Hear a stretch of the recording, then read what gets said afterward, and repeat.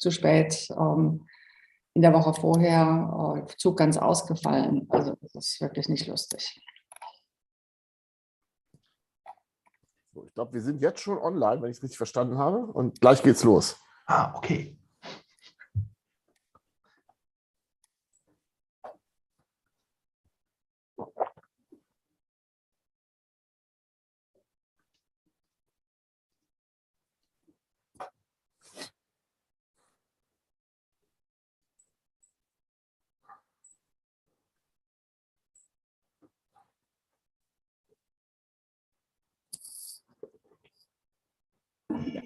So welcome everyone to the second day of the workshop, to the people online and here.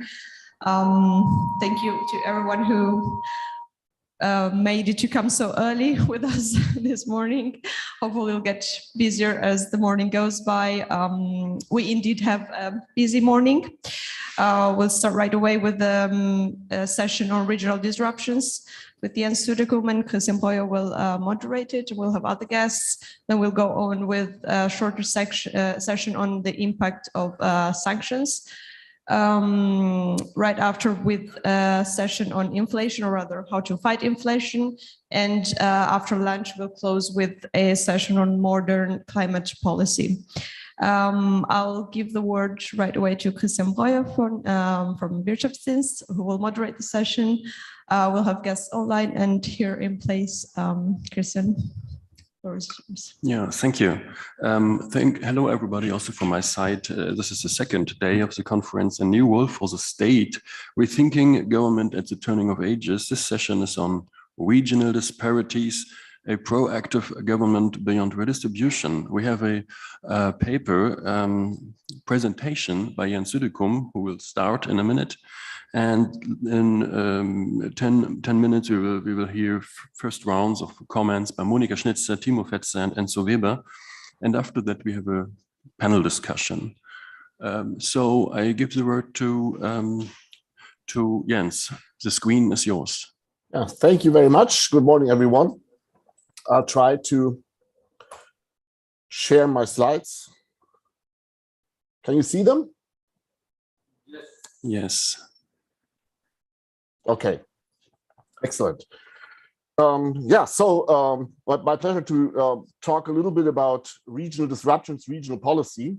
And the paper sort of has a preface and then a main part, because I will mainly talk about one particular case study, and that is the coal or lignite coal exit in Germany.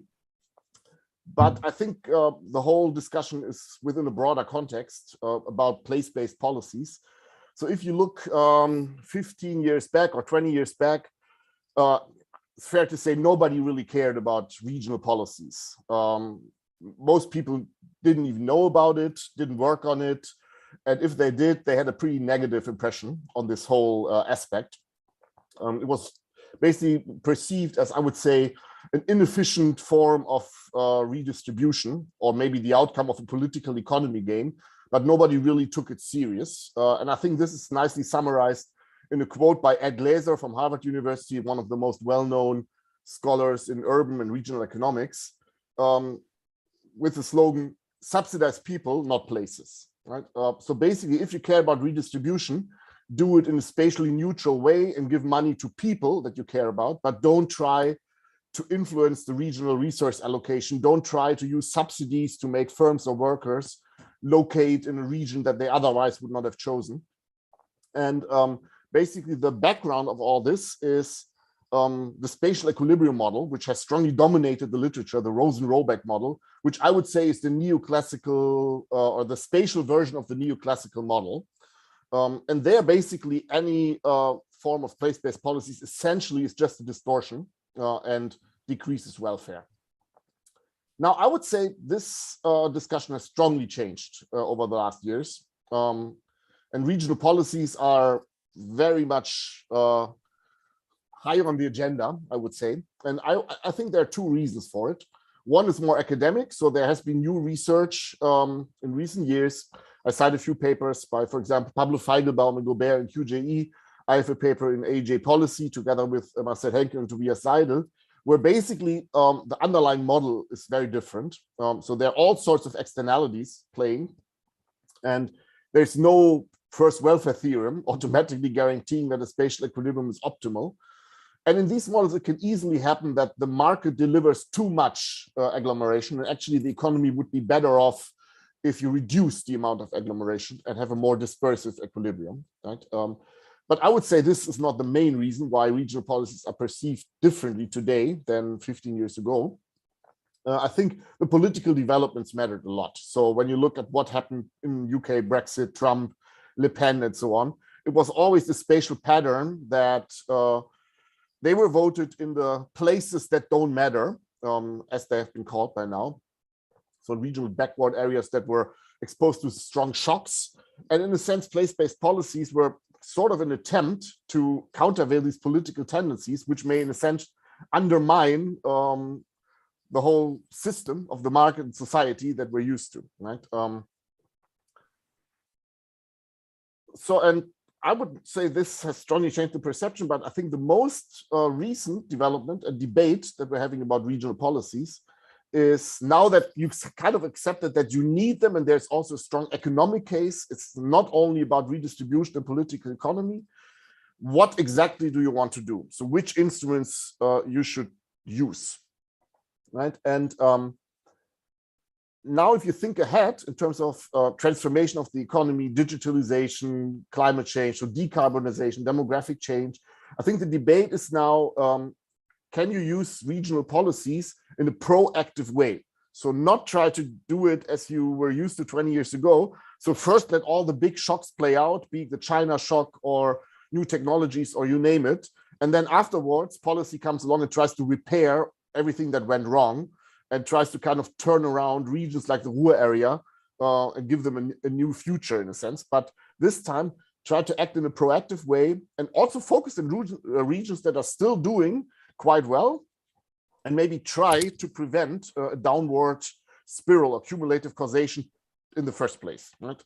So this is kind of the bigger context of this debate. But as I said, I'll talk mainly now about one particular case where you may argue that maybe this was one attempt of acting proactively, and that is the coal exit. So maybe for those who haven't followed the debate, the old government in June 2018 set up a one-off advisory body, the so-called Coal Commission, Kohlekommission, consisting of 31 members. And they were essentially tasked to lay out a schedule for, the coal exit, lignite coal.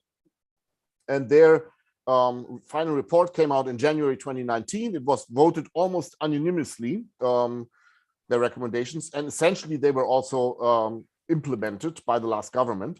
And mainly the recommendations consisted for the energy transition. So at what timing do you phase out coal? I'm not going to talk about that, but I'm going to talk about the regional policy aspects of that, because as a matter of fact, coal or lignite coal is just concentrated in 3 areas in Germany that you see here. So it's Rheinisches Revier, close to where I am, Düsseldorf, and then Mitteldeutsches Revier, close to Leipzig, and then Lausitz at the border to Czech Republic and Poland. So if you look at the lignite sector, as of today, we're talking about 20,000 people being employed in lignite coal. There are some people indirectly reliant on coal, so in the value chain. But even if you do these calculations, you end up maybe with 30,000 employees. So it's a pretty small sector. And also in relative terms, if you look at Lausitz, coal mining makes up for 2% of employment in the Lausitz area, right? So it's not like a leading sector, and the whole Lausitz would kind of fall apart if lignite coal ends per day. But still, the Kohlekommission suggested a regional support package, if you sum it up, of 40 billion euro in the time schedule until 2038. So mathematically, that is 2 million euro per job, or over a 20-year horizon, 100,000 euro per worker and year worth of kind of structural support package, and that is more than the average annual earnings of coal mining workers, which is something like 60,000. And that is not basically money directly handed out to the coal mining workers. That would even come on top. I mean, this is essentially a regional structural support package for the three regions. So they were essentially given money not to compensate coal mining workers for the loss of their jobs, but essentially to build up new structures that would replace coal. So there was a rather complicated legislative procedure, also delayed by COVID. There were two pieces of law that went through Bundestag and Bundesrat. But essentially the recommendations of the Coal Commission were almost implemented one for one. So why is that? So in the paper, I kind of try to give two possible explanations for, I would say, the very generous support package. Because if you put it into perspective, if you look at what is spent on regional policy in general in Germany, so the main instrument is the so-called GAW, Gemeinschaftsaufgabe regionale Wirtschaftsstruktur. So that's roughly like 1.5 billion for the rest of the country. And then you have this particular case, and you hand out 40 billion just for this relatively small sector. So, I mean, one interpretation is political economy, right? So saying, okay, this is a case of unilateral climate policies. I mean, many people kind of question the coal exit from that perspective, if it makes any sense, or it would just lead to carbon leakage to different countries. And it was kind of clear that if you pursue unilateral climate policies, you would have to combine them with a relatively generous compensation package, right? And if you look at the geography of lignite mining, I mean, Lausitz kind of is the pinnacle here. I mean, it's really like the region that is like the definition of a basically backward region in Germany that got hammered by structural change. So coal mining, if you go through back to the 1990s, coal mining was really, really important in Lausitz, and then it went down already over the 1990s and early 2000s. If you look at the regional employment growth statistics, there are 411 Kreise in Germany, and Lausitz actually ranks last in terms of employment growth. And well, politically, AfD vote share in certain parts of Lausitz is beyond 40%, right? So all of these stories certainly make sense, but to me, that would not be sufficient to rationalize 40 billion euro worth of regional subsidies, because, I mean, there is structural change everywhere in Germany. Especially like the non-metropolitan areas, have sectors that are undergoing deep structural change from all sorts of reasons. And that's why my main interpretation of the lignite coal exit is that actually is a test laboratory for industrial policies. So here's where the automobile sector comes in, another sector that's undergoing deep structural transformation. But I mean, that accounts for 1.6 million workers, and it's everywhere in Germany. So here's one map showing sort of the distribution, not of the automobile sector per se, but of the combustion engine. So within the mobile sector, which areas are focused really on the combustion engine that is probably going to end by 2030. And there you can come up with 70 local clusters in Germany of concentrated on automobile production. And of those, 30, roughly 30, have a very strong focus on the combustion engine. You can expect that these 30 regions will undergo dramatic structural change in the next years. But there's just no way how you can design a support package of that size for 30 regions, right? So I think the interpretation that I have in mind is for 3 regions, it's conceivable to target spending just on these cases, because there are just not too many of them, and there's this clear explanation politically that you have an industry, a sector fully phased out, right? So not like in the automobile sector where you basically try to have transformation, but you're not phasing out automobile production, right? So basically it's salience. So the case here with the coal exit is so salient that you can sort of politically make a case for a general support package. But then it only makes sense to me to spend 40 billion if you really turn these 3 regions into a test laboratory for industrial policy, meaning the money should not be seen kind of as a compensation package for the local economy, and they should not be used to kind of fund local amenities, which are kind of nice to have, but you have to use the money in a way that you create new business models, new growth, and essentially create value outside of these areas. So that was that's the only way how I could kind of rationalize this amount of general spending. So did policy follow this? So are these 3 regions actually turned into such test laboratories? I would say not really. So, I mean, there have been these regional development packages that were designed. So I was kind of involved as an advisor for Rheinisches Revier. So essentially the regions now coming up with plans, what are we going to do with that much money? So for the Rheinisches Revier, we're talking about 15 billion. So, well, essentially all regions facing structural change, just 3 of them have an abundance of funds available that they could use. And are they making something different with that money, with the opportunities that they have available? And I would say no. So if you look at theories of industrial policy, right, I would broadly classify them into horizontal and vertical theories. So horizontal would be, okay, use the money to modernize your infrastructure, modernize local amenities, come up and build up structures that are kind of good location factors. So local transport, energy, for example, a good schooling system, education in this, institutions, and so on and so forth. So infrastructure that is basically available to everybody in the region, right? Or you can go for kind of vertical, big push type of approaches. So where you really focus the money and try to fund a moonshot project that basically other regions could not even think of.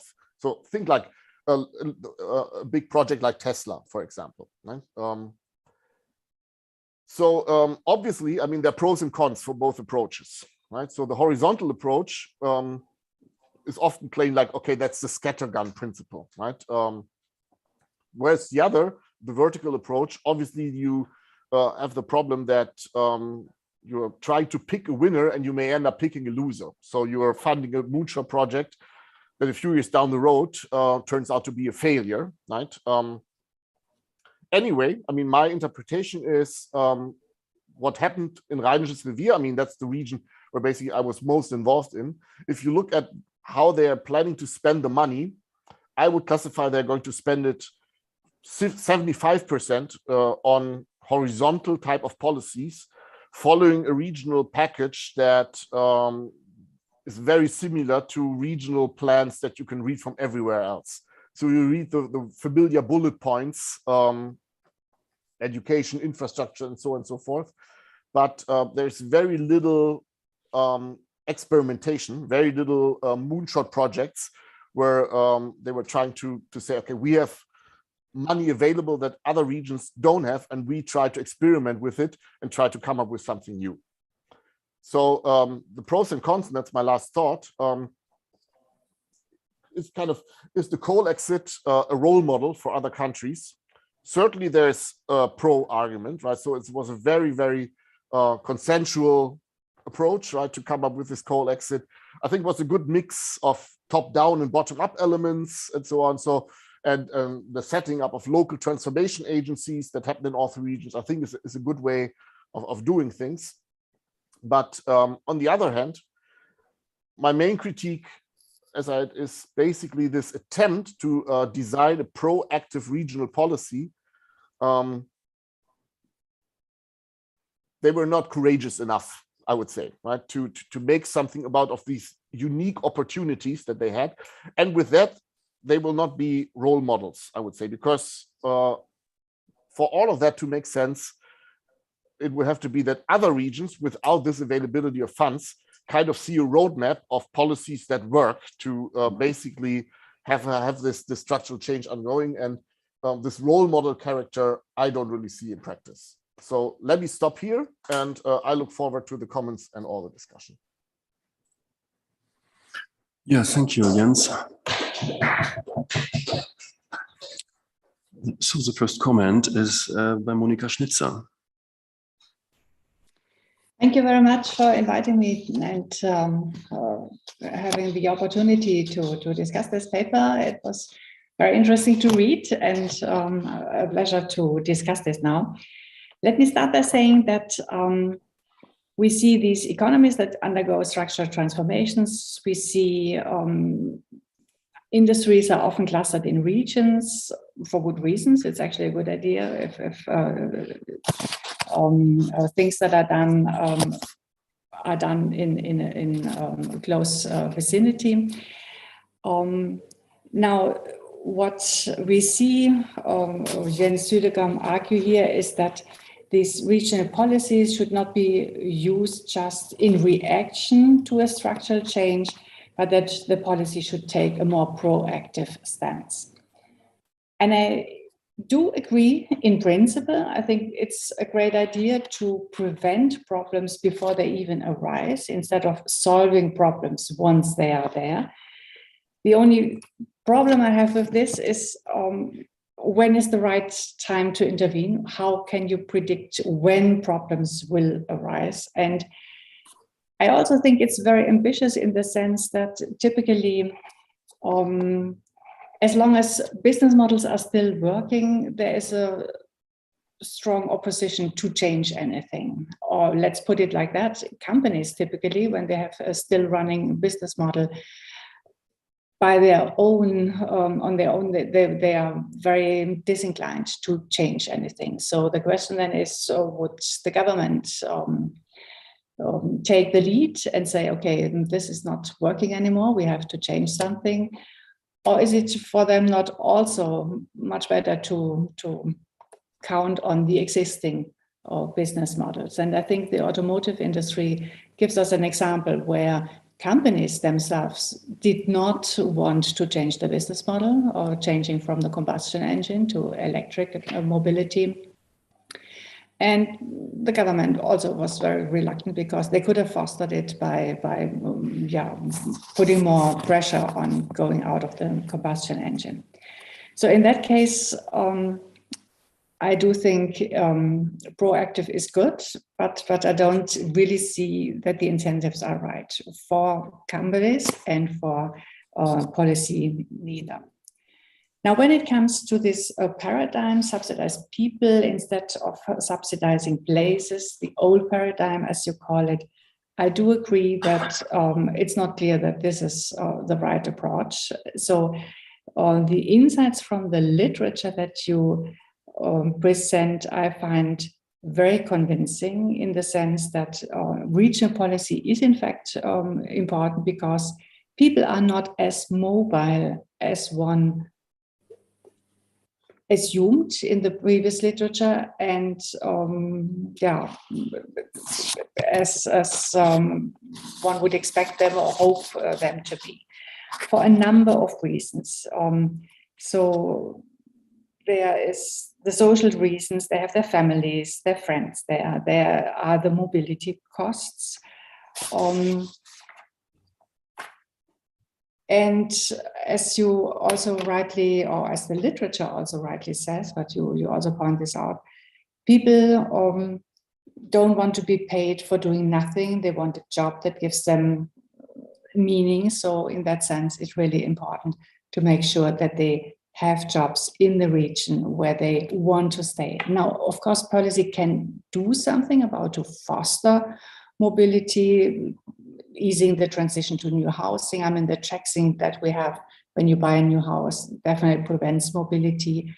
You can help with schooling, although I think that is rather difficult, because one of the mobility costs we have to move from one state to another is that you go into a different schooling system. So I'm not very optimistic that something can be done or will be done by that. So yes, policy can foster mobility, but as I just said, I find it very convincing that people not necessarily want to move. Maybe there are some behavioral aspects here too. They underestimate the benefits of moving, they overestimate the costs, but some of these costs are really very real, in particular the social costs leaving behind their family. And I think one aspect that also has to be considered, if people move, in fact, Some people will never move. Pensioners most likely will not move. I mean, they're not moving for a new job and they will be left behind. And then you really have these regions where you just have an elderly community, but you don't have the amenities anymore because so many people moved out. You don't have the shops, you don't have the physicians, and that is a real problem. And in that sense, I think it is important to keep these regions alive. Now, the point where I agree less with your interpretation, with your, I think, very benign interpretation is, can we use now this coal consensus as a role model for other regional policies? Well, first of all, we haven't really seen yet how this will play out. So this is just starting. And the question then is, can we really learn from this? First of all, it's not really an experiment because we have just 3 regions. There is no random variation in how this is deployed. So I don't see much experimentation here going on. In that sense, I'm not sure how much we can really talk about an experiment. But what is more important is that I think, say, automobile transition is very different from the coal transition, because in the coal transition, it was clear you will shut down these companies and something new has to happen. Whereas in the automobile industry, it's not clear that you will shut down companies or that you have to shut down companies. And this is exactly the problem that we need to solve. So who do we want to help? Do we want to keep existing firms? Do we want to help the current employees who have to find new jobs? Do we want to focus on the non-mobile people and make sure that life is going to work out for them in these regions in the future? So who is it that we want to help? And in particular, do we want to help the existing firms to find new business models? Or do we say, okay, let's close them down and let's find new firms that move to the region, that are started in the region? And I think these are the problems that we really need to solve. So how to create jobs, that is the overarching question. But do we create jobs by helping the existing firms transform their business model, or do we create new jobs by luring new companies into the region? And I think that is the overarching question. Can we learn from things that happened in the past, that work in the past?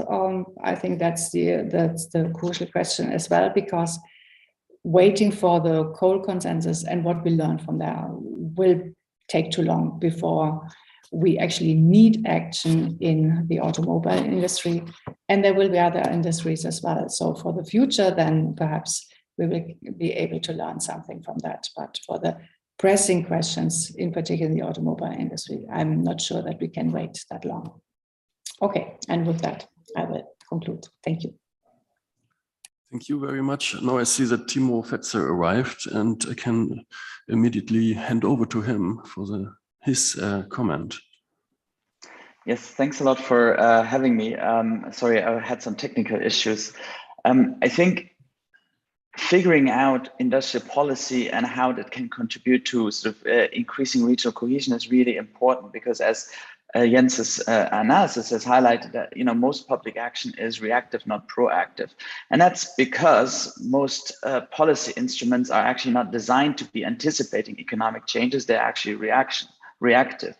And obviously, one of the main drivers here is that prediction is hard. It's very hard to foresee the future and thereby sort of design and think about and anticipate economic challenges to come. There's also accountability concerns. There's a question of agency, who's actually taking care of that. And then obviously there's just the plain difficulty of organizing collective action in a sort of pluralistic society.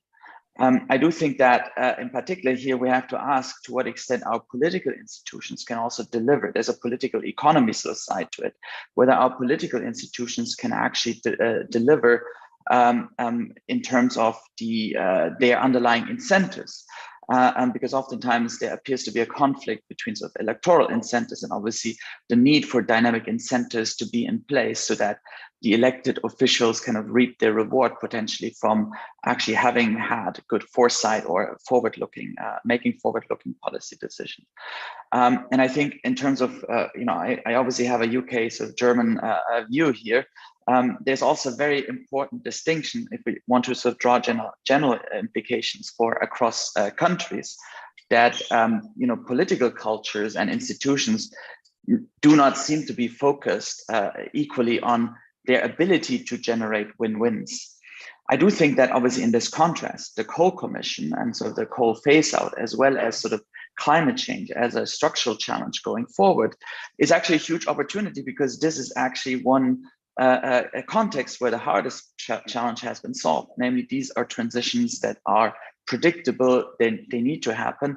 And so a forward-looking policy path can be formulated.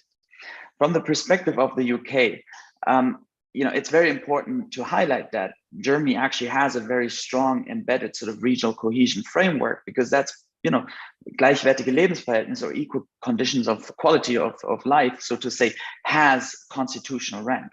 Whereas most countries actually lack a very strong regional cohesion framework. And in most sort of Western countries, in particular in the UK, the welfare state was seen as sort of a way of solving that problem, whereby essentially the welfare state was a substitute to any sort of regional economic policy. And that was based, as Jens's paper has highlighted, on the idea that capital and labor mobility will ultimately solve all the challenges. But rather than actually fixing economic inequalities, actually regional economic inequalities have increased. And if you couple that with electoral institutions that give a lot of votes or a lot of political power to land as opposed to people, which is particularly pronounced in the US and to some extent also in Germany, as well as the UK, because of the design of how electoral boundaries are defined, actually obviously implies that these regional economic inequalities translate into potential for political backlashes, especially if the welfare state that was seen as a cushion is then sort of hollowed out, as we've seen quite drastically in the last 10, 15 years, in particular in the UK, but to a lesser extent, obviously all over continental Europe, facing sort of the systematic system competition, at a global scale. Now, there's a strong argument, obviously, to say, well, movement of capital and labor to more productive sort of uses, and these productive uses might be more concentrated in space. Space is a desirable thing, but we know that frictions really matter. And actually, a lot of that movement of factors of production is not clear whether there's really a movement to opportunity, or whether it's just attracting places, in terms of like cities, for example, that simply have better public good components. If we look at the UK, for example, what's striking is that per capita spending on transportation, on public transportation in London, is a huge outlier relative to public spending on transportation in the rest of the country.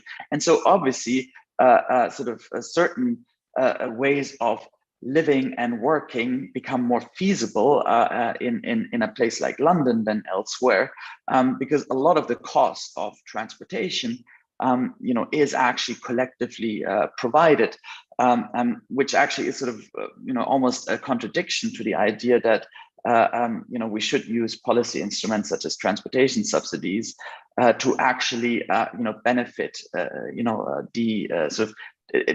transportation subsidies could be used as a tool of evening out income inequalities or economic inequalities across regions more generally, but rather actually in the case of the UK, they're actually reinforcing these inequalities.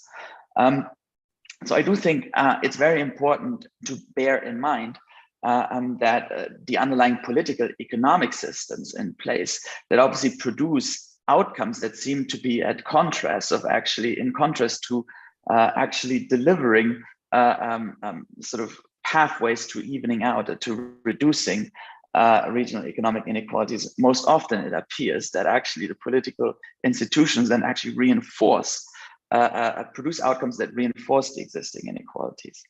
In the context of just a broader discussion on what is the role of the state and the role that the state should play, I do think that there's also a paradigm shift that needs to happen, beyond the specific focus on regional economic policy making, because most of, if we think about sort of the state or the public sector more generally, in particular in Western Europe, is still stuck in a non-digital age, where the focus is on regulation.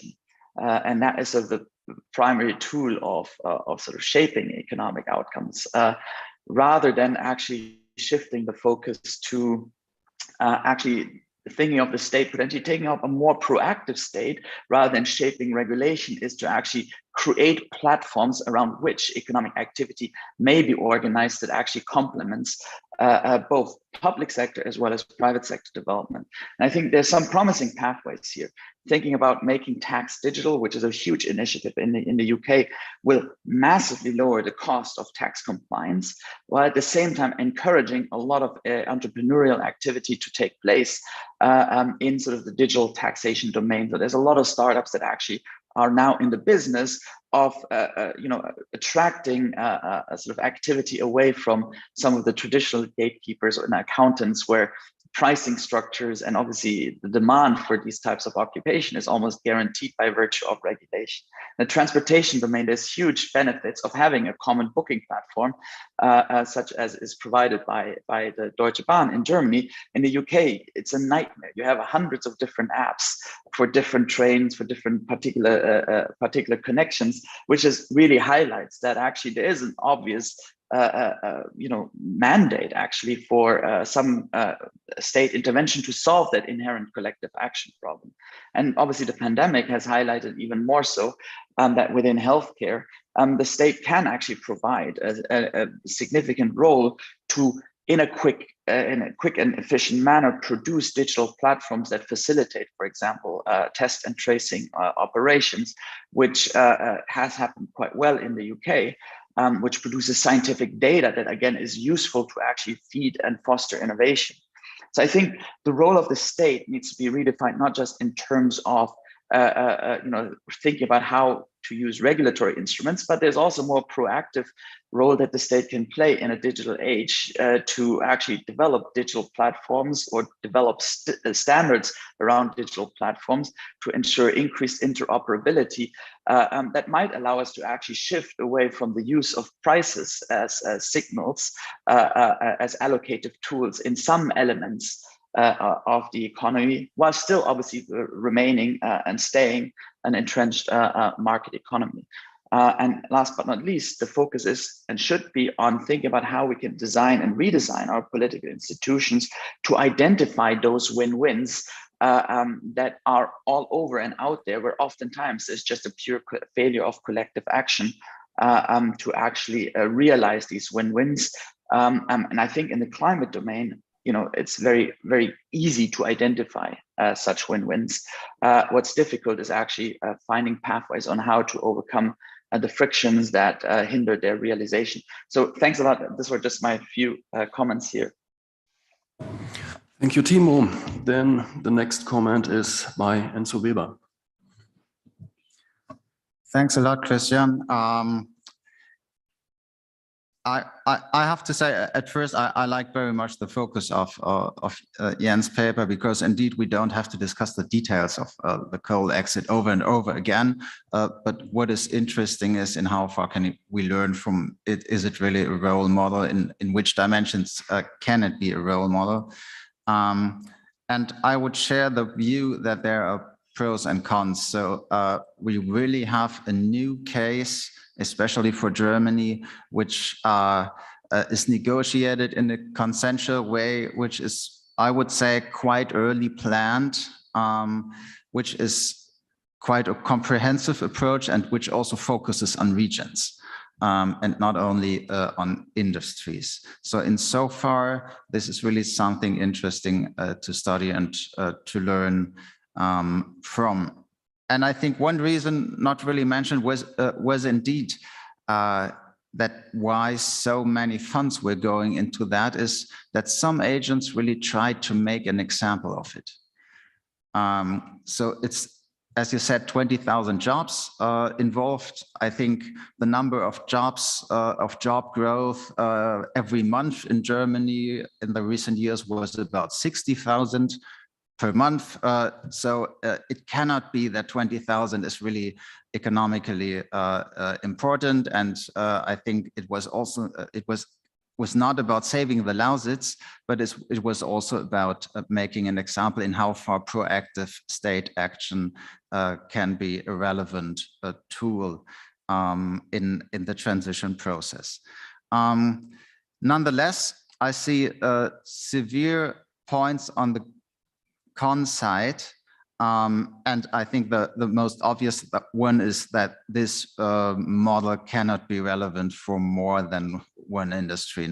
It cannot be relevant for several industries because it's tremendously expensive, and because, as Monika Schnitzer said, the character of the transition in the coal industry is totally different from many, many others, so that we have there we have to make the difference.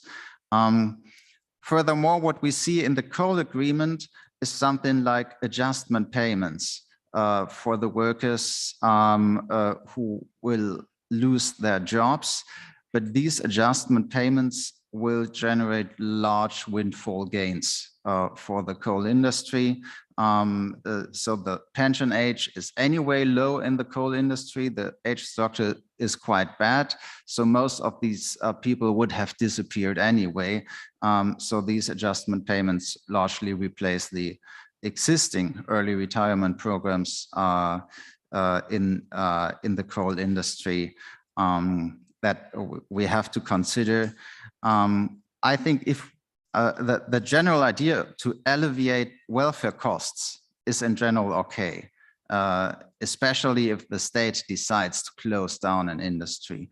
But I think thinking more in the direction of promoting career switches, of looking at related skills. For example, there are many technical skills involved with these workers, which could be used otherwise. Also in the direction of thinking of wage subsidies for maybe several years, which could also be co-financed by the current firms where the workers are currently working. So this is a model which I'm promoting quite a lot. And there we have to make a difference. It's indeed not only about subsidizing people. Subsidizing people is not enough, that's too passive.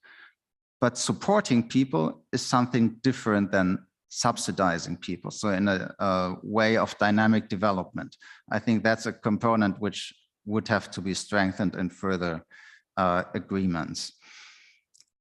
And the last one, which I liked very much in Jens' presentation, indeed, we should think regional policies beyond the region. So in terms of the effects it has beyond the region. And what you said is it should generate growth beyond the region, which is absolutely correct. Nonetheless, let me make one careful remark in that respect. Think of another example. Think of a manual worker who loses his job because it is replaced by some artificial intelligence application. What should this worker become? Would it be the rational idea that exactly this worker becomes an AI expert, right, in his next job? Probably not. That would not be the right switch. Even if AI was the reason why he lost his job, he will probably not be an AI expert. So for the region, think of a coal region where the coal industry stops. For exactly this region, is it always the best idea to immediately become one of the greenest regions in the world? I would not see any specific reason why that should always be the case.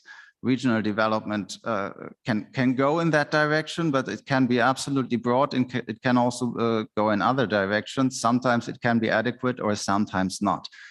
So I think even if these moonshot ideas are pretty interesting, In general, we have to think of developments which are really adequate for the region which we are looking at. Nonetheless, in general, I share the idea that we need some proactive state action. And I think if we want to be proactive, we also must be as rational as possible. What does it mean? I mean, the state has a role in investment policies. It's on, I think, first and foremost, setting incentives. So not investing by the state itself, but setting incentives should still be the focus. It's of course also investing in public infrastructure. And in general, it must be a policy which can be anticipated. We just see what happens if things are not anticipated. Then it drives up prices. If we have an anticipated path of policy, also of setting regulations, then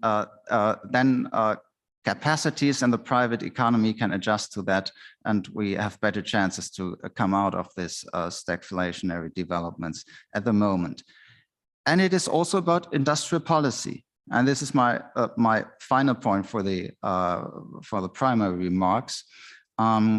I think there are strategies involved in an overarching way which justify industrial policy, but we also know about the risks, and about some of them Jens has already talked. It's about restricting competition, it's about information deficits, it's about persistence, it's about lobbying, and so on.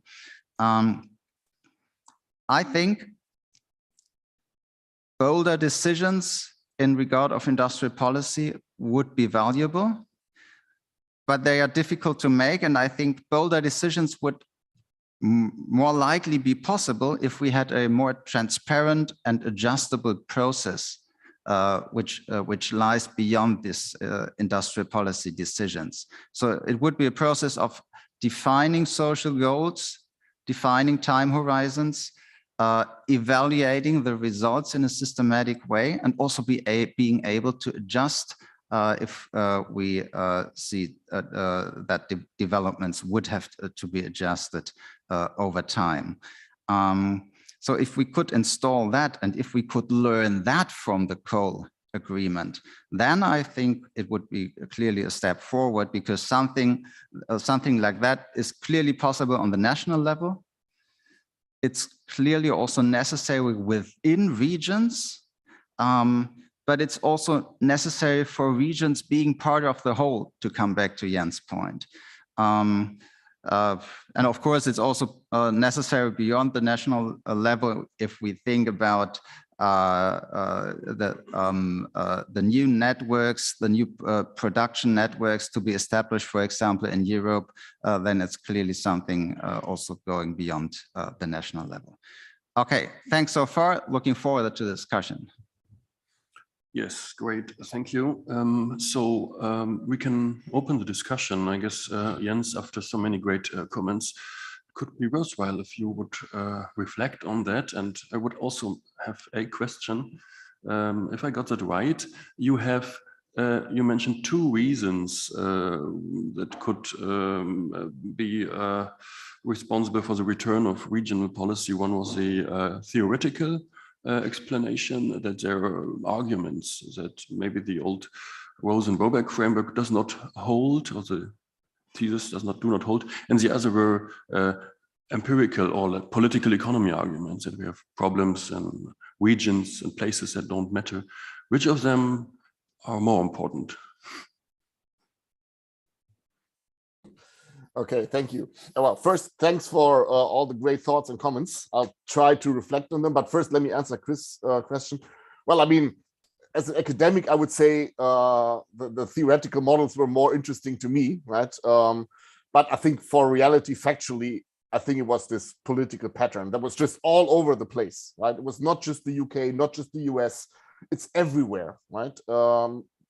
Actually, not so much in Germany, right? I mean, if you look at, we have the East-West divide. If you look at where the AfD votes are coming from, there's this clear spatial pattern.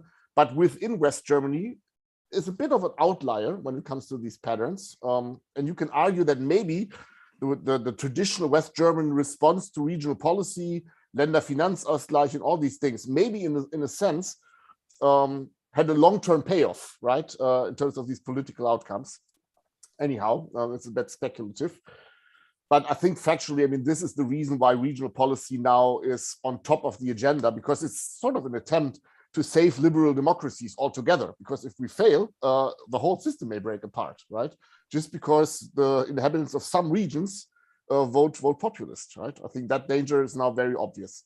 But now let me come to the reflections. There were many points, so I'll try to structure them. Let me first talk about the moonshot thing that Enzo talked about. I mean, it's regional policy and it's industrial policy, and the two are sort of intertwined. I mean, not everybody can go for moonshot projects by definition, right? But I think the case for the coal exit, the three regions, they could have gone for it because they have were in this unique position. And they have this abundance of funds, right?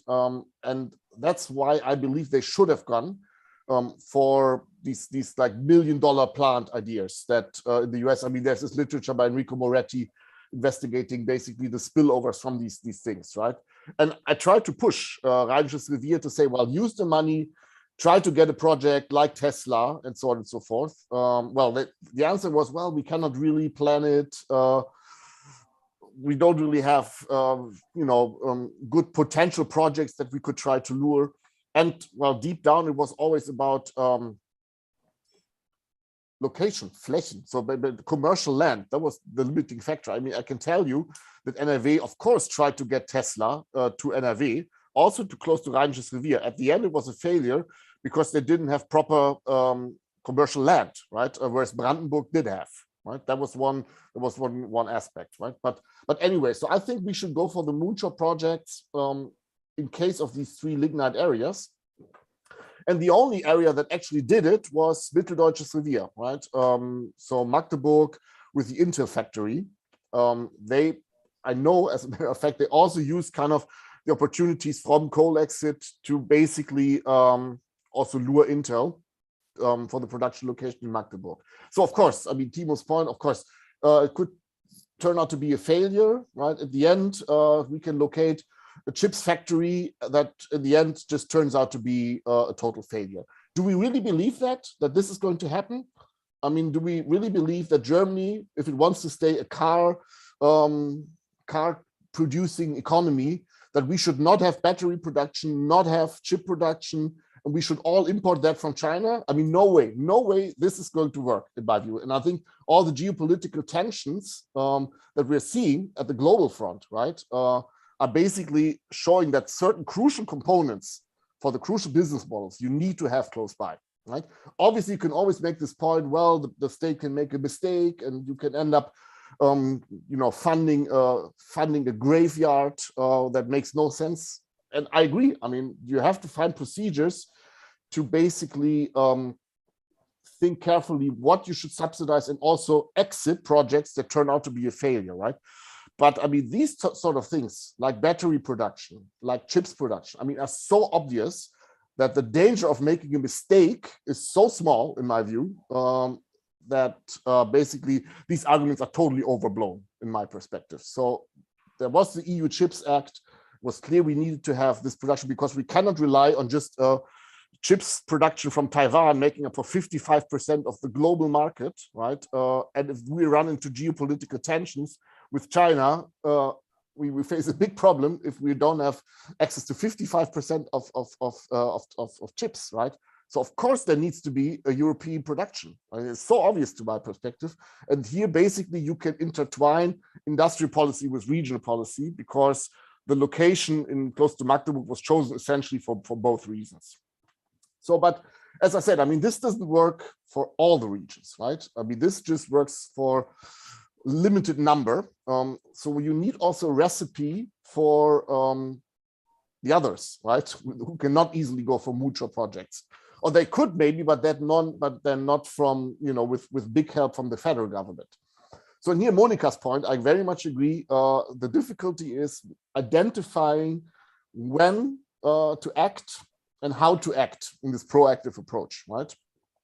Because, well, the German car industry is the pinnacle here of an industry that should have transformed already 10 years ago, but didn't, because the old style business model, exporting combustion engines to China, was just so successful that essentially there was no reason for any transformation, right? So, but now, okay, it has become clear that this is coming to an end. So I think now everybody's more or less agreeing on this. I mean, we have the EU projects, Fit for 55 and all these things. So I think by now it's clear, by 2030, maybe 35, the combustion engine is over, right? And so now you need an approach, but you also have a clear timeline. Right? So it's not a discussion about that there's big uncertainty when the transformation needs to happen. I mean, 2030 is 8 years. So it's pretty clear that this transformation has to happen within the next 8 to 10 years. And now you need to have workable concepts for this transformation. And the big question is, as Monica put it, right, focus on the incumbent firms and try to save their business models, or focusing on new firms, right, within this transformation. And so let me just advertise the solution that this other commission focusing on the car industry that both Monica and I were part of, right? I think we struck a pretty nice balance to that with this idea of local transformation agencies, right? Which in a sense were also inspired by the coal exit, because that was one part of the coal exit, that you had these local agencies, Zukunftsagentur, Rheinisches Revier, and so on. So agencies with bottom-up element trying to take everyone on board and trying to kind of work on the ground to come up with concepts for the region, something which you can never do from Berlin, right? I mean, Berlin has no idea what will work in Rheinisches Revier, right? But the people in Rheinisches Revier, they may have an idea. So and basically in this commission work for the car industry, that was one aspect, saying, okay, wherever it's possible to focus on incumbent firms and transform their business models and go basically for training of the incumbent workers, wherever this works, I mean, this is perfect, right? This is that's the best way to do it, right? But I mean, there will be all those cases of especially small, medium scale enterprises fully focused on the combustion engine, where it's pretty, let's say, the chances are high that they will have no future, right? Because they will not be able to transform their business models. So you kind of need structures to take the workers of those companies and put them into a training that will prepare them for job switches outside of the firm and possibly also outside of the industry, right? But try to do that early on, so not that they have to go enter into unemployment and then try to kind of provide training and a new job entry, because we know from the past this is very, very difficult. I mean, this is the type of thing that we have seen after the China shock, after the textile industry has disappeared from files, right? I mean, there you had all these people entering into unemployment, and many of them, actually most of them, if they ever came back to the job market, then typically in low-paid service jobs, right? So here you try to do it better, and kind of for these type of medium-scale firms, where you can kind of expect they will have no future after 2030, try to get these workers early on in these type of transformatory training programs, and have a local agency that tries to identify potential new jobs, right? In possibly totally different areas, right? And try to provide this training early on. And demography helps, right? Here, because we run into shortage of skilled labor. So people who are working for these type of combustion engine firms and have at the moment still well-paid jobs and so on, and skills, I mean, they will be needed in other parts. So basically set up these agencies that try to have these or support these type of job switches. I think this is the best idea that I have, right? How to solve the problem. Will it solve all problems? Probably not, but at least it's kind of the best idea that's out there, to my perspective.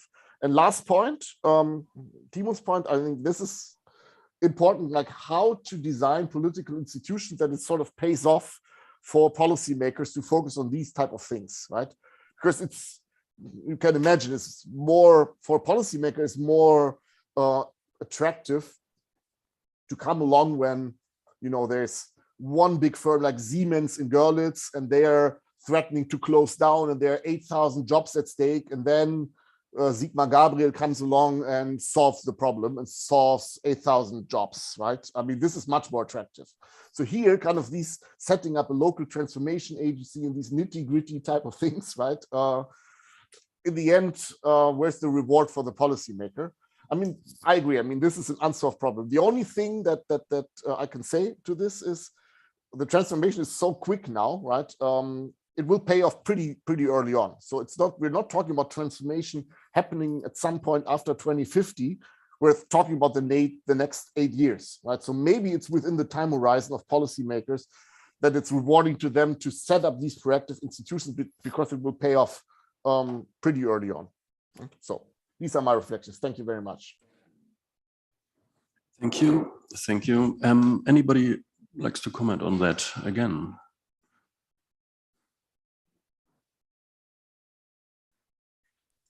I would like to bring in a point that Timo Fetzer has alluded to already, and that I think is really important in the transition now.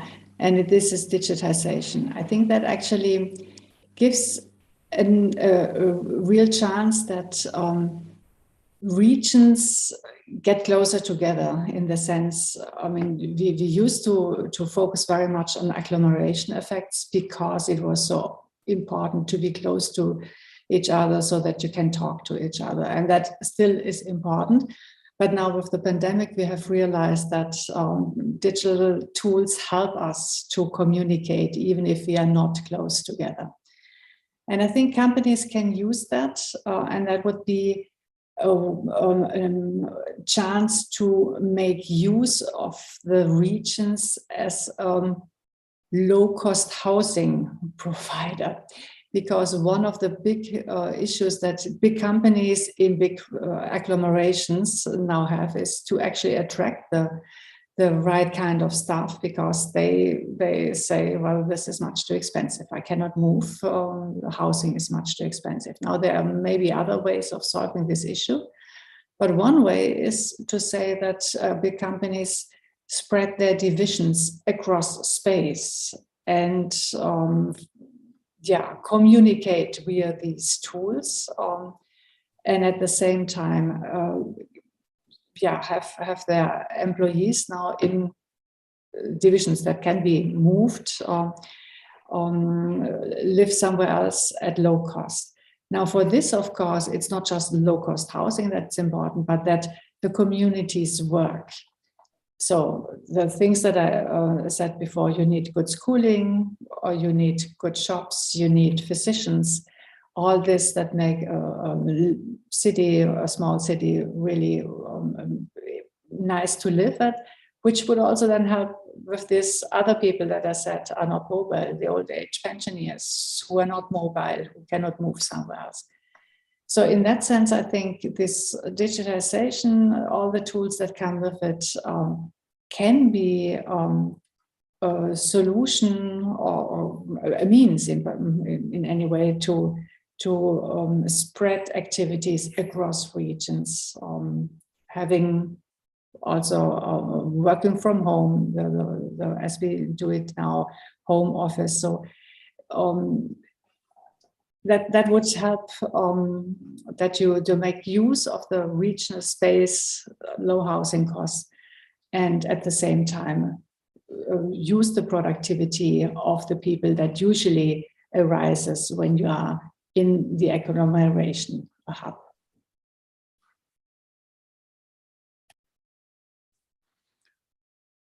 Thank you. I think this is also a nice and interesting point, because the question was, whom do we want to address with subsidies, with regional policies? Is it at the company level, the individual level, new companies, old companies, and also one issue you mentioned, Jens, was fiscal redistribution. If you have a fiscal equalization scheme, if you redistribute at an individual level to the poor, then probably you also redistribute to the poor regions, which have low housing costs.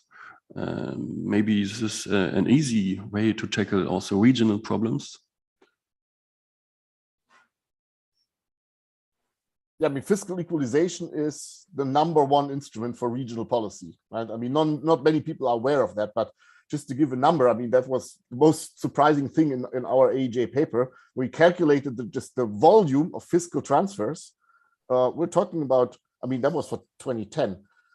10% of 12% of aggregate tax revenue is entering these redistribution schemes. So that would be, as for today, 100 billion per year, 100 billion euro per year entering through all various sorts of transfer schemes.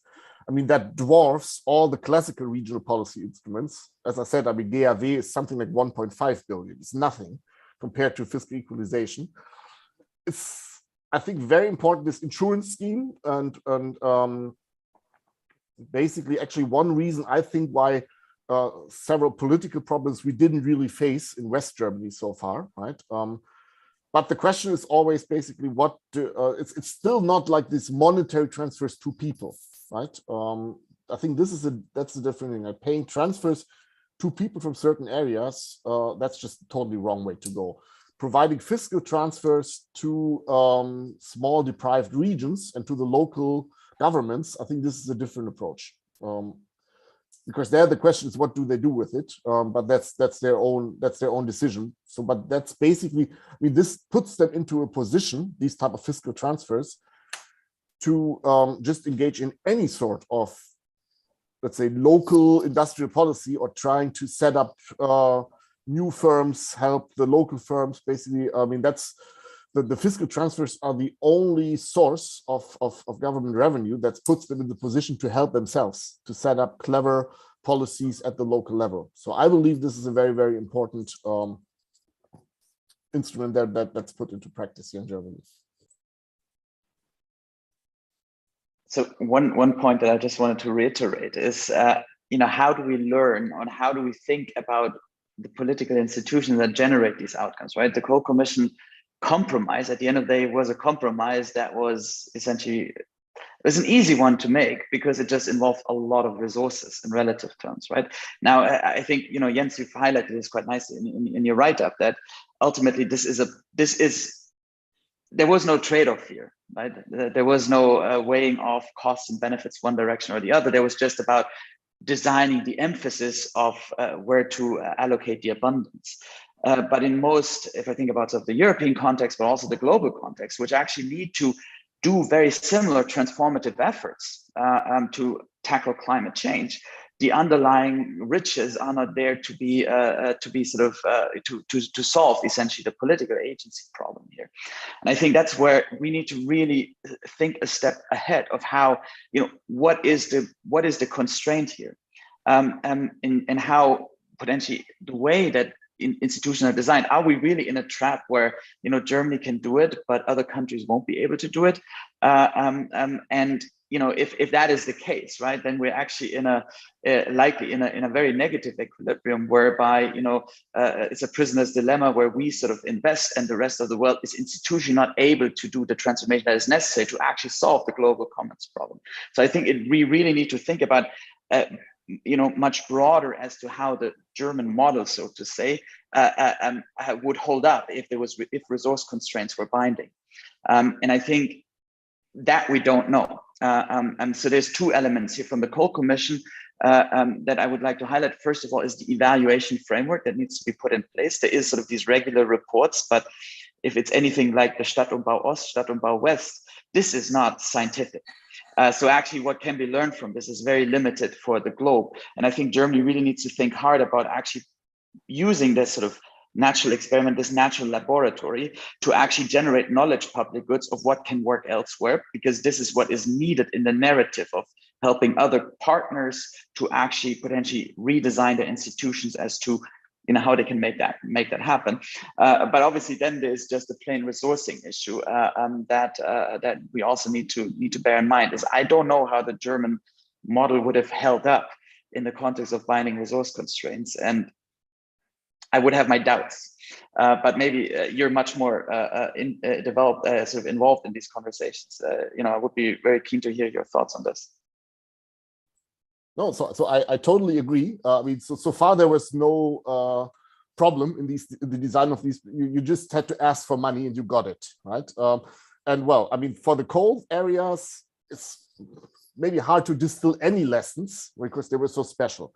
When it comes to the automobile sector, maybe there is, right? Because as I said, so in Germany, there are roughly 70 automobile clusters, and maybe 30 of them, or 40, between 30 and 40, have a pretty strong focus on the combustion engine, right? So there will be transformation, no matter what, right? So now, with this program that I mentioned from the commission that Monica and I were part of, I mean, first of all, we were talking about much less public funds. We're talking about 1 billion, so not 40 billion, but 1 billion. And just a third of that went into these local transformation agencies. And so as of today, so there were 38 applications and roughly 20 clusters will be funded, right? That's basically the information that I got from just a week ago, right? So maybe there is this possibility to evaluate and to just find out what has worked, what has not worked, right? Because if a sufficient number of observations and they're not like swamped with money, they get some money, but then you can kind of observe what will region A do with it, what will region B do it, how will they do it differently, and what basically is a lesson that you can take away also for other countries. Because at the moment, for the coal compromise, it's totally off-putting to any other country. Like, I mean, what's the lesson to Poland if you need to pay subsidies worth of 2 million per job? I mean, there's just no way how Poland can do it, right? So, but maybe here I'm more optimistic basically for the car industry that maybe there we will get to some general lessons.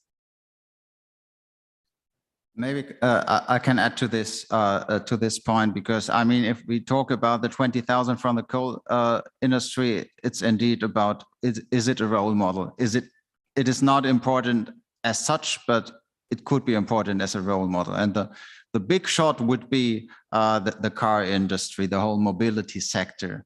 And there, I think we have to ask what will be the effects, because it's not a simple shutdown as in the coal industry, but it's a transformation. So the important point is what happens through the transformation, and this is something where we especially looked at in a study from 21 regarding we called it the move on study. It's the transformation of mobility, so not only the powertrain. We discussed that since several years now, the powertrain effects, but it's also on mobility concepts. It's on public transport, digitization, autonomous driving, and so on and so on, the whole transformation in the mobility sector. And what we find is that indeed we have negative effects there. From the switch from combustion to electric cars, from loss of maintenance services, from autonomous driving, and so on. But we also find sizable positive effects from the modal split, the whole professional traffic sector, which is developing from rather private mobility now in the direction of a whole professional traffic sector, in the direction of IT, construction, logistics, and so on and so on. And these positive effects are on all requirement levels. So it's not only losing the good jobs in the car industry and getting additional bad jobs somewhere in some cheap service sectors, but it's really also high-paying jobs involved. And the important point now to this discussion is we also looked at regions. So how will be the regional distribution of this change in jobs? And what we found is, okay, metropolitan regions will have a certain plus. In some rural regions, it can be more critical, but not disastrous. And now it comes to the automobile regions. And even in the automobile regions, we found no negative effects on aggregate. Of course, we have huge changes beyond that.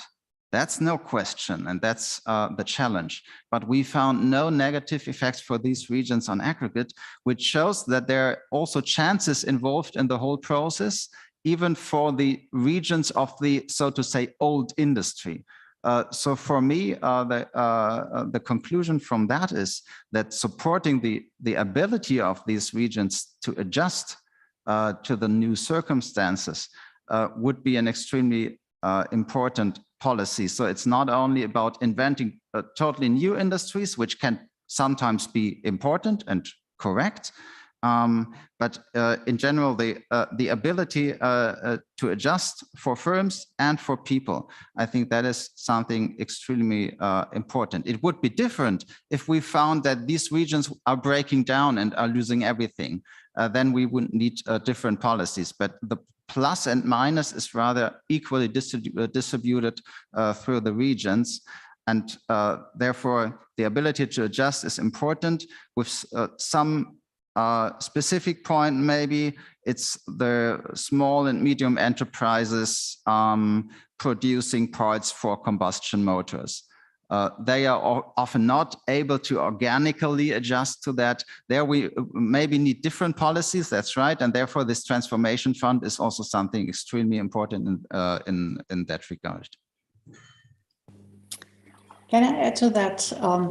I think one crucial question is really whose responsibility is here to move. So when we talk about a state, the question is it the federal state or are these the individual states?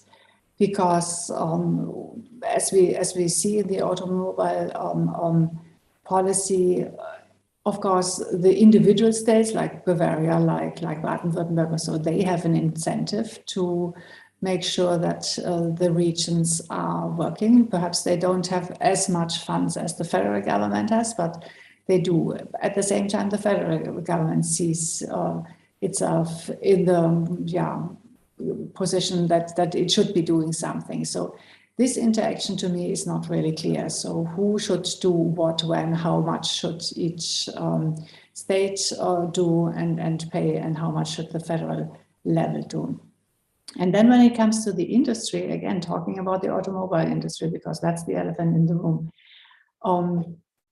who should be helping now? Exactly these small, medium-sized companies that you were alluding to, and so Weber. So they are right now with rising energy prices, with rising input prices, complaining a lot that their margins are squeezed. They want to raise prices, and the manufacturers say, well, we don't allow higher prices. We won't pay higher prices unless there's really a problem that they will stop delivery.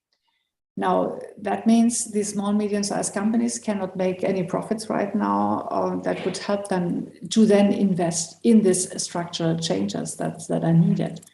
And the question then is, I mean, it's an open question. I'm interested to hear the reactions of the others. Is it now then the job of the government to help these small, medium-sized companies to invest in new technologies, in new business models? Because they cannot make the right profits, and they cannot make these profits because the manufacturers are squeezing their margins, while the manufacturers are making huge profits at the moment. So here I do see a conflict, and it's not clear that in this case it's always the government that should help, but maybe look at the competition in this industry and see why it is that the small companies cannot save some money in order to do these investments.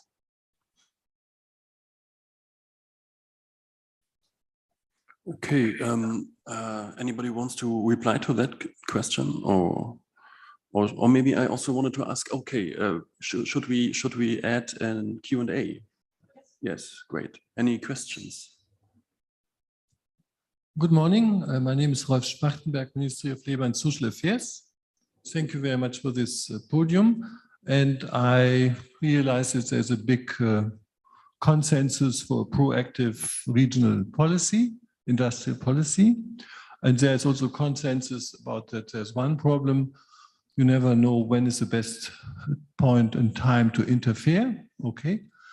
I would raise, and elaborate a point which Monika Schnitzer now also made. I think there's another big problem. That is, okay, government does not invest, but gives incentives, as Enzo Weber said. That's the instrument to be chosen. But for which projects? For which investments? There's another informational problem. So one, information when to start, and then to invest in what? And how to solve this problem?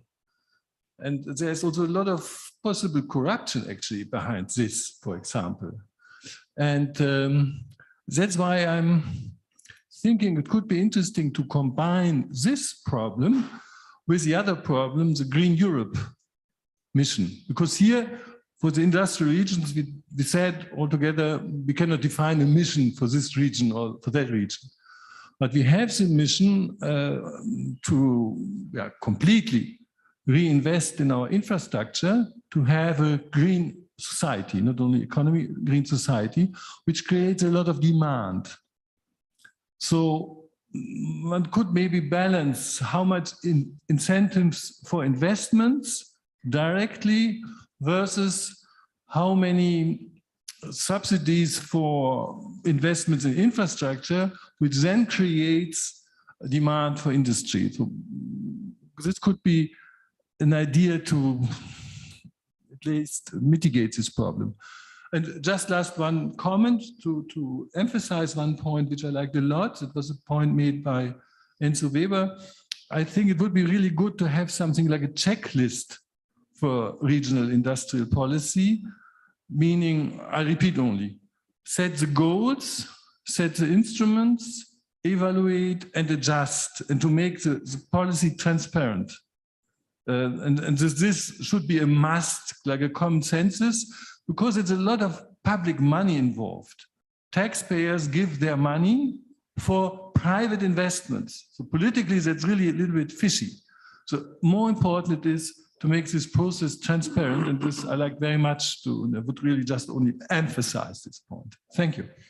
Okay, I guess the question goes to Jens. So the first question was when should the regional policies, sorry?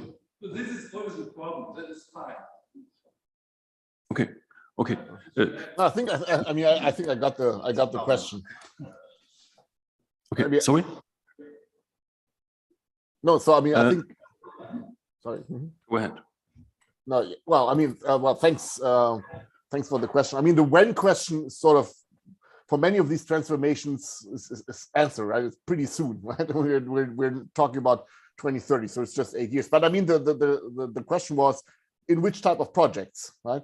And I think the design, I mean, I very much agree on the political problems of choosing projects.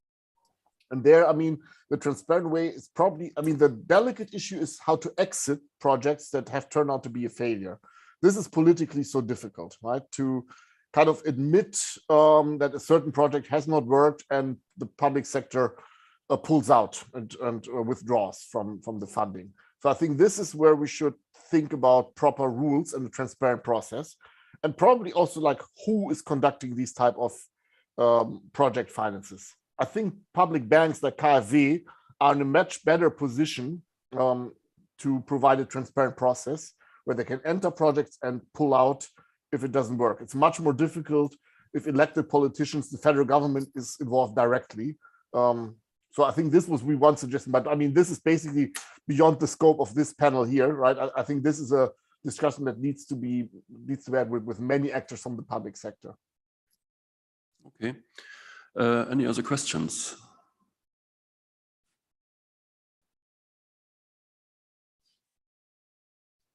Maybe let me add to the last comment, which I think goes into the right direction. If we set incentives, I think we have to think broad. So if we think too narrow, then accept special things like a chip factory or whatever, which is definitely needed at the moment. But if we think too narrow, then we are prone to mistakes. If we are thinking broad in the sense of the general transformation which is underway, So in the regard of a digital economy and in the regard of a greening economy, then I think we are not prone to mistakes. And in that direction, setting incentives can be quite sensible. And also the second thing, investing into infrastructure could be oriented at part into this direction, for example, regarding the digital infrastructure and also the energy infrastructure would be two major points where I think the way is rather clear. There are other examples where the way I think is more difficult. And in general, indeed, I think regional policy has an important part to play, and we have to change its image. We have to change its image from, to say, bazaar to transparency. If we get that, we have sufficiently better possibilities to act in the regional policies compared to the past. Okay, thank you. So one other question? No? Any other comments? So maybe just a quick reaction, because I have the UK-German comparison, which is always very instructive and very, very interesting. In the UK, there was a recognition that ultimately the financial system is failing at channeling capital to, you know, the companies of the future, so startups and whatnot.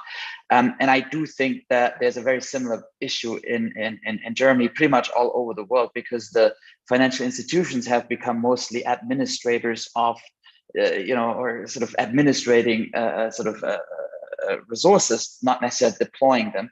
And I do think that in this area, thinking about alternative policy mechanisms, such as what is, for example, employed in the UK, various incentive schemes around to encourage risky startup investments, should be considered. That's typically embedded in. Now, there's a whole sort of micro business of financial intermediaries that start up, that select, essentially, that solve the selection problem, and of what gets supported, and the support goes essentially to the investors indirectly through sort of relief in terms of their capital taxation of these risky investments.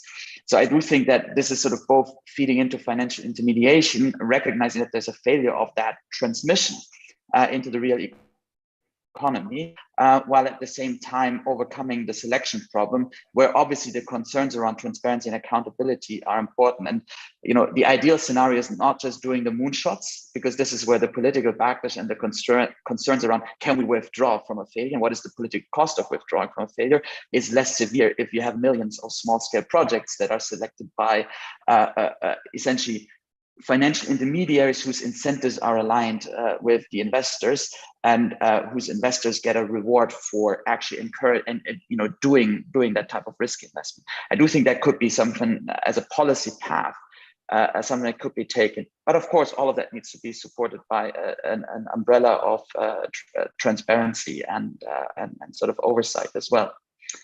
That's just my thoughts here. Thanks. Great, thank you. I think then this was the last comment, and we will close the session. Thank you all for being here. Thank you for the nice discussion, and looking forward to see you again. Thank you.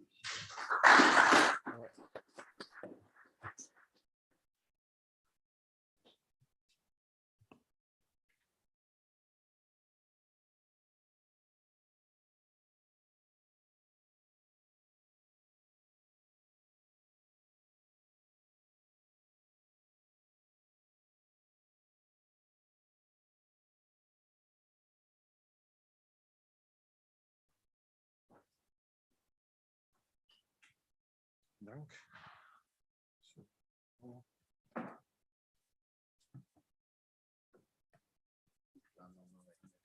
Sehr schön.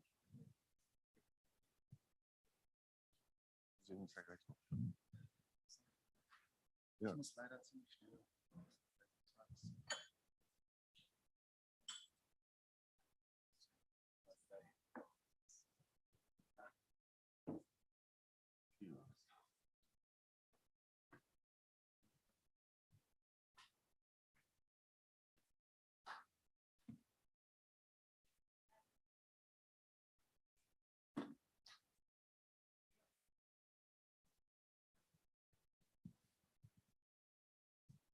Yeah, thanks again, Christian Breuer, to have moderated this first session. So we are going to continue today with some others than the first one, also topical issues around the big issue, how to redefine the role of the state. And it was, as you have seen, the center of the discussion of the first round today, to see how can we define the role of the government and regional governments in these particular cases. We're going to switch to a second panel, shorter panel now. We have talked astonishingly but voluntarily little about the war in the last 24 hours or less. And this was a little voluntary, not only because, also because we consider that maybe contrary to some others, we don't consider that economists have to say to solve every problem in the world. That's not always, there are economic aspects, but I think we shouldn't overestimate the capacity of economic analysis. But there are some very important aspects, and we will come to these. We have touched upon yesterday already at the dinner session, coming to sanctions and the gas embargo we talked about. We're very happy to have an excellent panel now to discuss sanctions, because they are really at the center, and the impact, the economic impact and the political impact of sanctions. And to start with, Robert Gold from the Kiel Institute will present a paper and some results where he has estimated the impact of sanctions in the past on the political and economic and political impact on Putin in Russia of former sanctions, not the current ones by evidence, which give us important elements of understanding of what can happen now. We have asked Klaus-Jürgen Gern to join, and that's pure incidents from also the Kiel Institute, but why not? You have very excellent competences in different fields. You have worked, or you're working at the business cycle department on the international business cycle and analysis, and participate in the institute, the common diagnosis of the institute and so on. And you have estimated the current impact of the sanctions, of the Western sanctions against Russia on the Russian economy. So that's your input in that session.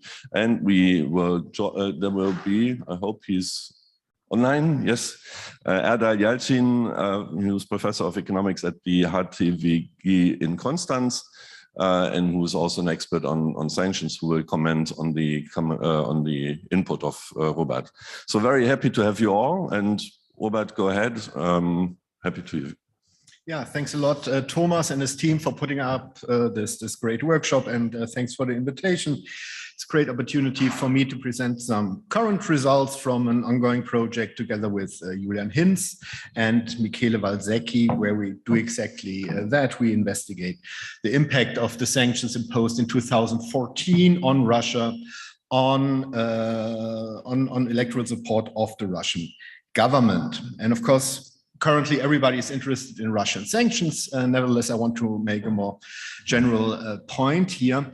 And that is, if you look into the global sanctions database put together by Erdal and his co-authors, you see that the use of sanctions internationally has steadily increased over time. It has also become more sophisticated. I don't go into the detail, but policy sanctions are quite prominent policy in international politics. And what is dissatisfying here is that although we know a lot about the economic consequences of these sanctions, so we have a lot of evidence that how they impact on the sanctioned countries, on the costs they impose on the sanctioning countries, we know astonishingly little about their political impacts. And sanctions in the end are a means to achieving political goals, but what we have hardly any quantitative studies that investigate whether sanctions achieve those political goals, which puts policymakers in a difficult position, because they in the end have to decide blindly on sanctions and have no good empirical guidance on how they actually work out. And here we want to contribute with our paper. I don't want to oversell the paper. It's one step in this direction of better understanding the political reactions to that. It's not an overall assessment of sanctions success, but our focus is this: better understanding the political impacts of the economic consequences of sanctions. Our focus is on the sanctions imposed on Russia in 2014. Just to remind you, those sanctions were imposed on the Russian economy by 37 major other economies in reaction to the Crimean crisis. They were introduced in 2014 in 3 steps. In reaction first of the annexion of the Crimean Peninsula, then there was this downing of the Malaysian airplane, if you remember, and then Russia supported the separatists fighting in eastern Ukraine, in the Donbas region, in reaction to this escalation of the conflict in eastern Ukraine. Also, the sanctions escalated. It started with just travel bans targeting selected individuals. Then in the second step, these travel bans and asset freezes were broadened. What is really important for us is this step 3, which contained comparatively hard sanctions. What's important here is that there have been export bans on very selected goods, but the main channel through which these sanctions work is the financial channel. So the main economic effect runs through this financial channel, because some selected Russian banks were completely cut off the financial market, and more importantly, there were restrictions on access to international markets for Russian firms in general. For instance, they were not allowed to issue longer lasting debt anymore and stuff like that. But that's the main channel for the economic impact. It's not so much that single goods were not allowed to be exported anymore. The main channel was this restricted access for Russian financial institutions and Russian firms to the international markets.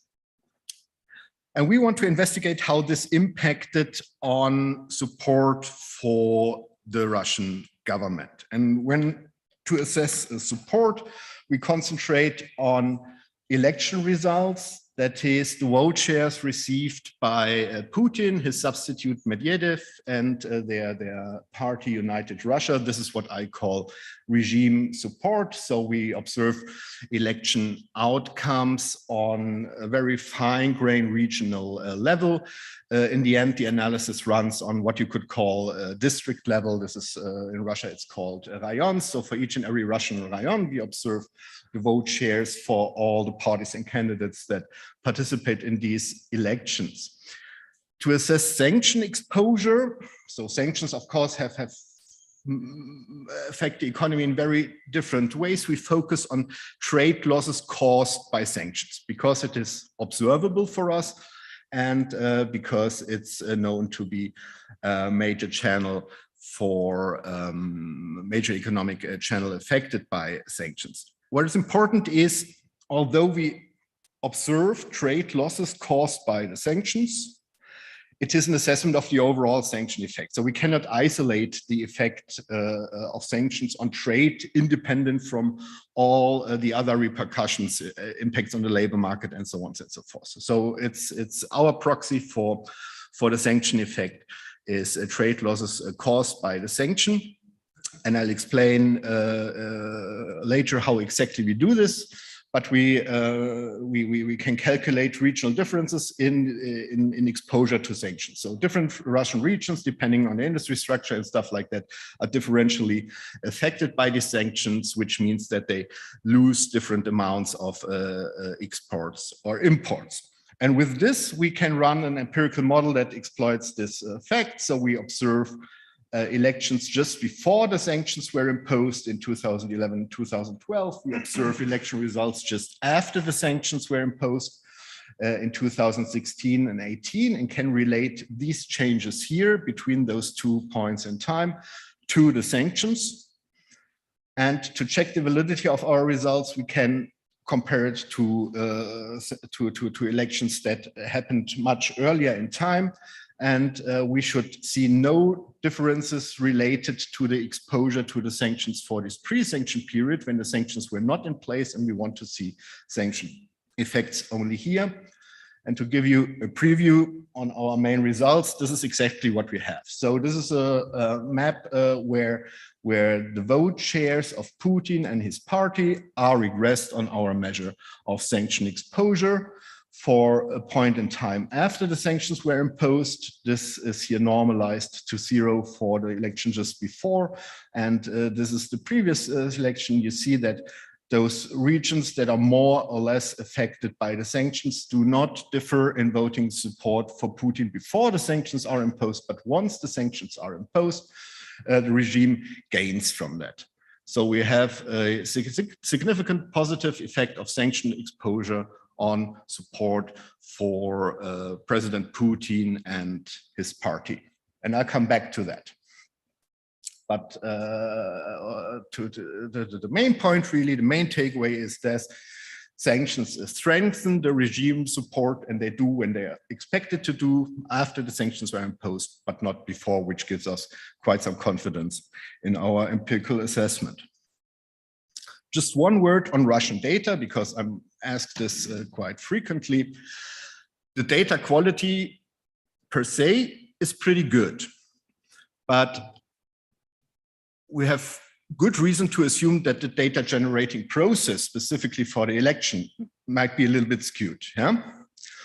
So we do indeed find quite some statistical irregularities in these data, which might hint at election fraud.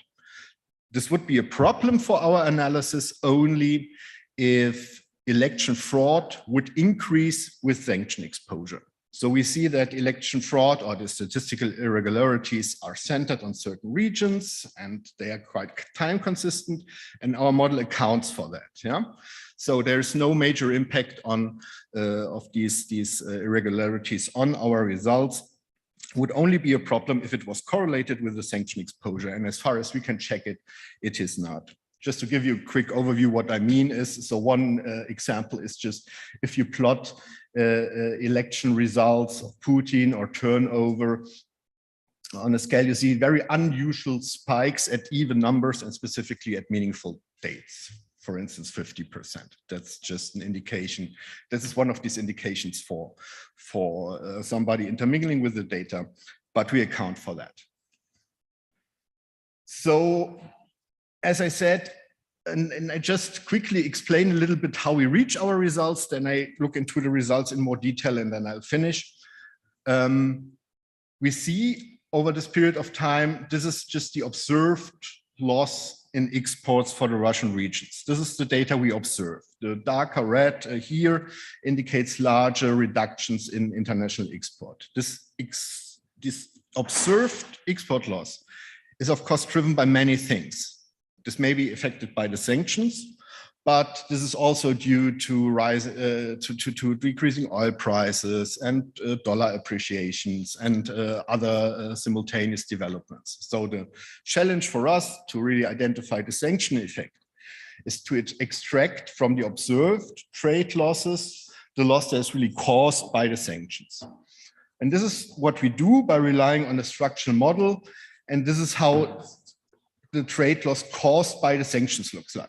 This is the trade loss we work with, not the observed trade loss, but the part of this trade loss that can be explained by the sanctions. I don't have the time to go into detail, just to give you the general flavor of that. So we employ a general equilibrium model of international trade, which decomposes observed trade flows between Russian regions and many, many other countries into its components. We can do this for the pre-sanction period. Exports are decomposed into production in the exporting country, consumption in the importing country, multilateral resistance terms. What is important, it gives us an estimate of the bilateral trade cost between Russia and all other countries, or between the Russian regions and all other countries. And these bilateral trade costs This is what is affected by the sanctions. And with this model, we can hold the bilateral trade costs from the pre-sanction period constant for the sanction period. So we can calculate trade flows that would have happened if those bilateral trade costs would not have changed. That's the basic notion of this. And there's more adjustments and stuff like that, but this is the structural model that gives us our prediction for these counterfactual trade flows that are then used to calculate trade losses.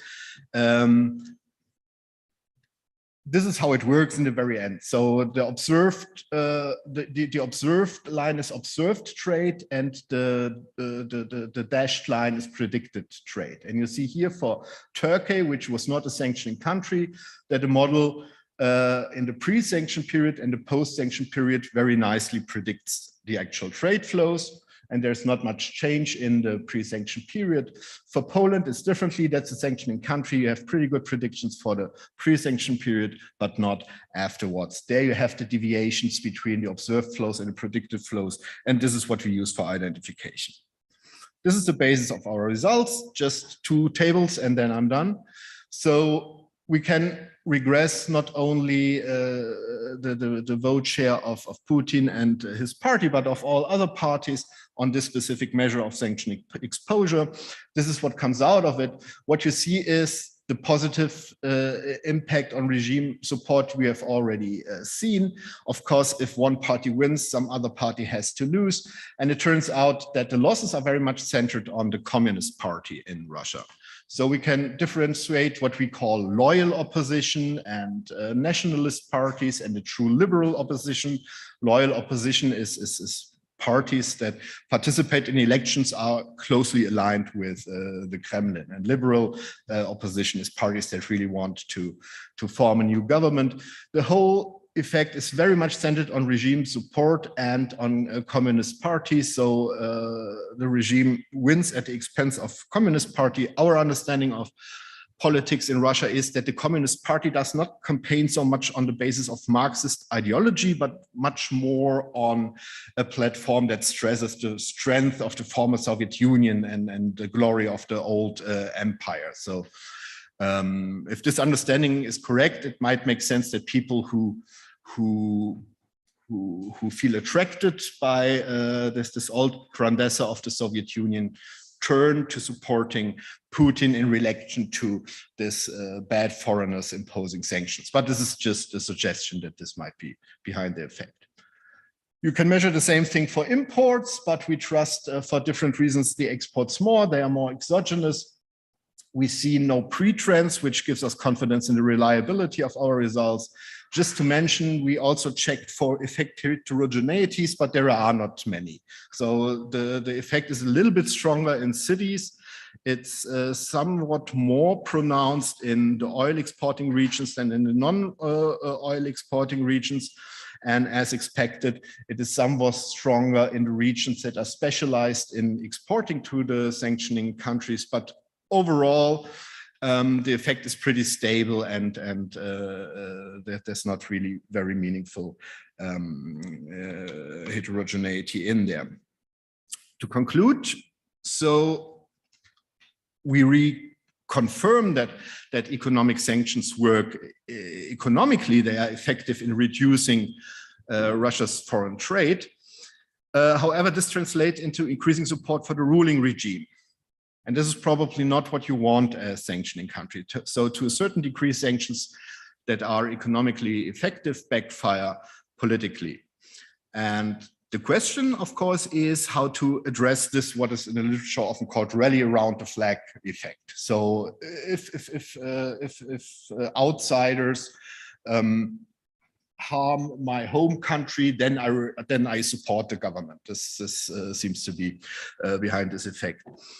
As challenging as it is when the government controls the media, one should think about ways to counter the propaganda that is behind that, the bad Western conspiracy imposing sanctions on the Russian economy. Of course, it's not easy, but still one should try. In this specific case, I think it would also have been helpful if one had stressed the contribution of the Eastern and Southern economies in that, because the narrative told in Russia, of course, is that the hostile West has agreed to impose harm on the Russian economy. But we have 37 sanctioning countries here already in 2014, so there's a broad alliance.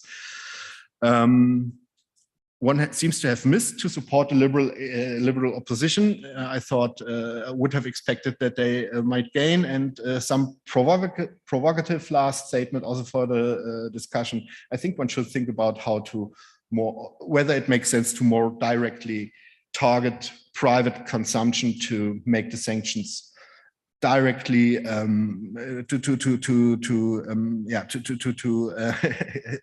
make voters feel the sanction more directly. But that's an open question. I have no clear answer here. And here I want to stop and looking forward for the discussion now. Thank you very much, Robert. I hand over directly to Klaus-Jürgen Gern, because Robert's work has very much been about the past by evidence, and you're trying to estimate currently the impact on the economy and the Russian economy, so that fits perfectly to make the link to the current situation, current issues. Yeah, okay.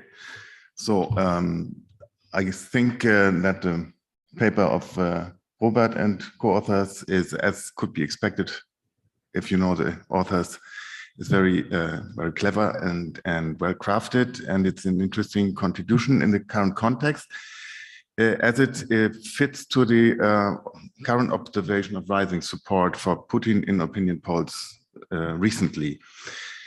But the fundamental question is probably, is this time different? So we have very different, or at least much more comprehensive sanctions in place now than it was in 2014, and this is partly also maybe a response to your critique.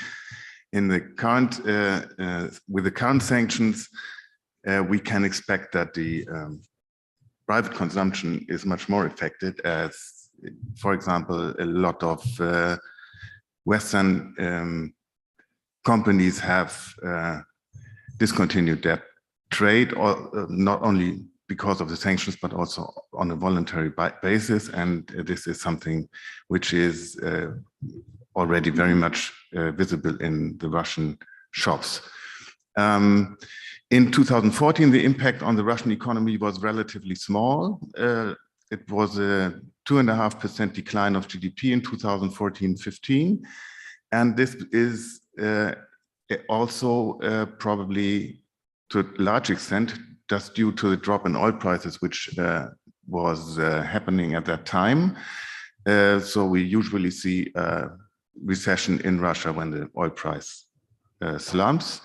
The unemployment rate was stable during the years, and the temporary rise of inflation was quite visible to 12%, but it was temporary, and it is also more moderate than we see currently. So with the current sanctions on Russia, which are the strongest set of coordinated sanctions ever imposed on a major economy, we have synchronized shocks to trade, external financing, financial intermediation, and I mentioned already, withdrawal of foreign enterprises. And this should lead to a much more pronounced contraction of the Russian economy. The consensus forecast at the moment is around 10% drop in GDP this year. IMF and World Bank are even more pessimistic or optimistic, how you put it, something like 12, 13%. There are also forecasts of even much stronger declines available. And we do not expect a meaningful recovery afterwards, as usually the expectation is that the sanctions will remain in place for the foreseeable future. We expect investment contraction, a loss of technological transfer from the multinational projects, a loss of talent. We see that engineers and educated people are leaving Russia. There is a lack of critical inputs because of the sanctions that actually do not allow to export to Russia, but also due to voluntary export restraints by a lot of Western companies. And also consumer goods are to a large extent not imported anymore, and they are hard to substitute by Russian production, at least at a decent quality. Maybe one country to look at if we want to see to have a comparison is Iran in 2018, where similarly comprehensive sanctions were in place. Here we saw a 12% contraction of the economy over 2 years. Inflation rose from 10 to more than 30% on a sustained basis, continued to stay that high. And unemployment increased substantially. While there was also no regime change in Iran, at least without rigorous analysis, of course. My impression is that the government support is not so clearly risen in Iran since these sanctions were imposed. There were riots in some years, and also the electoral outcome is not like we've seen in Russia. So the question is, can the Russian economy survive these sanctions? The numbers I presented are just at the moment are forecasts and expectations. What is actually happening at the moment? The signals are getting rare. The Russian government is discontinuing some publications of data. Most recent data on industrial production has been more or less unchanged, so not a big drop there. On the other hand, car registrations have really collapsed by 75% in April. The ruble exchange rate dropped strongly in the beginning and then recovered and is now above the pre-war level. But what signals this? It's not clear whether this is a signal of strength or weakness. It clearly helps to slow the inflation process, which jumped in March, but slowed in April on a month-to-month basis, while annual inflation still increased to close to 20% now, 18 something. Imports have declined dramatically. We don't have official data on this, but if we look at the exports to Russia from 20 countries where data is available, this suggests a decline of up to 50%. And this is maybe also some reason for the strength of the ruble exchange rate, because the current account surplus has been rising strongly, not only because of higher oil revenues, but also because of declining imports. Also, our key trade indicator very early on suggested that there was a dramatic reduction in import activity, and because container traffic was collapsing in March. Very important is energy production, of course, and the production and exports are affected so far, but they are not collapsing. At least it seems so.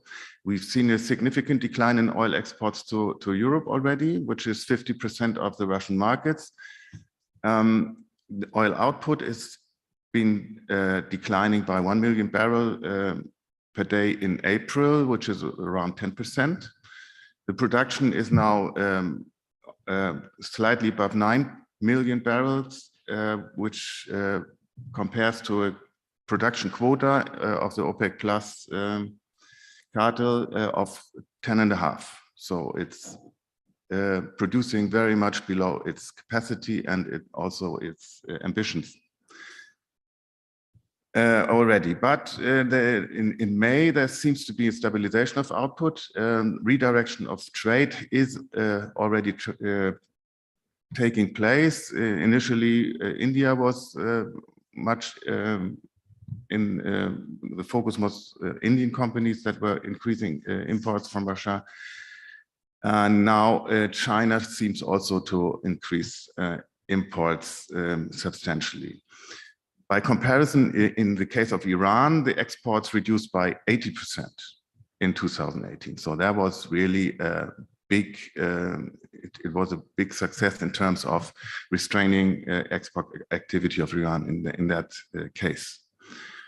Natural gas exports have also started to decline recently, and Russia expects 5 to 10% in volume terms to reduce gas exports. So is oil embargo now something where we can hurt the Russian economy and the government substantially?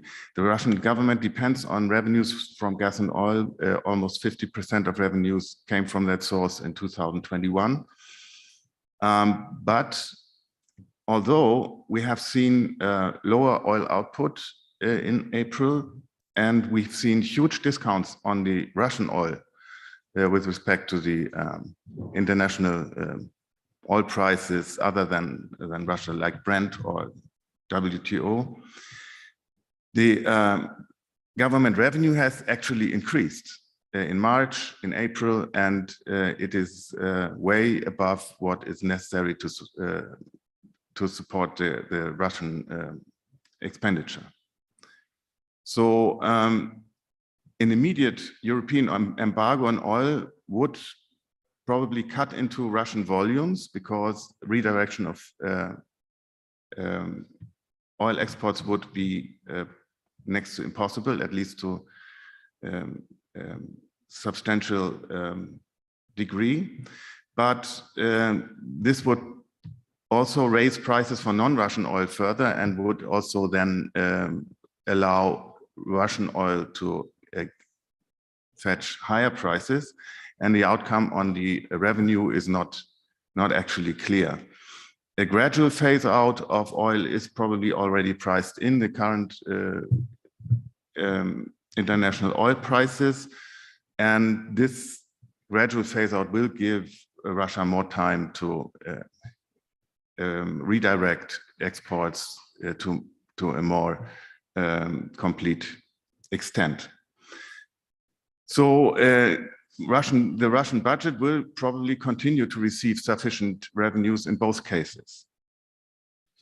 One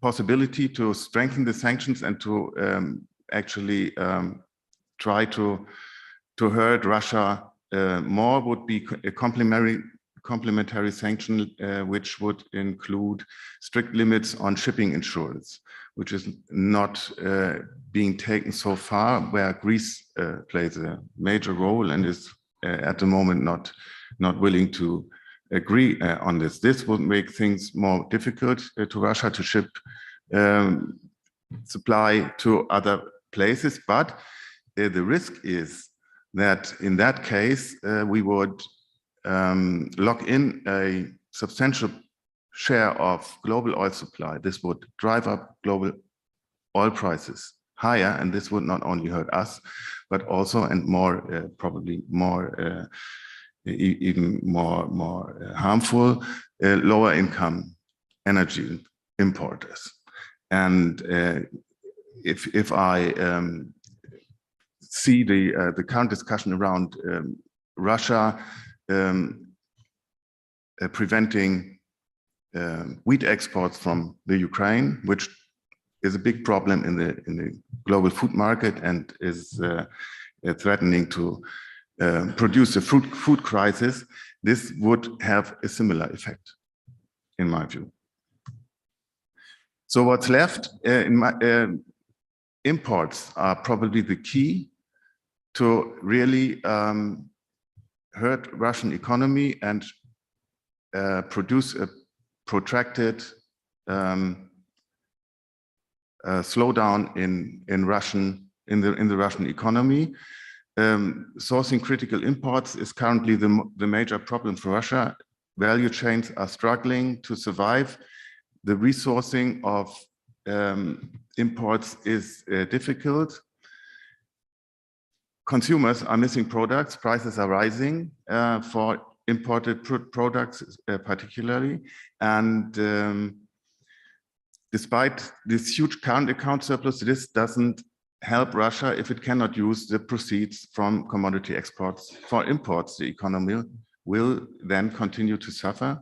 And so one important step would be that to make exports to Russia even more toxic than it is already by sanctions or by public pressure on companies, try to get other countries joining the sanctions that are at the moment still not willing to do so. That would be probably more effective than an embargo on oil or gas, in my view. Thank you very much. I pass over directly to Ada for some comments on Robert's paper. Yeah, thanks a lot for having me. And I prepared a few slides, but because you destroyed the timeline, so I tried to hurry up a bit. I hope you can see the slides here. And coming back to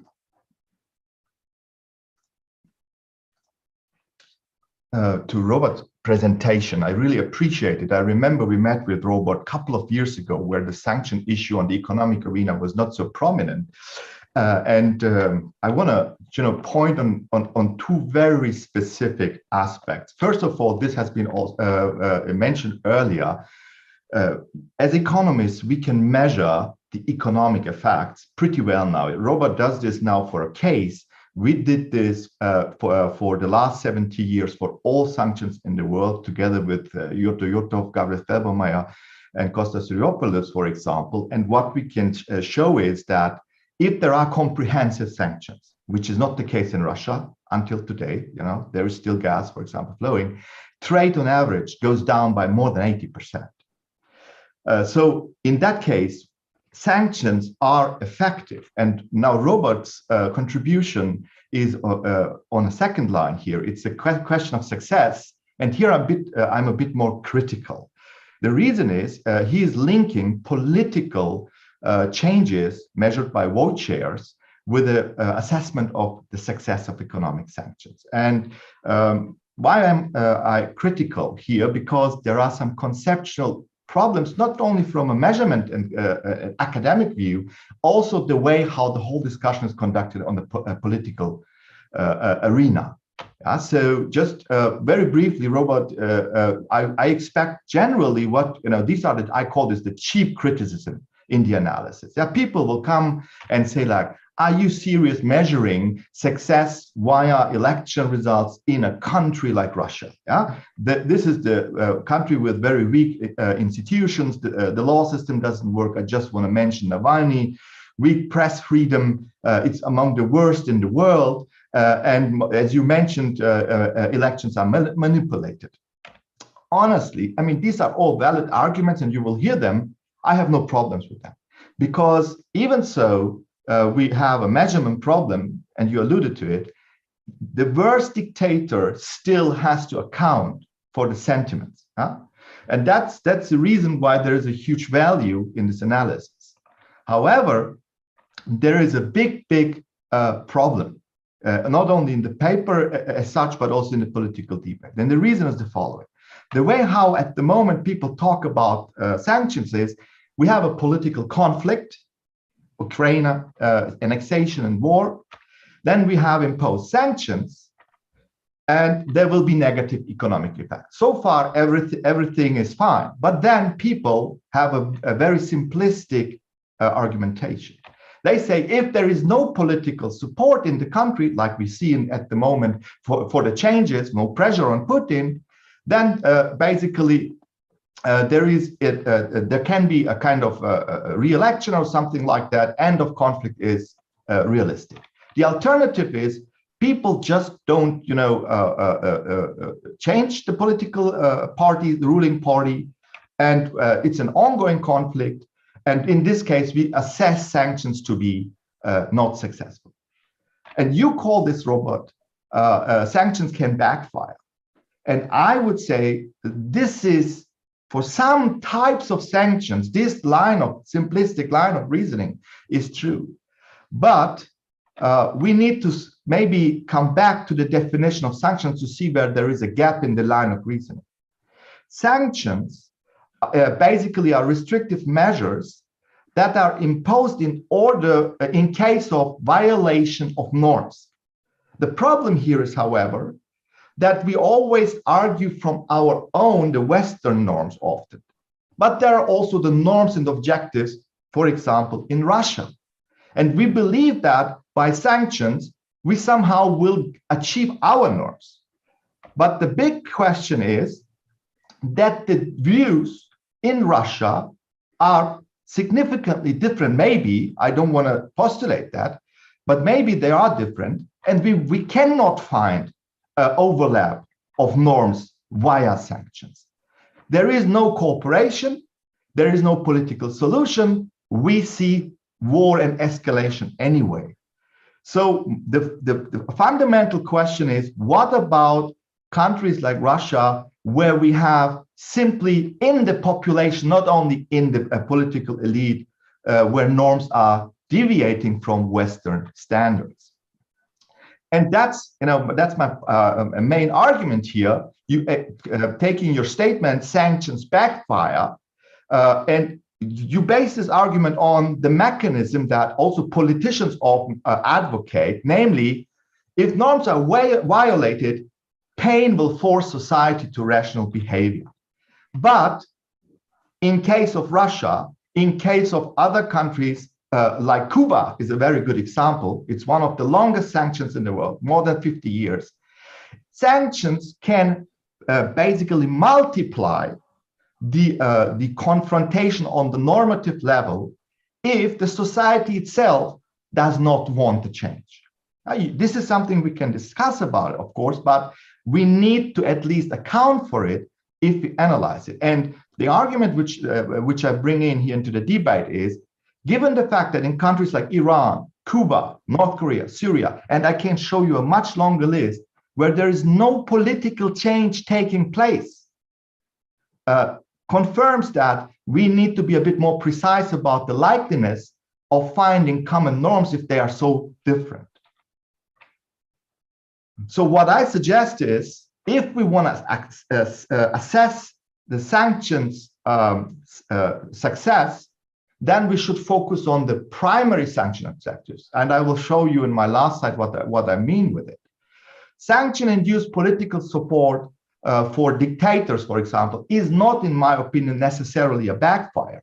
It's sanctions only sometimes can multiply, as I said, and the attitude and visualize the attitude of a whole society. And many Russians, and I have been in an expert group traveling, meeting with politicians in the foreign ministry in Russia, and I can assure you, it's not only a small group of people getting mad about Ukraine and about NATO and about the association agreement. There is a huge support in a broader part of the Russian society.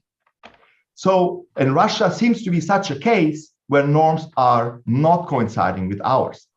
So if these, in case of irreconcilable viewpoints, still sanctions, now the question is, are sanctions reasonable?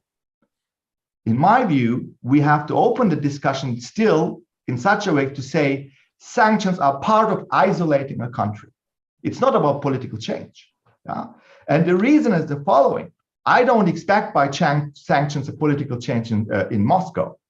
But Sanctions are one element of a phalanx of instruments that will force the objected policy changes. What are the objective policy changes? If you go into our database, every sanction by nations has defined objectives. In case of Russia, we have territorial conflicts, we have a war going on, and at the end of the day, it's about achieving the end of the war, giving back the territory that belongs to the sovereign country of Ukraine.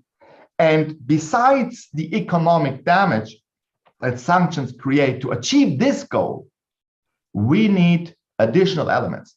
Last example, Iraq, for example, in these categories which I show you here, Iraq has been considered to be a positive example where sanctions worked, but it worked in order to isolate the country accompanied by war, for example, by the US and allied forces.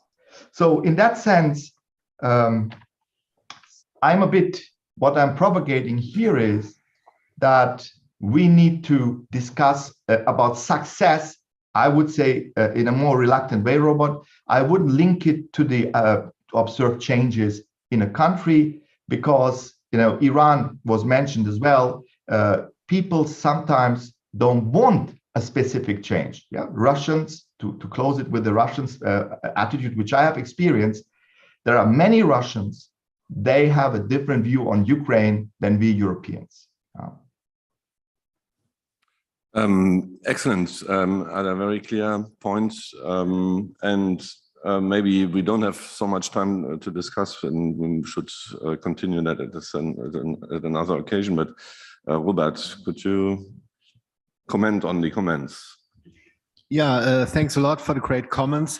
Thanks a lot, Erdal, for putting this into context, because I think this is important. I stressed this at the very beginning, and I want to reiterate it. This is not an evaluation of this political success of these sanctions. That's a step in this direction. And I agree with Erdal that a comprehensive evaluation would have to take the objectives, the political objectives of these sanctions into account, but this is not straightforward to evaluate at the very end. So if you remember the 2014 sanctions, what's the success? It would have been a success that if Russia would have retrieved from the Crimean Peninsula. This has not happened. In this respect, the sanctions have failed to reach a goal. But if it was the goal to prevent Russia from invading the rest of Ukraine already in 2014, this did not happen. Is it due to the sanctions? Nobody knows. You see, a lot depends on these political objectives themselves are very different. The counterfactual. What would have happened without sanctions is very different to define. And I think it is in the very end also because we have so little evidence on what happens politically. It's a step in this direction. Just one last point on Erdal's thing. How do you achieve these political goals with sanctions? What mechanisms do you have in mind? And in principle, there are three mechanisms. So what you always want is you want a foreign government, you want to impose economic pressure on a foreign government to put pressure on the government to change a policy you don't like. And the one aspect of that is that you restrict the government's access to critical resources, either directly because you have an export ban on relevant goods or services, or more indirectly, broadly, by harming the economy and decreasing government revenue by that. And this is what is well understood and good research right yet. The whole idea, what you see over the last couple of years, that more and more sanctions are targeted sanctions, deliberately targeting selected individuals. The notion behind this is that you want to spur discontent with powerful brokers in this country that they selectively try to influence the government. There's one paper by Mirko Draka and co-authors very well that looks into the Iranian case and how successful the Iranian sanctions were in these targeted sanctions. But we know very, very little about how this happens. So what do the people, what does Putin's inner circle tell Putin at this very, very long table? Nobody knows. But this is one idea. And the last idea is, of course, that you want to raise discontent in the general population, which makes it more and more difficult for this government to stick to a specific policy. All things belong together. We need more research in all these things. I don't want to oversell this paper. It's one step in this direction, but I still think that it's relevant to somehow also look at content or discontent in the broader population with a specific policy that is targeted by sanctions. But otherwise, I fully agree with all what Erdal said, and I think he really provided very good context for this whole setup. Okay, thank you. And just perhaps a very quick answer. If you say it's more about isolating countries and the society, what is the mechanism then? I mean, what is the main channel through which you would change the behavior of the regime? You know, the difficulty is, if you look, we have, like, the bad news is we have updated this global sanction database. And until 2019, we have 1,100 global sanctions for the last 60 years. But now the database shows us over the last years, we have 300 additional sanctions. And the range of topics is so complicated, coming up with one single mechanism in order to achieve a specific goal is very difficult. But what I'm trying to make as an argument is that if the norms, like in case of Russia, Iran, are hard to bring together, and Cuba, the Cubans suffer for 50 years. If you cannot bring it together, the rationale seems to be still isolating, or North Korea, and forcing a country to collapse. As the Iron Curtain, you know, there was the economy doesn't work. Is this, how long does this take place? Is this in the long run successful? That's unfortunately, history shows us in those autocratic countries, Iran, which I listed, this strategy is not very successful.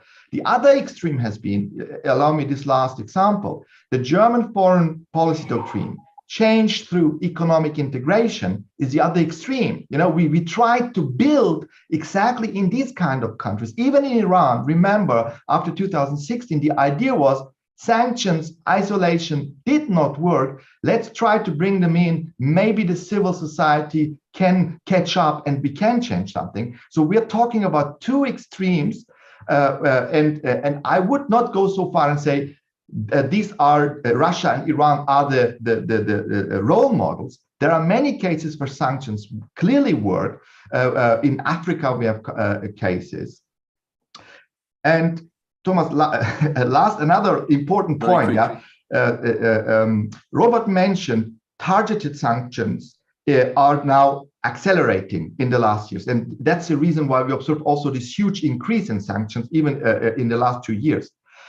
One reason for this is in the UN, this is not discussed publicly in Germany, as far as I observe it, there is an increasing resistance within the United Nations because the cost benefit, the cost for the broader society in long-lasting sanctions is so high that more and more countries don't want to support comprehensive sanctions.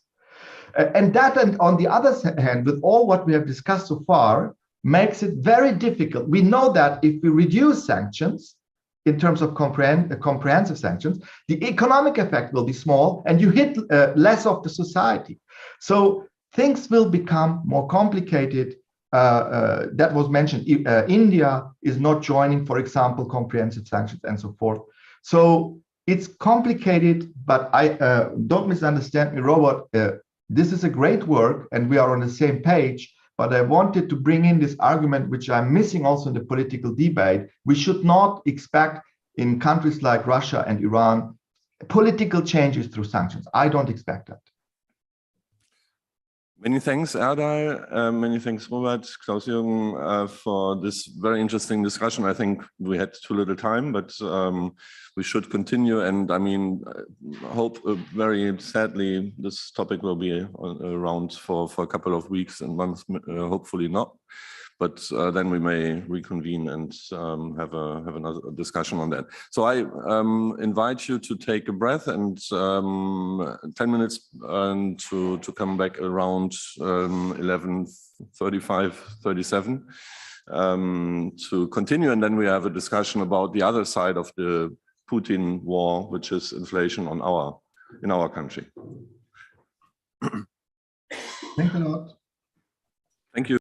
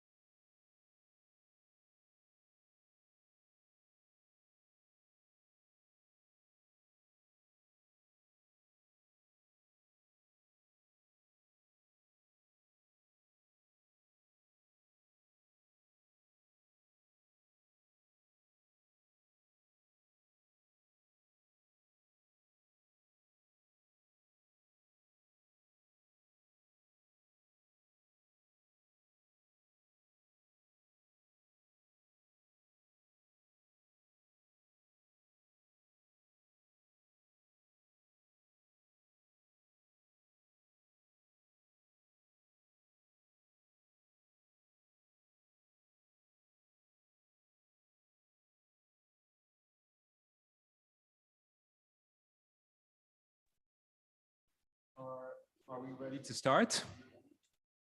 Yes. Is Guntram Wolf on the line? Okay, so everybody's here.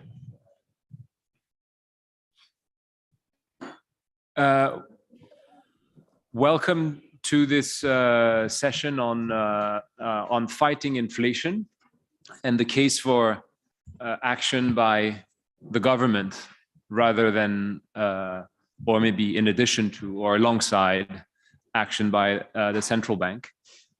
We have a very distinguished panel to discuss this issue, which I'm not going to introduce by one, and I will refer you to the short bios you have in your package in order to save time.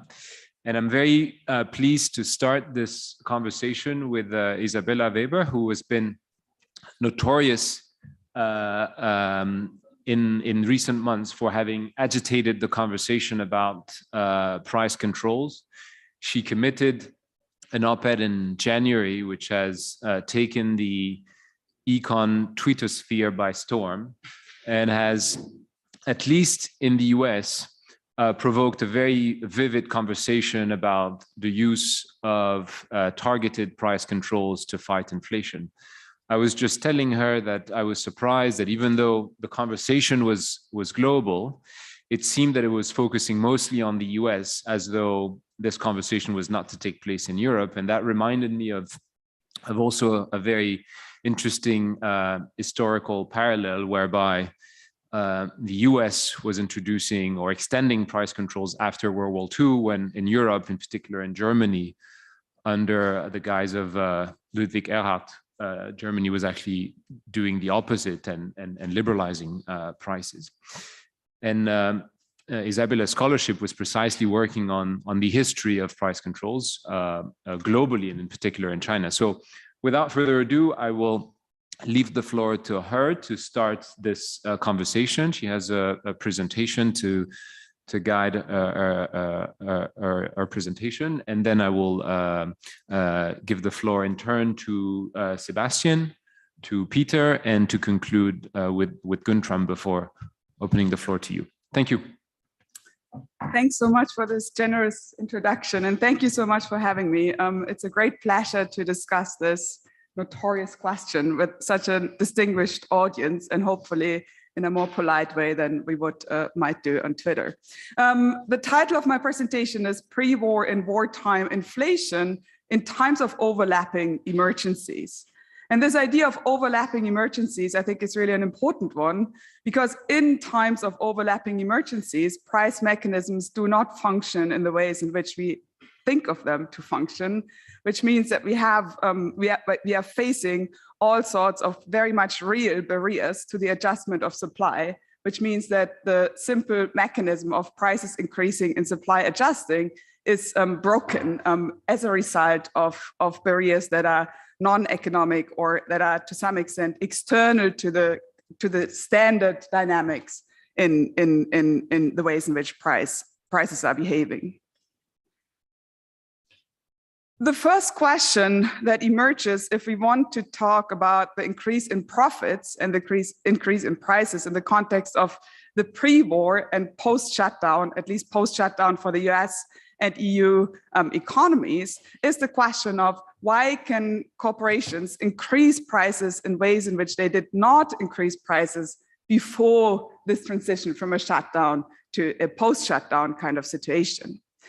And this, I think, has all to do with what I'm thinking of as a form of temporary monopolies that result from broken supply chains, where basically, if supply chains are no longer operating in the ways in which they were set up, as just-in-time delivery kind of supply chains, this means that anyone who has inventories of certain goods and who might still have a poorly functioning supply chain has some sort of a quasi-temporary monopoly over the supply of these kinds of goods. In other words, the supply of these goods is very inelastic, even on the part of those who are already in this market, but now try to enter such a market when even those who are having global supply chains up and running have difficulties delivering is virtually impossible. So in other words, the competitive pressure that we would be expecting in normal times shifts away, and you get a dynamic that shifts from struggle over market shares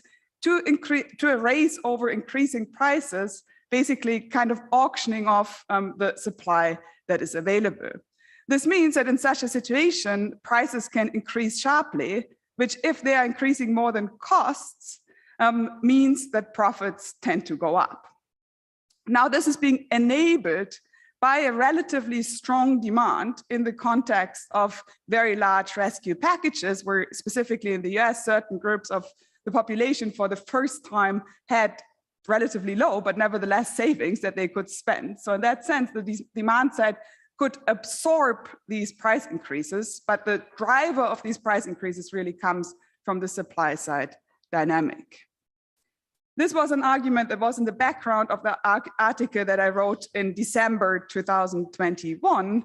Since then, the evidence on the importance of profits for the increase in prices has been coming forward from various people, for example, in Isabel Schnabel's recent speech, but also in a brief by the Economic Policy Institute. All of this is up to Q4 in 2021. So in other words, this is still pre-war kind of environment. In my Guardian piece, I was arguing that there is a parallel between the post-war, the immediate post-war inflation in the US and the post-shutdown inflation. This parallel was not invented by me. This parallel was drawn by the Council of Economic Advisors of the White House in the first place. I happen to have researched the debates amongst economists in the United States around how to deal with the transition from a war to a post-war economy, since this very debate became very relevant in China's transition from a planned to a market economy. And I'm happy to comment on that connection more in the Q&A if this is of relevance. But my point here is that in a book on China, How China Escaped Shock Therapy, I included a whole chapter on this debate amongst American economists, because I found that there was hardly any scholarship how economists had thought about this transition after the war, since once the war was over, no one was interested in transitions from war economies.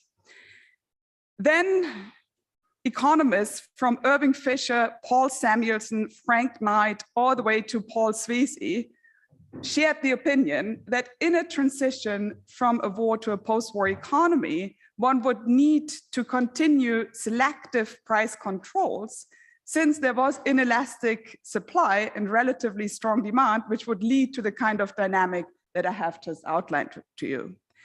The reason why there was an urge for price controls in this context was not only to prevent inflation, but was informed by the experience after the First World War, when you had a very sharp increase in prices, a sharp inflationary, very short boom that gave way to a sharp downturn in a deflationary bust and eventually to the Great Depression. And this stood as a warning. So the idea was we need to prevent a transition out of the war economy that lands us in another Great Depression. What happened was that these selective price controls were actually not continued in the United States as a result of political meltdown. And as you can see in this graph, you got a very sharp increase in prices. Sorry, the profit graph only starts in 1947 and the other one in 1944. So this is a bit misleading. But you see a very sharp increase in profit margins and a very sharp increase in prices that is followed by a very sharp downturn. And this increase in profit margins was in fact of a magnitude that we hadn't seen until the post-shutdown dynamic. On top of this, in addition to this dynamic that I've just outlined for you, there's of course also a cost push dynamic that is originating from highly volatile global commodity markets. This dynamic was already way undergoing before the war. So already before the war, if you look simply at the IMF commodity price index, for example, you can see that these price indices, not only for energy, but also for food and raw materials, had been increasing more even than prior to the 2008 and 2010 commodity cycles. What does this then mean in the context of the war? And if I think this is not to be forgotten, China's shutdown period of this inflation. I'm personally worried that we might be headed towards a sectoral profit squeeze combined with a stagflation. Now people might think now she went completely nuts. First she started talking about price controls, then she started talking about profit explosions driving inflation. Now suddenly she's talking about profit squeezes. What's going on? What I'm thinking is that these sharp increases in energy, raw material, and food prices that we have observed, that by the way so far have not predominantly been due to actual shortages, but due to speculative and dynamics and risk premiums, are eating away a lot of the purchasing power that people have. On top of it, people have already lost a lot of purchasing power paying these high prices in the last 2 years. Meanwhile, the supply chain issues continue to prevail, which means that firms are continuing to face intensive cost pressures, while at the same time, the capacity to absorb these rising prices on the demand side is quickly decreasing, which means that there could be a profit squeeze dynamic that will not be homogeneous across sectors. Some sectors will be hit first, others will be hit later, or maybe not.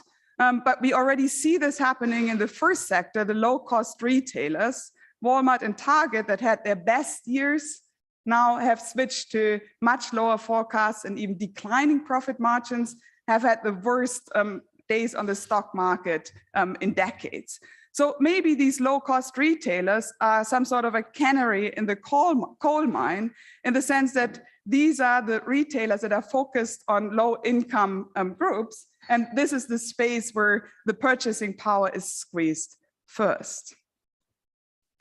So what to do about inflation in types of these overlapping emergencies where we have wars, pandemics, the pandemic is not over, and also climate change shocks? I think that wait and see is not a particularly good attitude. I know this is no longer a very strong position that economists take, but it has been a strong position all the way into January 2022. Not only because inflation will eventually go away, but because the transition matters, as Keynes famously pointed out. And as this transition that cancels out the savings that people have acquired during the pandemic matters in an environment of rapidly increasing inequality. It's also the case that shocks are likely to continue as we are facing these overlapping emergencies. So we have to come up with a policy paradigm to be able to respond to these shocks rather than wait for them to pass. Austerity is probably even worse response to the kind of dynamic that I have tried to outline. Reducing aggregate demand is unlikely to be effective in containing inflation, in particular because price increases have been in inelastic segments of demand. People don't stop heating their homes or seeking a home to live in because interest rates are increasing. The pandemic and inflation has already exacerbated inequality that we have already been very much worried before the pandemic in extreme ways. Further increasing inequality, and austerity always tends to increase inequality, is enormously dangerous, also from the perspective of social cohesion and the cost of living crisis. We have seen what happened with Le Pen in France in the span of only 2 or 3 months. So what can then be done about inflation in times of overlapping emergencies? I think we need a strategy that targets key sectors and that switches the mindset from aggregate responses to a sense of disaster preparedness. I think we need EU-level price controls on the wholesale markets for gas and oil. Habeck just came out with a proposal on that for oil, and I think this is also urgently needed for gas. We can discuss what form that should be taking, when that should kick in, whether this should only kick in when there actually is an embargo, and so on. But as a strategy, I think some form of EU-level price controls for gas and oil is essential. We also need international coordination to stabilize global food and commodity markets and to re-regulate these markets, since we are in for troubled times.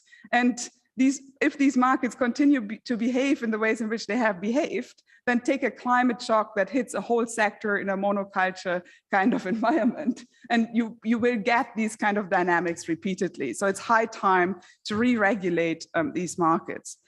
Price gouging legislation, as has been proposed in the US, I think is also important. It might be too late to use this in relation to these profit explosions in the post-shutdown situation. But if it is the case that we are facing overlapping emergencies that will result in systemic shocks, then this kind of price gouging legislation will be important also moving forward. We also need conditionalities for bailouts and aid packages for corporations. We have seen many of the corporations that then had record profits first receive very big bailouts. And now if they are indeed on track for profit squeezes, we will probably be in for new aid packages. And we already see this, for example, in Germany with transfer measures to compensate for higher energy prices. These kind of transfer measures need to come with conditionalities that can include conditionalities on excess profits. We also need to build up sectoral capacity on the side of the state to be able to respond to these systemic shocks in essential areas. Thank you very much. Thank you. Thank you for brilliant presentation. I was struck that you did not mention monetary policy once, but I know this was not the topic. But I'll be curious, maybe along after this, when the debate starts. I wanted to leave some. that we actually discuss where does the monetary policy fit in this picture and whether it fits anywhere at all. Especially given what you said about your concerns about aggregate demand and actually a slump in profit margins. And I think this slump in profit margin could be also driven by the dynamic of wages, and I don't think there is anyone better positioned to discuss that than Sebastian. So I'm very happy to give the floor to Sebastian Julien. Thank you. Pass me the remote control, please. Hi. Well, thank you very much for the invitation. I have some slides. So are they up? Could they be put up, please? Okay, thanks. I'm not going to talk about wages. We can do that in the discussion, but my presentation is not focused on wages, but I have brought some empirics on which households suffer, especially from inflation, and how the packages which the German government have passed, how they compensate for different household types for this kind of inflation. We can then later discuss whether this is a sensible strategy and where the gaps are. So I would just start with giving a short overview on inflation and on household-specific burdens. Then I'll talk briefly about the compensation packages because they are quite complicated in setup. And frankly, when we analyzed them in detail, we were a bit surprised on the aggregate impact of them. Well, as a spoiler, for some households, they compensated much more than what we had thought from initially looking at these packages. And well, then I'll conclude. Well, post the Ukraine invasion, inflation in Germany has reached a 40-year high. So many of us have never seen inflation rates as high as those we have now, and they have last been at 7.4% in April. Roughly half of that comes directly from energy. Energy prices have increased by 40%. In addition, energy has indirect effects. For example, bus tickets for long distance buses or package holidays, they are counted not as energy, they are counted as core inflation. But of course, they are impacted a lot by diesel and fuel prices. In addition, lately, especially in April, March and April, food prices have increased, which also is a burden, especially for low-income households, as we will see later. By the way, we, and I think most economists in Germany up until December said, well, don't worry, inflation will come down in January. And one of the reasons was that by then, in the second half of last year, when inflation was already high, this was mainly due to statistical and one-off effects. We had this temporary VAT cut in the second half of 2020. So the second half of 2021 had a base effect in it. Plus the futures at that time were showing that gas prices, natural gas prices would come down and other fuel prices as well. We know that didn't happen. The future prices adjusted to the spot prices, and well, then we had the invasion. That being said, the 7.4%, they are, well, this is an average. for the average household. But if you look into specific spending patterns of other household types, there's quite a difference in these numbers. Well, those who are not into the inflation debate a lot, the consumer price index is computed by a fixed basket. The basket is based on the Einkommens- und Verbrauchsstichprobe in Germany, which is a survey we have each 5 years, where households have to say what do they spend their money on. And from that statistic, you can pull what different household types spend their money on, and then you can use the inflation rate we are seeing to compute how much inflation they actually feel. And that is what we have done here. And you see that in fact, this family with 2 children, that is the second bar from the left, they have experienced 8% inflation. Oh, sorry, this is basically low-income family. So they have 2,000 to 2,600 euros net per month, which is above about 2/3 of the median net disposable income if you do that in equivalence terms. And the lowest rate of inflation was experienced by those who singles with more than 5,000 euros net per month. And the reason for that is that the low-income households and families, they spend a larger share of their income on household energy and food, and these have been the main drivers lately. Actually, when we started this analysis early this year, it was the families with slightly higher income which were burdened most, because then it was car fuel, which was mostly the inflation driver. And while the poor families usually don't drive many cars, because in Germany they do drive a bit, but they usually don't have cars, and they don't, or not as many cars as the middle income families. But so there is a shift, and this is a social problem, because those families at the lower end of the income distribution, they have less to spend anyway. In addition, we have this latest inflation boost, which is food prices, and some of the foods which are consumed by low-income households, or by households at all, like basic foodstuffs, they have become much more expensive. You see that here, sunflower oil has increased the retail price by 37% year on year, minced beef 31%, butter 31%, pasta 25% roughly, but even wheat flour is 21%. What we see now is that goods that need a lot of energy in production and need wheat or vegetable oil in production, they have additionally increased quite significantly.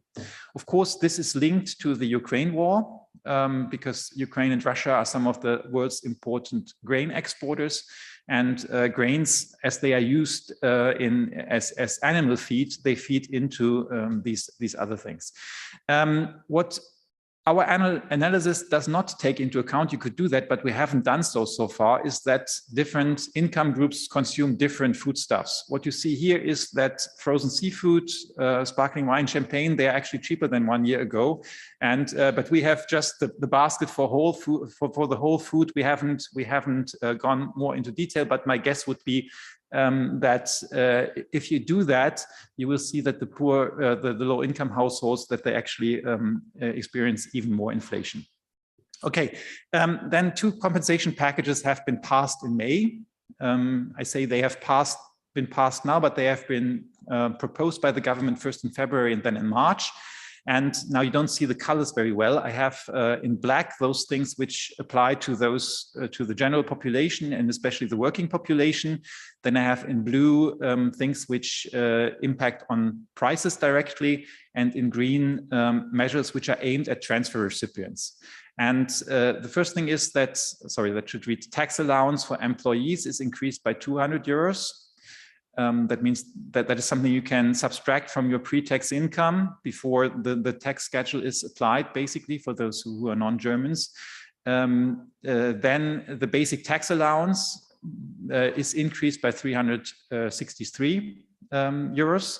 Then the commuter allowance is increased to 38 cents per kilometer. This is if you commute more than 20 kilometers, you can subtract this amount from your pre-tax income. Then electricity surcharge for feed-in tariffs was abandoned. This is a subsidy for renewable energies, but it is financed through a surcharge on electricity. It was supposed to be abandoned at the beginning of 2023. Now this has been pulled forward, so that lowers electricity prices somewhat.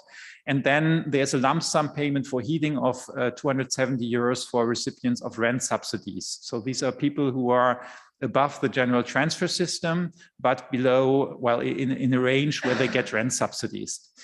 Then we had the second package. There was a taxable lump sum payment per employee of 300 euros, which will now be disbursed in September, with a child bonus of 100 euros per child. And for 3 months, these are the price limiting or the inflation limiting elements here. The tax on fuels is decreased by roughly 30 cents per liter of normal fuel and 14 cents for diesel. And we have for 3 months, public transportation ticket will be sold for 9 euros a month. And in addition, there is a lump sum payment for the unemployed, depending whether they are in the system for basic welfare or for the traditional unemployment system. This would be 200 or 100 euros a month. As a lump sum payment. And what you see here, the problem when analyzing this package is there are a lot of elements and you need to see how they work together. And what we did is, again, we looked at typical households. We looked how much they spend on fuel and so on and electricity and added all this up. And an interesting thing is to see that in the first package, we had this tax allowance. From the tax allowance, the rich households mostly benefits. What you see here is the red line on the horizontal axis, you have the annual income. On the red line, how much this first package, the tax allowances help these households. And you see that is increasing with income. So this tax allowance helps the high income households more. And the orange line shows how the households benefit from this lump sum payment. The lump sum payment is taxable, and you see that this helps the low-income households more and then drops. And the interesting thing is that if you add these two things together, you have the equivalent of non-taxable lump sum payment to almost all households, which is this dark line on top. Okay, what we did then is we looked at a number of households here on the right-hand side. And we checked what the excessive energy inflation, and we only focus on energy, not on food yet, because the government said these compensation packages are for energy prices. So we checked how much do they pay more in energy this year than last year, and how much they are compensated for. And you see that in the table to the right, you have these households, they are described there. Then you see the excess energy inflation burden in the second column to the right. And you see the fiscal relief there. And then in the end, you see the relief as a percentage of this excess energy inflation burden. And what you see is that for some households, there is quite significant relief here. For example, a couple with 2 children in the low income bracket, they are relieved by about 1,000 euros. And the excess energy burden is 1,120. So they get relieved by almost 90% of that. This doesn't include food stuff, it's just energy. But you see also that some households, they are not well compensated. If you have a single person retired, 900 euros net income, the fiscal relief here is only 46 euros. We assume that person isn't in the rent subsidy. We can discuss that for certain cases, but this person would only be compensated by 9%. Now you see overall, this looks quite okay from a social perspective, because the rich households get less compensated than the poor households. And if they switch from, that's the average household at the bottom, if a household's half his car usage and uses public transportation, well, it's almost compensated by 100% of the energy burden. But there are some cases here which don't look too good. And one case which I would like to point out is the couple with 2 children where only one person works. Because this 300 euro lump sum payment is linked to the employment status. So if you have a family which has 2 adults working, with the same overall income, they get 300 euros more than a family where just one person works with the same income. Yeah, so there might be some issues here. Okay, so what is missing? The higher food prices are not yet compensated. Then what we presented here is only for 2022. You need to remember that the prices will remain elevated. Even if inflation comes down, prices will remain higher than last year in 2023. Wage increases are not going to compensate that, by far not, because we are never going to see a 7% or 8% macroeconomic wage increase in Germany this year. So there needs to be done something for next year, and the government should prepare for that. Retired persons and university students, they are not well compensated here. And one thing which I would like to point out is also that, well, you might ask why are doing that? They are doing that in this very complicated way and are missing people out. And the reason is that we don't have infrastructure in place where you can pay a lump sum payment to every person in Germany. And Brigitte Knopf this year, we discussed this idea of a climate lump sum payment to the households. And there always has been the discussion that the infrastructure isn't there. So we see that this is missing here again. Let me say just a few words, and then I'm done, about should we do this? Because on Twitter, there was a tweet, no economist, I have never seen an economist who thinks this package is sensible. I would strongly disagree. I think this package is by and large sensible. I have issues with some of the elements. So for example, I probably would not have subsidized fuel the way they subsidize it, but after all, it will probably bring down inflation figures and maybe inflation expectations. So even that is not, well, it is not as black as white as other people are saying. But I think the debate is a bit broader. The question is, should we now pay transfers at all? Because maybe the economy is overheating, and in a situation of high inflation, you maybe should have austerity and not transfers. I think this idea is misguided, because first we need, for social reasons, these transfers. And second, what we want is, the German economy is not overheating in my eyes. If you look at certain sectors, for example, restaurants, hotels, they are selling 75% of what they sold prior to COVID. So the level of spending there is still quite depressed.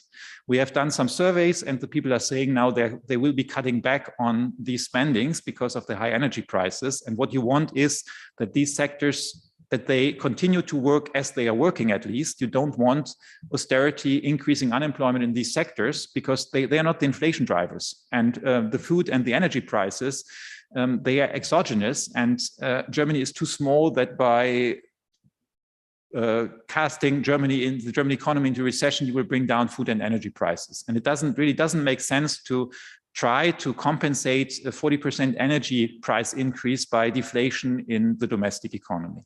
So I'll leave it here, and thank you very much. Thank you, Sebastian. Very comprehensive presentation.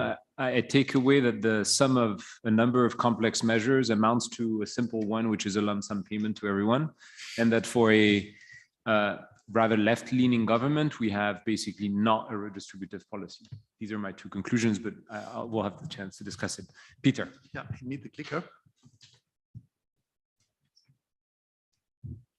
Okay.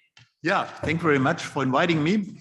I will address the topic on a more general basis, on a more theoretical basis, and I really try to ask the question, inflation a case for the government? And I will do this on a more general basis. And if one asks this question, one could ask another question, and the question is, inflation a case for the central banks? And looking back, this is not so obvious that the central banks are really in charge for inflation. In the period before Bretton Woods, central banks just had to target the exchange rate, and they were not able to do anything about inflation. And so that inflation is a case for central banks is something that emerged after Bretton Woods, when we had this paradigm of central banks very much based on the German model, where you have a central bank that is independent, where you have a central bank that has as its main target price stability. And I think the full expression of this paradigm is the ECB and the Maastricht Treaty, which made the ECB the most independent central bank of the world. And there we really have this idea, we need independent central banks. Once they're independent, then they can also fight inflation. And you can see in this chart how independence has very much increased after the Bretton Woods period. And so that's why we have this case for central banks being responsible for inflation. But before this period where the central banks became independent, the assignment was different. There, the idea was it's the government that is responsible for inflation. So if I quote the theory of functional finance by Abel Lerner, he definitively says, well, it's the government has the obligation to keep an equilibrium between aggregate demand and aggregate supply. And if there is no equilibrium between aggregate demand and aggregate supply, we will have either inflation or we'll have unemployment. And it's the charge of the government to guarantee this equilibrium, to prevent inflation. And if you translate unemployment in deflation, so you have kind of symmetric target for the government to keep the price level stable to avoid inflation or deflation. And you can say, well, that's the theory of functional finance by Abel Lerner, but you can find almost exact wording in the German Stability and Growth Act from 1967, where you have the same idea. You need to balance aggregate demand and supply, and this is the task of the government. And if you do not balance aggregate demand and aggregate supply, you will have inflation or unemployment, which equals deflation.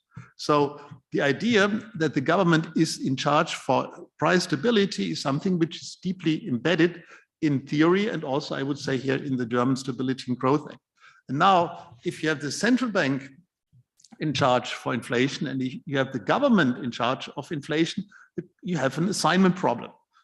Because if the two both have this responsibility, so how can you define who is in charge, who shall act in a certain situation? And of course, the instruments are not so different. The central bank and fiscal policy can inflation indirectly via aggregate demand and via inflation expectation. The central bank can try to control inflation via the exchange rate, and fiscal policy can control inflation directly via the value-added tax, price controls, and incomes policy. So now that's an interesting question. So how shall we now make the concrete assignment? Who is in charge of inflation? And that depends very much on the kinds of shocks that we have to deal with and on the specific situation. So if we have demand shocks, and I will use here the very standard ASAD model, it has some problems, but for the purpose here, we can use it. If you have a demand shock in this model, you have the good situation. There's no trade-off between output stabilization and price level stabilization. So you can just, if you have a negative demand shock, shifts the AD curve downwards. And now, in order to deal with the problem, fiscal policy and central bank can shift the aggregate demand curve back into a position where you have full employment. So with demand shocks, it's a very nice situation. Fiscal policy and monetary policy can stabilize the price level. But of course, there are situations where fiscal policy has an advantage, and there are situations where the central bank has an advantage. Of course, if you have the zero lower bound, then it's the task of fiscal policy. And if you have very deep recessions where the interest rate channel is weak, like in a pandemic, it's obvious that fiscal policy is more adequate to deal with the shock, because in the COVID situation, if you would have passive fiscal policy and, well, zero lower bound anyway, so it's obvious that fiscal policy had to do the task. And it's really important to have in mind, it's not only about output stabilization with demand shocks, it's always about price level and inflation stabilization. So it's really important to have this in mind, that that fiscal policy, by stabilizing the output, also stabilizes the price level. There are situations where the central bank has an advantage in stabilizing inflation. I think especially if you have to stop inflation, if you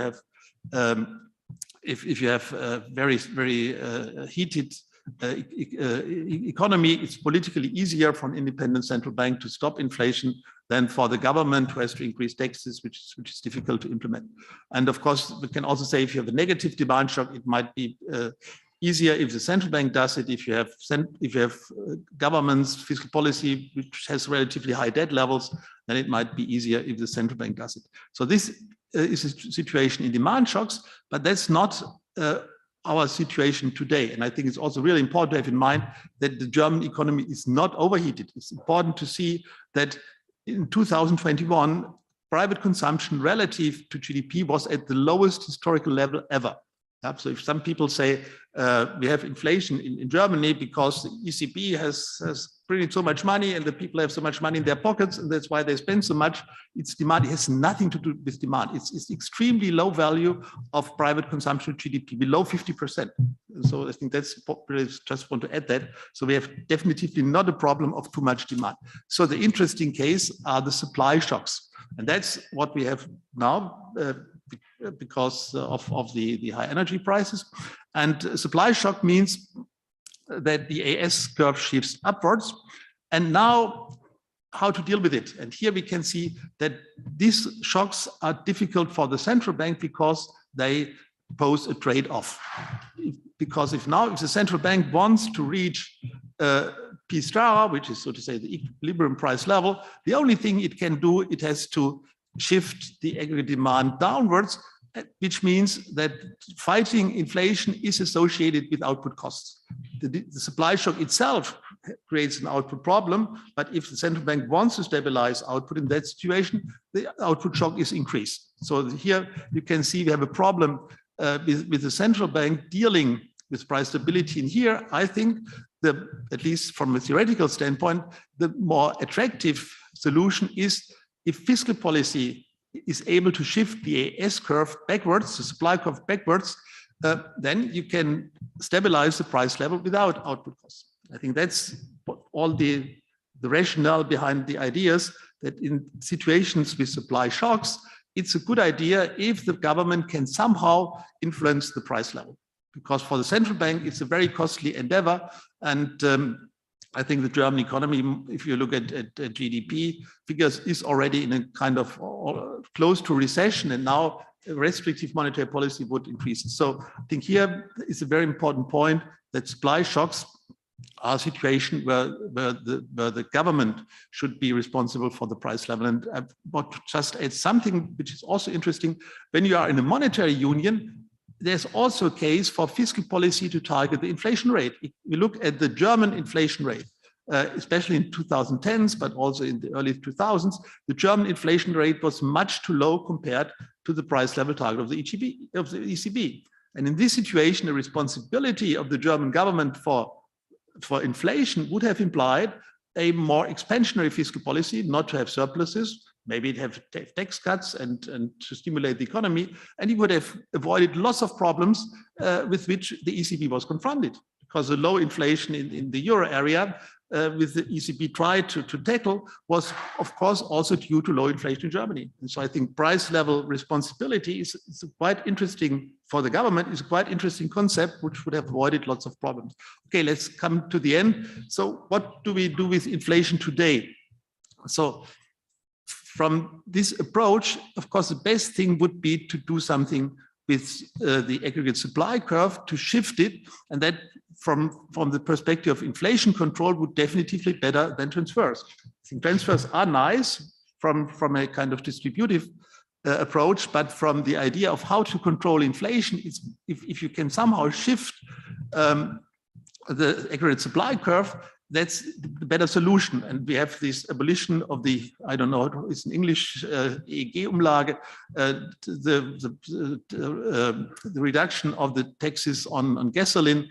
And I still think a temporary reduction of the value-added tax on energy would be, in my view, in terms of inflation control, a better solution than these transfers. Of course, you can say there are side effects. Some people say if you reduce the value-added tax on energy, the incentives for reducing consumption are weaker, but I would think they're still high enough. So even if you would have only half the value-added tax on energy, prices were still so high that there are strong incentives for reducing energy consumption. And while there are distributional effects, in theory, you can easily compensate them with a temporary surcharge on the income tax. So if you have the Porsche driver who benefits from the lower value-added tax, it would be easy to have a surcharge on income tax, and it could do it away. So in my view, that would be a better approach. And And as I said, the advantage over transfers is you have a lower measured inflation rate.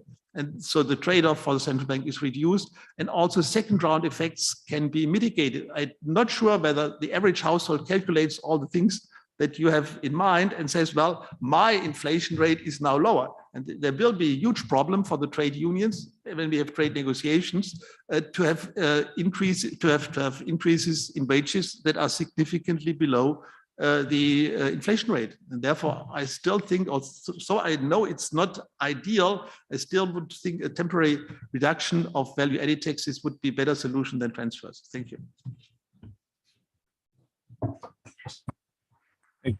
Thank you very much, Peter. We are a bit pressed for time, so I yield the floor to Guntram, who is joining us from Brussels and who also has a presentation, I believe. Oh no, who doesn't have a presentation? Yes. Hi, Shaheen. Hi, everybody. Thanks for including me in this debate. I hope you can hear and see me well. Very well. Yeah, okay, perfect.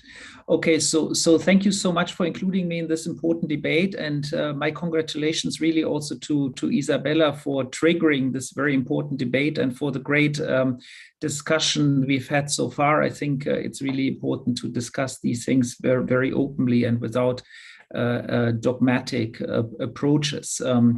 So I have 4 points on which I wanted to react and perhaps also try to ask a few questions to Isabella, because the presentations so far were more presentations of your own work, but I did want to react to also Isabella's work. And I think the first issue that I really want to talk about is this issue of the temporary monopoly profits that Isabella, you highlighted at the beginning. And of course, that is at the core of your argument for for some sort of a price control. I guess for me, the question is, what is the reason for such temporary monopoly profits? Only when you answer that question, you can really answer whether or not a price control measure is a suitable and appropriate instrument. Let me try to explain what I have in mind. I mean, I think you mentioned quickly that some companies might be able to continue selling because they had a better policy of stocking essential materials ahead of global supply chain shortages. Well, if that is the case, then I'm wondering if we don't want to actually reward those companies for exactly having done a more prudent insurance policy and, being less exposed to global geopolitical disruptions in global supply chains. I mean, temporary profits of companies are part of life and are part of the reward system that companies need for their policies. Now, if those are unjustified temporary profits, temporary monopolies, then I have a problem. If they are justified by better policy action, better government business, better business decisions, then it seems to me that at least as long as they are temporary, I don't see why that would be a problem. So I guess the question I have for you is, if you were to take that away, that profit, how do you ensure that companies have the right policies, the right business policies in place, and the right incentives to prepare for worse times in global supply chains? So I guess that's my first question. And of course, where I totally agree with you, and I guess where every economist agrees, is that competition policy plays an absolutely crucial role in preventing monopoly profits. I mean, this is not on the contrary. I mean, of course, we need very tough competition policy, and competition policy is a key tool in price control and in avoiding excessive inflation. But here, when it's really about temporary short-term profits because of specific business decisions, I'm wondering at what stage do you really need to intervene? Now comes the second issue, which is, of course, and I think all of you mentioned energy prices. I mean, energy prices are currently one of the essential and the biggest drivers of inflation. And of course, the question is what can be done about it. There I have to say I don't agree with Peter. I think the high price of energy serves an important purpose at the moment, and the important purpose is to signal to everybody that we need to bring down our demand for oil and gas, in particular when it comes from Russia. And so in that sense, there is a hugely important geopolitical dimension to this, because if we do not reduce our demand, at least our estimations suggest that if there was a full cut in supply from Russia by the summer or the late summer, there would be actually really big shortages in some sectors in our economy. So the more we can reduce day-to-day consumption based on price signals, the better is our position, negotiating position vis-a-vis Russia at this stage. And that this very much is a game of demand and supply elasticity. And so the price signal is important. And my understanding is that the price signal that is already out there has already led to some significant reductions in demand. And so my view there is, and there I'm perhaps closer to Sebastian, is that perhaps what we need is we do need the social policy that helps the poor households cope with lump sum transfers with the higher prices, but we cannot try to undo the price signal here, because the price signal is important, an important signal to help us get rid of our excessive dependency on Russian oil and gas. So I guess my question, Isabella, then to you would be, when you say price controls here, why would that be the right instrument? My approach here is, and let me sort of broaden this debate a little bit. I think we have a very high energy prices at the moment as a result of a confused debate on embargoes, and this confused debate is essentially, we are in the worst possible situation that we can imagine. We talk about embargoes in 6 or 8 months. We don't seem to be able to agree on these embargoes.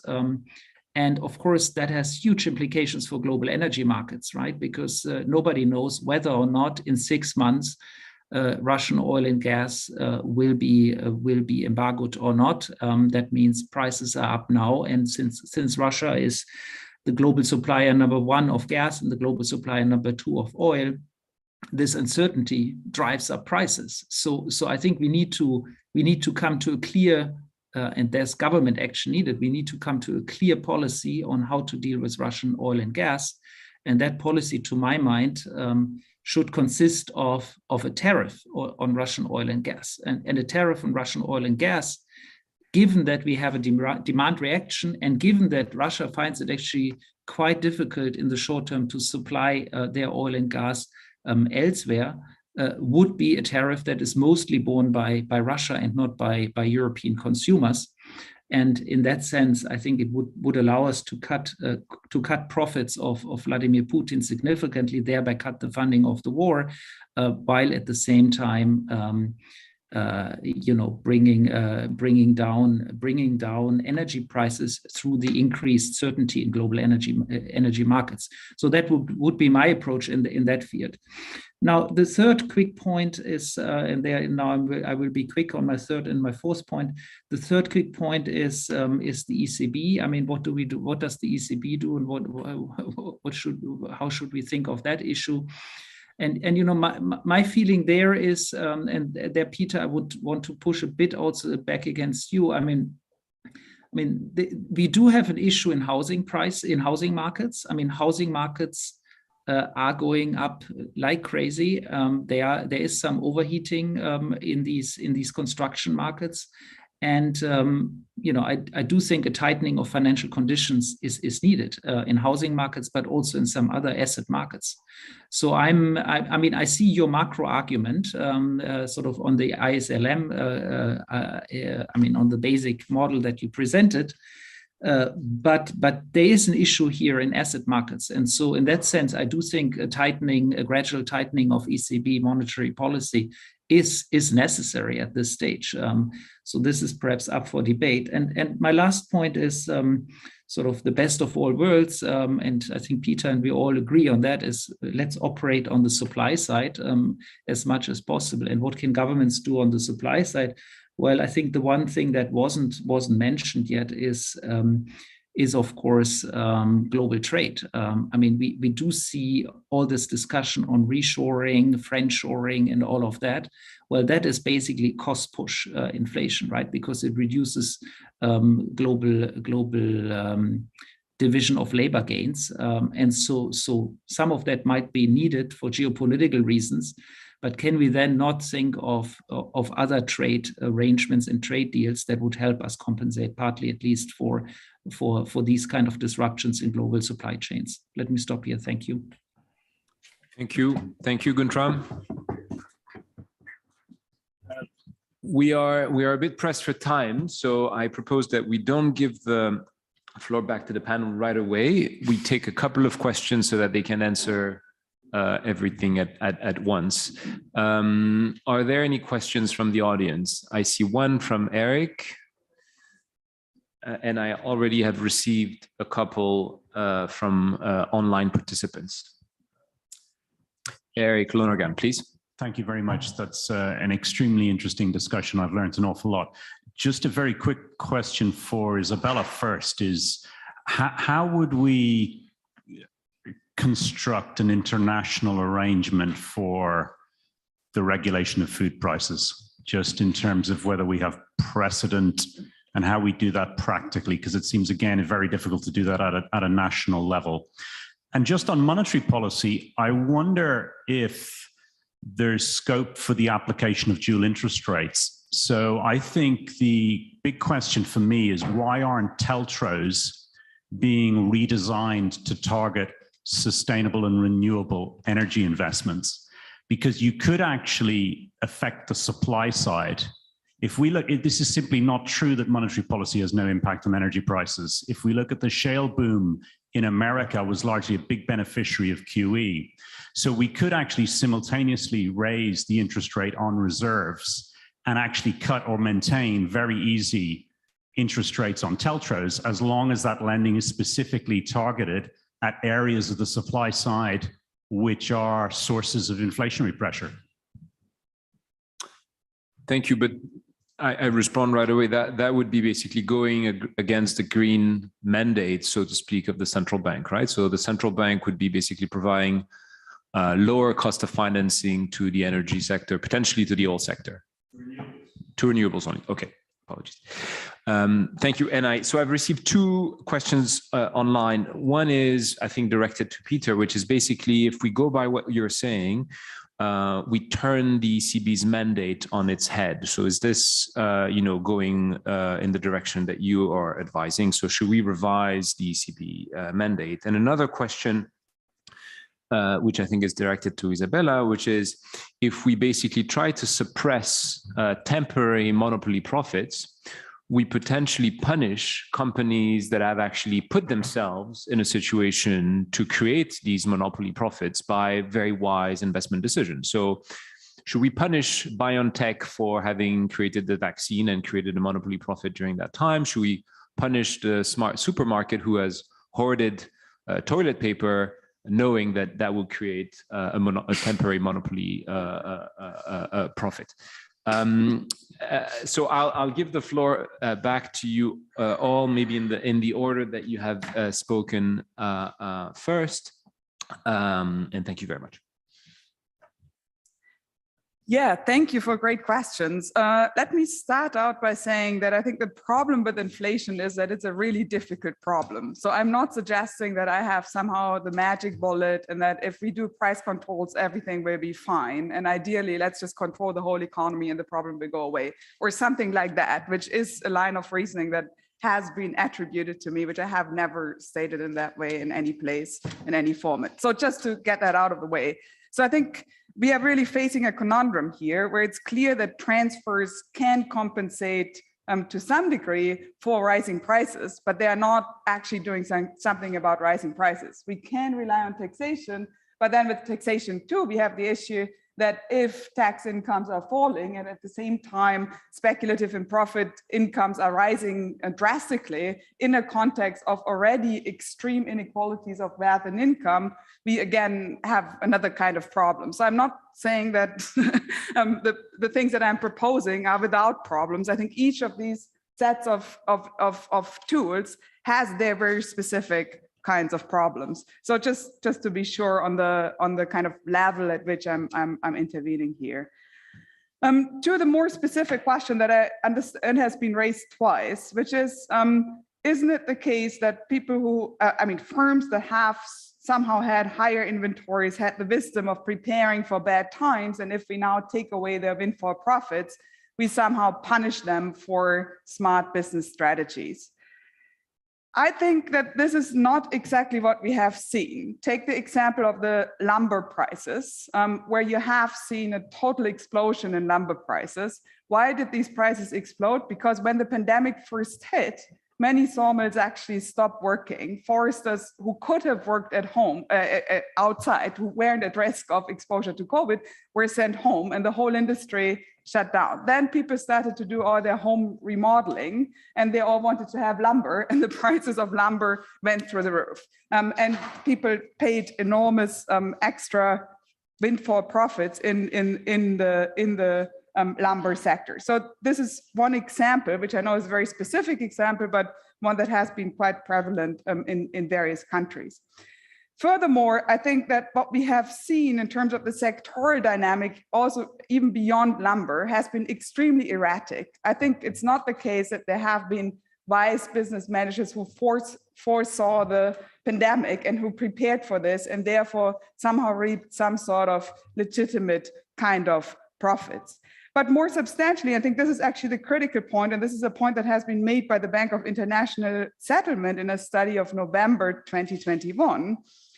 If there is a situation of global shortages and broken supply chains, and companies are able to use this kind of situation to rapidly increase their prices, they have perverted incentives of maintaining these shortages and holding back supplies. And this is something that has been observed by the Bank of International Settlement, not myself, as a problem.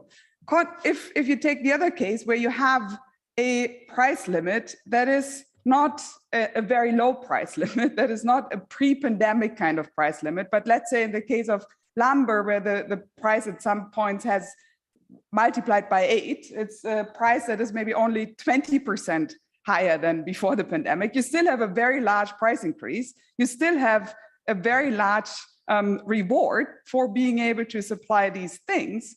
But because the price is not so completely disproportionately out of line, you at the same time have more incentives for firms to maintain the quantity of supply high because the per unit revenue is lower. And this is something that we have observed repeatedly in episodes when price limits have been applied. The question of the energy market and whether we need these extreme price signals to reduce consumption. I think as the elaborations of Sebastian have shown, we already have very, very strong price signals in place with the kind of levels of prices that we have right now. I mean, as far as I'm aware, no one is suggesting to limit prices at a pre-pandemic kind of level, but all the proposals that I have seen are proposals that suggest a price limit at an already extremely high level, which means that the incentive to reduce demand is there. The question is, if you push the price ever higher, but the demand elasticity is what it is. You're not going, I mean, you're unlikely to get a much larger response at the cost of a very large price increase. Furthermore, on the supply side, a lot of efforts have already been undertaken, basically as a result of government initiative, not as a result of the free play of the market, in increasing the supply and shifting the supply curve. At the same time, it seems to be the case that due to the prevailing inelasticities on the supply and the demand side, which might not be absolute, but it's still a pretty inelastic kind of situation, you basically get a constellation where you have two curves that are basically two parallel vertical curves. In this kind of situation, price mechanisms do not work in the ways in which we think they work. Could tariffs do the trick? I'm not so sure. If we look at the American debate, then despite enormous tensions in the US-China relationships, we see a debate around actually cutting down tariffs as a way to reduce inflationary pressure. So I'm not entirely sure how that would take out inflationary pressures, but I might have not fully appreciated the details of this proposal, and I would be delighted to learn more. Certainly, uncertainties are a huge issue. And as I've been pointing out in joint work with colleagues at the German Institute for Economic Research in a policy brief where we have laid out a proposal for targeted savings targets on the EU level that would basically be an attempt to have a coordinated form of savings efforts across the EU. There is an enormous need to reduce uncertainty. The idea of having a solid emergency plan so that if there are actual shortages on top of the anticipated shortages, you don't get even more extreme price increases would have effects on the prices now as well. So if you had an emergency plan for the case of an actual embargo that would involve a price cap that could have impacts on the enormous risk premiums that we are observing presently. There have been a whole number of other questions. Yeah, Eric had one more question. Sorry, I know I'm taking up a lot of time. Let me just briefly say on the question of the regulation of food prices, and this also goes to the question of gas prices. I think the most important principle in trying to intervene in specific markets is a very in-depth knowledge of the specific institutions and workings of specific markets, which is the reason why I have not included any specific proposals in my Guardian article, because I'm very humble and I have a lot of respect of this market and industry specific dynamics. That being said, as far as I understand, in the case of food commodities, there has been very substantial deregulation in the last 20 to 30 years, which has resulted in a completely different kind of dynamic on the global food markets. Now, food tends to be something that speculative money flows into in times of extreme uncertainties. I think we are in for a lot of uncertainties in the future. Do we want these kind of hot money flows to be flowing into the food commodity markets in the ways in which we have observed? I'm not so sure this is a good idea for global stability in the context of these kind of overlapping emergencies. And that's why I think we need good proposals to re-regulate these markets, and we need to use the current crisis to create an impetus in that direction. I'm not saying I have the specific solution. Thank you very much. Thank you very much. Thomas is staring at me because I've been a very bad timekeeper. So you're the three last speakers, and you're standing in the way of lunch. So I invite you to be brief. And I'm being signaled that there might be more questions. Okay, so Thomas is intervening. Maybe after, but I can do it quickly. I just wanted to say that to put it in this perspective of what we're discussing, I think it's extremely important to get back to the fundamental point. I mean, the old paradigm has been to say it's about central banks. And I mean, we see in any case, there's a consensus about compensating people. I think nobody is questioning this. This is already deriving from the old paradigm. And yes, there should be price signals. Yes, there should be companies should be awarded for something with profit, but it's all, as Isabella, I think, very good, explained very well. It's a question of the scale. And I mean, you won't kill the patient, and we shouldn't underestimate the impact that this inflation has in the general population. And that doesn't make any sense to say, yeah, but that's the right incentive, especially if it's still difficult to find alternatives to spend, you know, higher prices, fuel prices. You can't, the mean person in Germany still can't afford a electrical car. So that's all I think we should keep in mind. So the challenge is for those who say, well, let's just do the central bank, let's do the central banks do the work. And that's just what I wanted to remind, and maybe as a reaction for Guntram. Thanks. Thank you. Sebastian. I'll try to be brief. Wages have been mentioned a few times here, and I would like to discuss a few points on that. I've been around Germany a lot in the last weeks and discussed with workers' representatives also at the plant level about their perception of inflation. And what Peter said, I think, is valid. They perceive inflation, and sometimes they perceive it through things they buy daily. So one quote was, my perceived inflation is when I drive by the gas station every morning.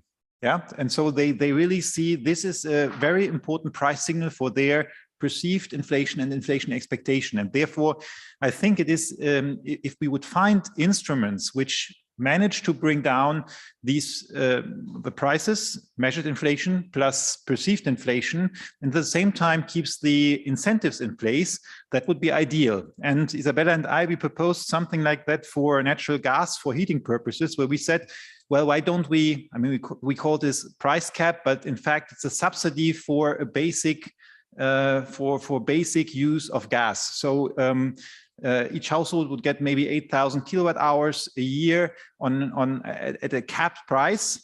There would be some compensation from the government to the utility companies, but above that, the market would play. And you would have a marginal price, which would be completely market set. So the incentives in principle would remain in place, but you would first take the burden from those who heat with gas and lower the measured inflation rate. This is important because the gas price, even pre-invasion, had increased so much that if it fed through to the consumers alone, it would be 2.5 percentage points in inflation this year. If we think that gas price after a delivery stop would go to 200 euros, where it was at some point, yeah, we would talk about 7.5 percentage points of consumer price inflation in Germany just through this gas price. And by the way, the government had just passed a law that even if you have a long-term contract, like 24 months, this is void if there are interruptions in the gas deliveries. Then the utilities now can pass through this price completely.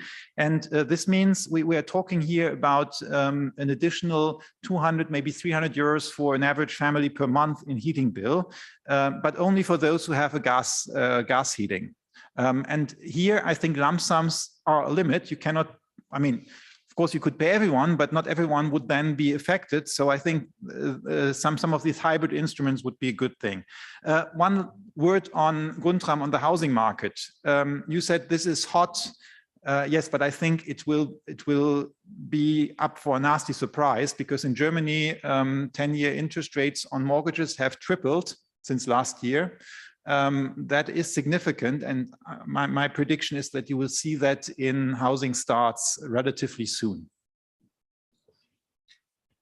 Yeah, I can also be short.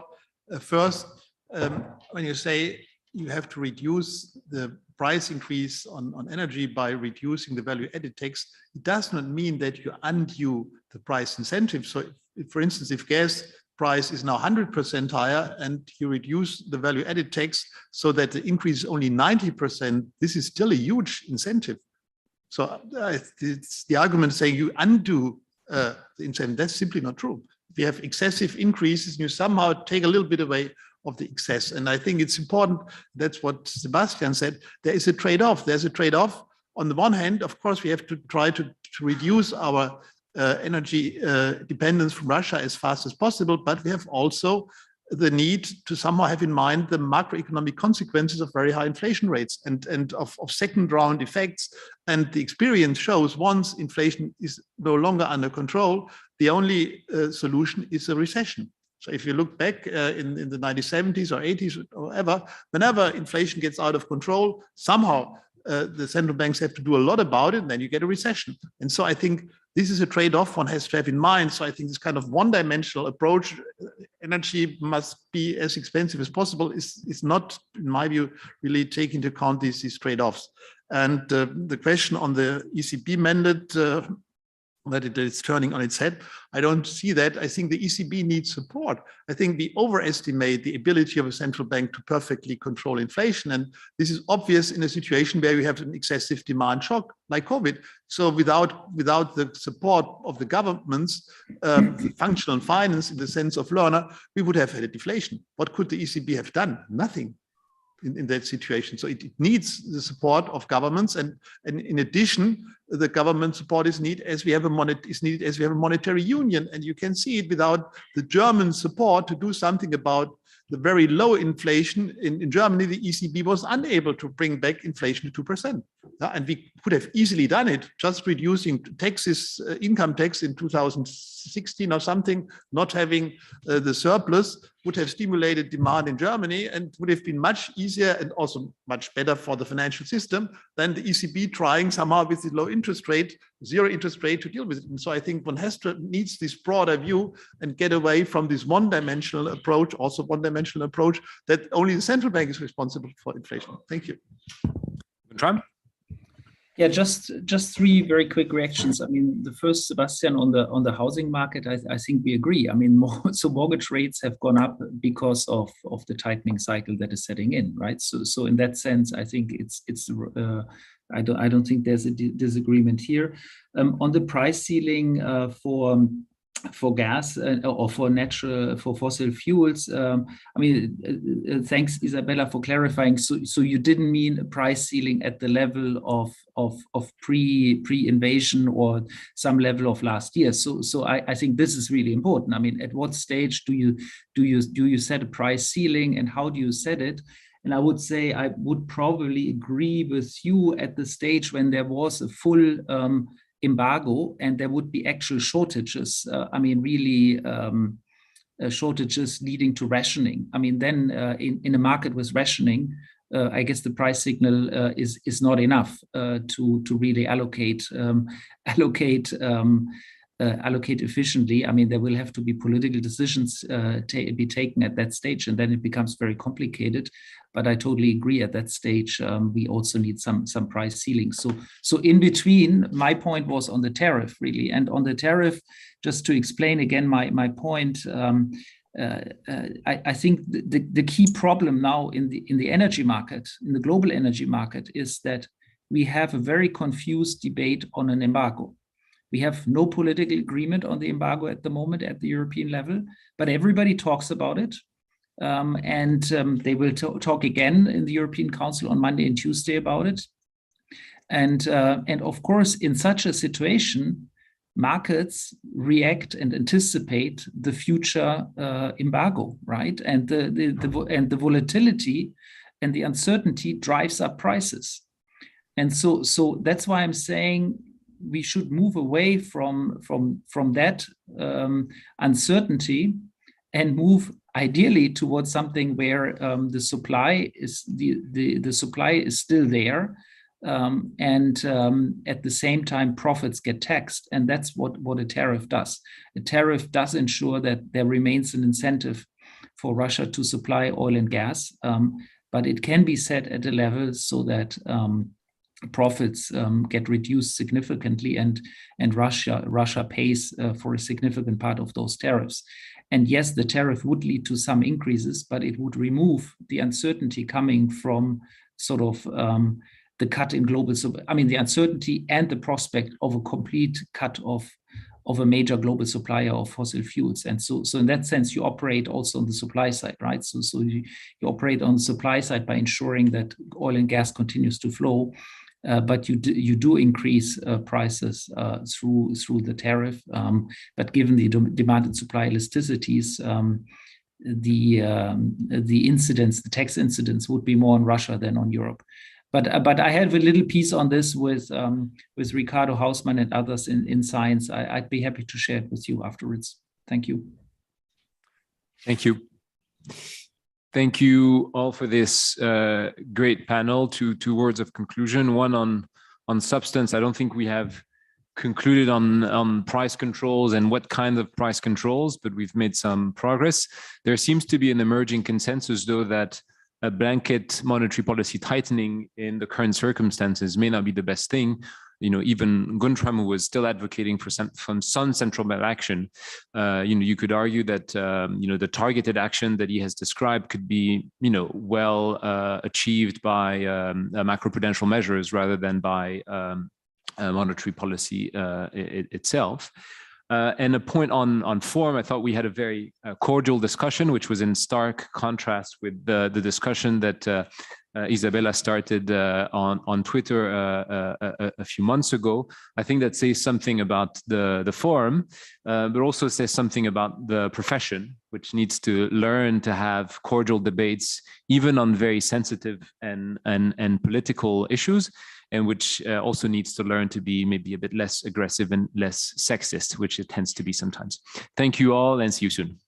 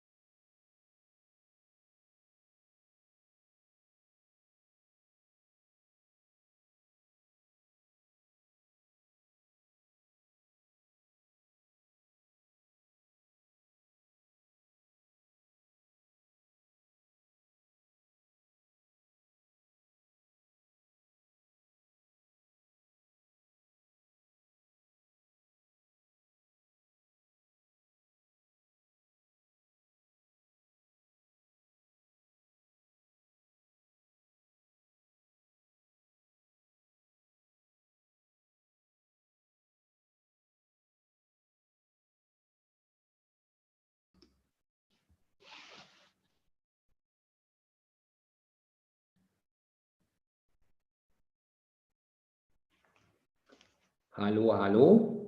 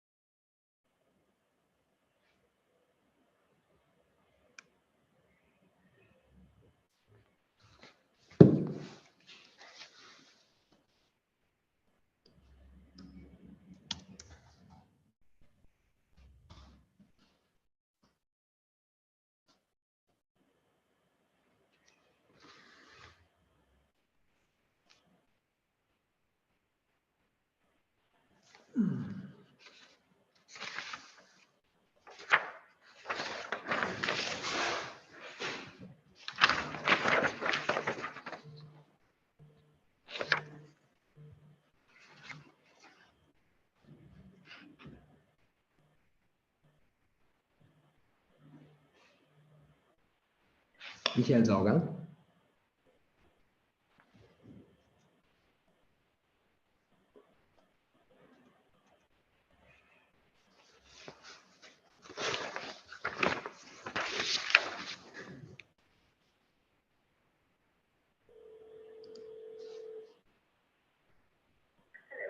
Michael Sauger.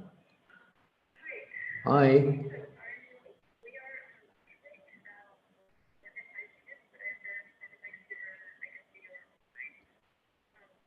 Okay.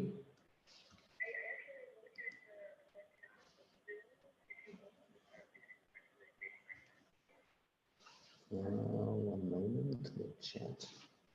Ah. Yes, I see.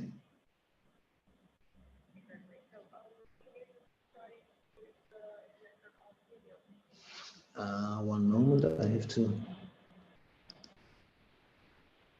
start. Okay. Yes, I see me and you see me also. Okay, that's fine.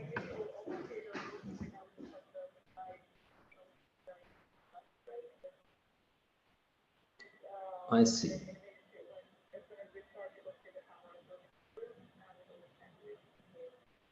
Okay. Okay, then I wait that Thomas will begin and will hand over to me. Okay. Yes, if I.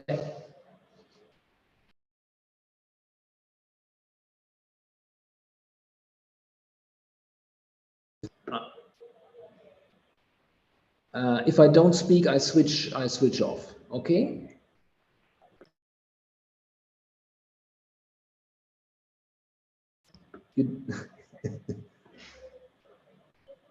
Okay.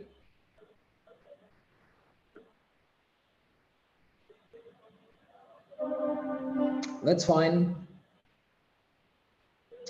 See you later. Bye.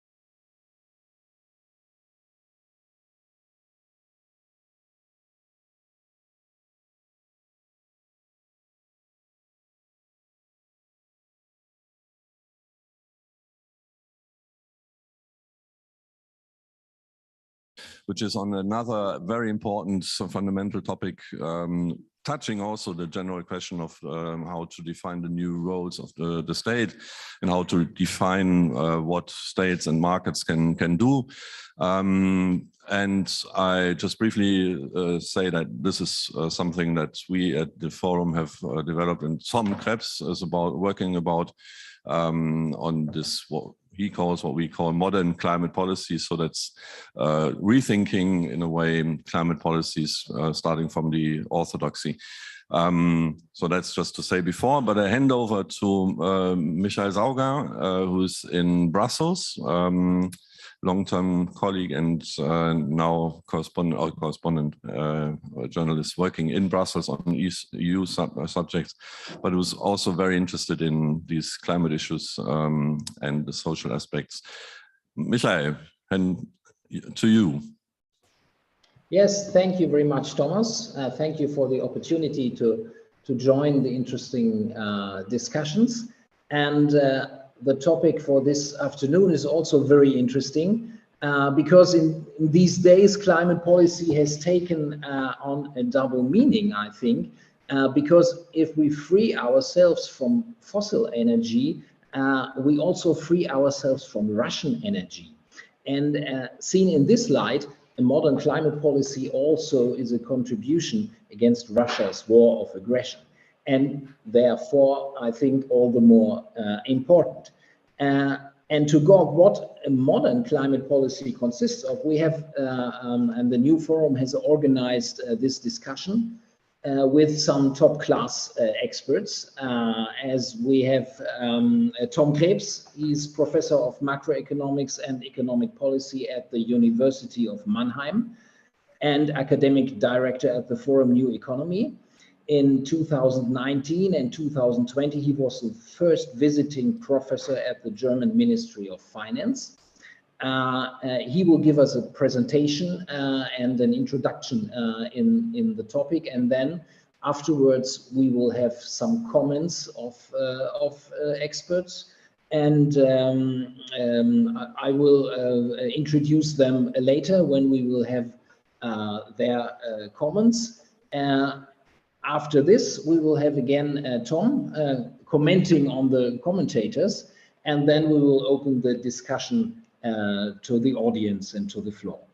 So, Tom, until now, a lot of people always thought that a modern climate policy and carbon pricing were the same thing.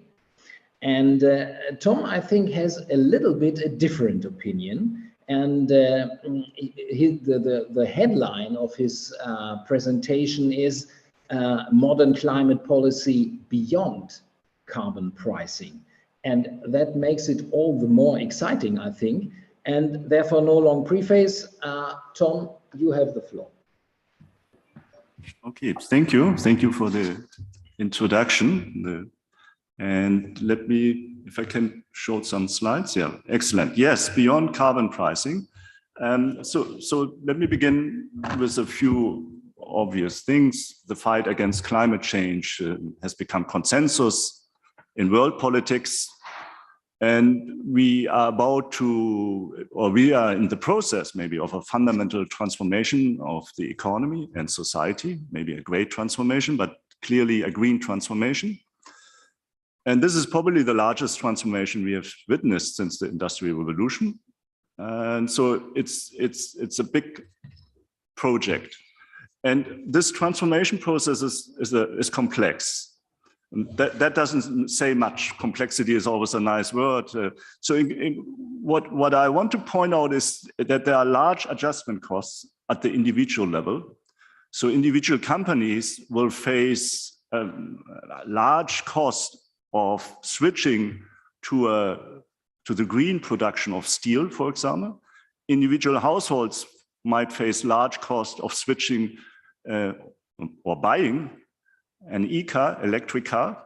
That's a switch to the green mobility. And so there are these large individual level adjustment costs. These are not small things. And so the process I'm also interested in is not the process of a person or a company using a little bit less energy. That's of course also important. These are the elasticities we always discuss. I'm more interested in the other dimension of adjustment, which are associated with bigger investments, which we need, however, in the medium and long run to arrive at climate neutrality. And these are actually the big things, the important things. And this is a focus.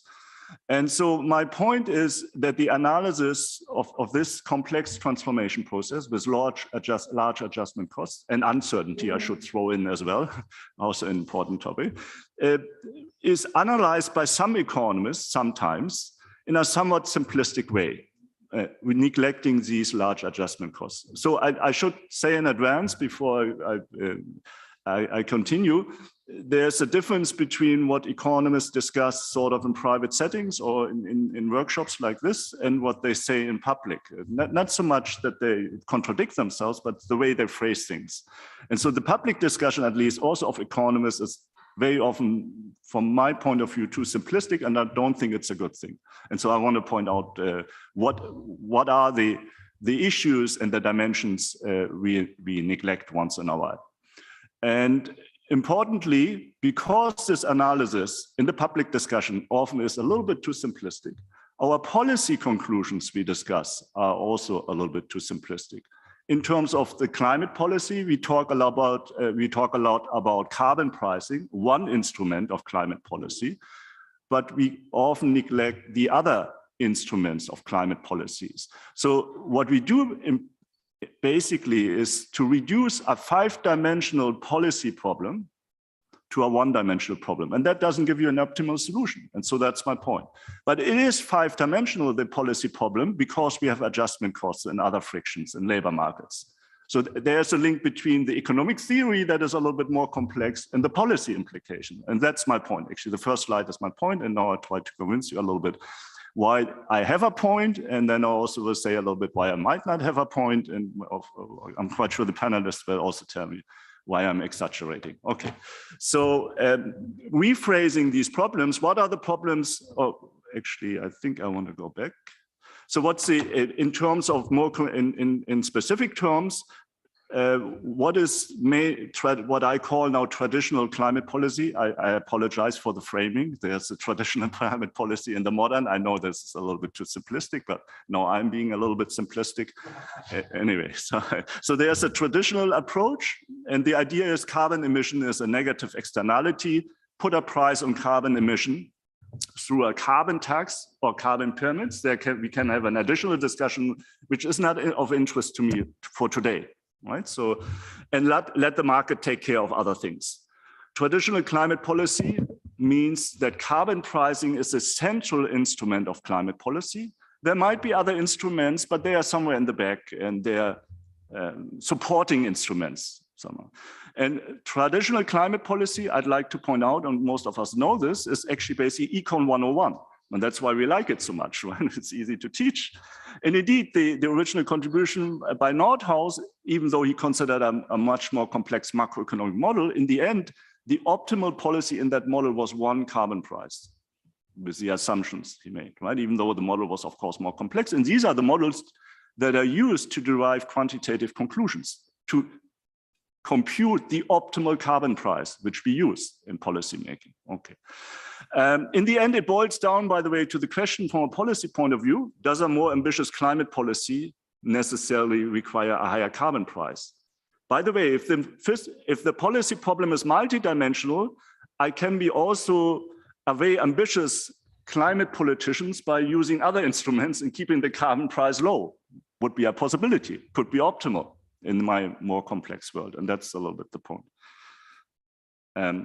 So I'm rephrasing now, what are the problems of the traditional approach? Again, a little bit, traditional climate policy focuses on one instrument. I've said that, that's the main point. Also, traditional climate policy, I think, because the world is more complex, will create a tension between climate goals and economic growth. Because if we really want to be ambitious in terms of climate policy, we have to, if we only use carbon pricing, we would need a very high carbon price, but that's not good for growth. Also, it will create, therefore, a tension between climate goals and social cohesion. We will neither generate sustainable growth nor inclusive growth if you focus too much on the carbon price. That's again the point.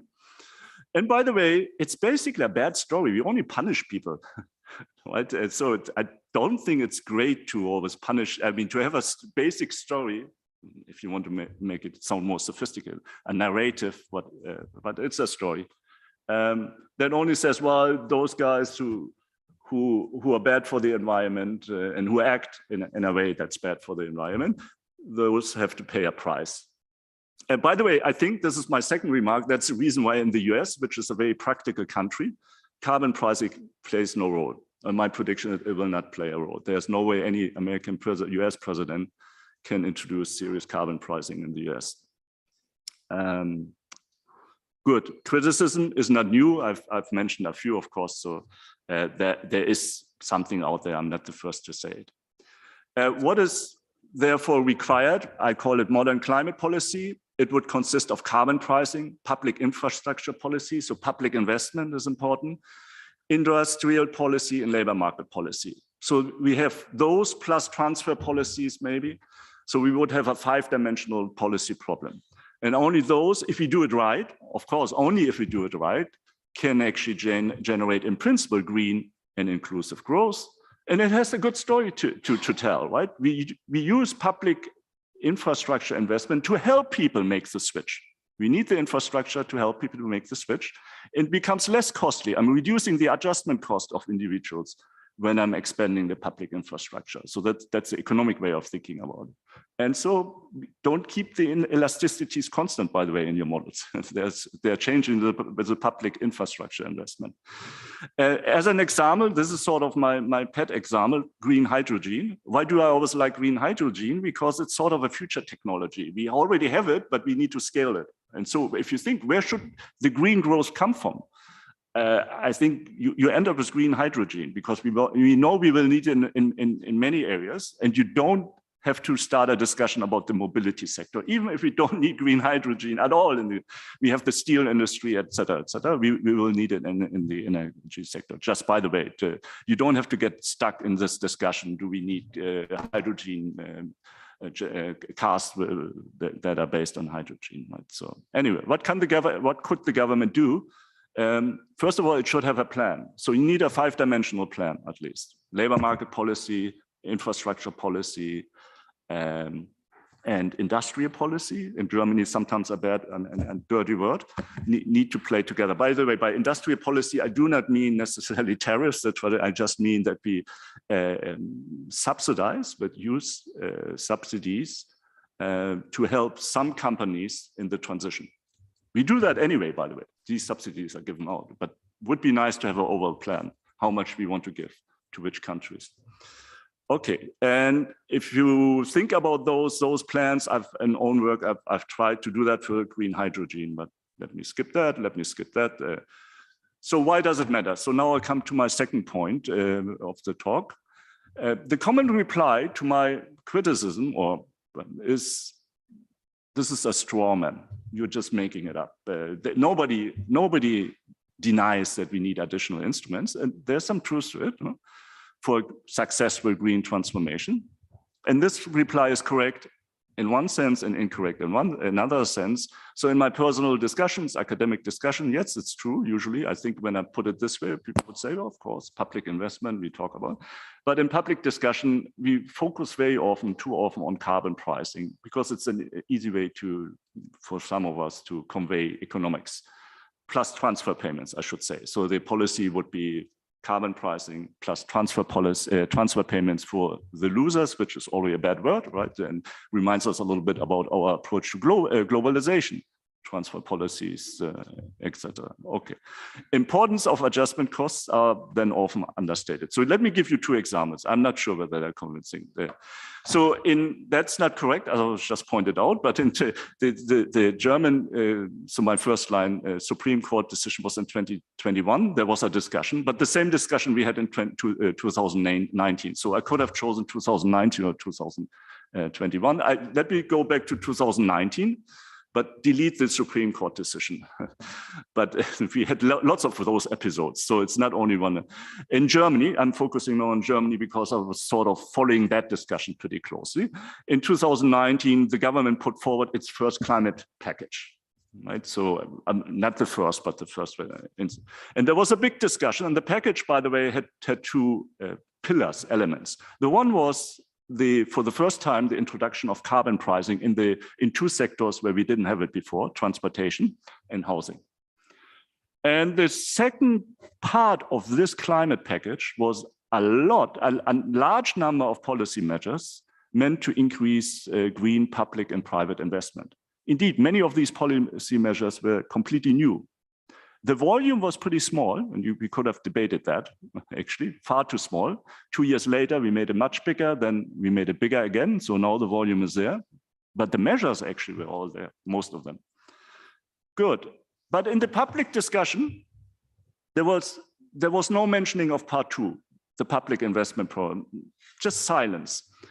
But there was a lot of heated discussion about the carbon pricing being too low. Indeed, Fridays for Future said scientists, by the way, these scientists were economists. No, in that case, we were the scientists, had computed a price of X. So let me not use a number. And so, yeah, I know. I know. Yes, I know.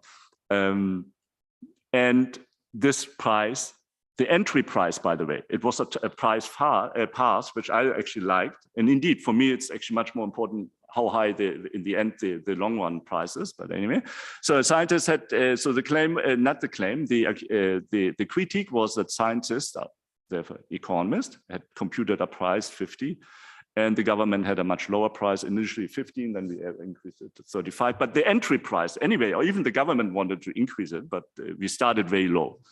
So low carbon pricing meant bad climate policy. That was the entire discussion.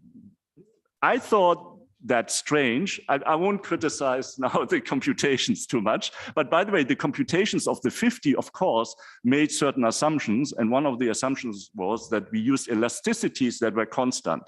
Meaning we didn't consider the interaction of public, and if we do more on the public investment fund, could we maybe do a little bit less on the carbon pricing? And I don't want to quantify it now, but that was my point at that time. And I'm not saying that.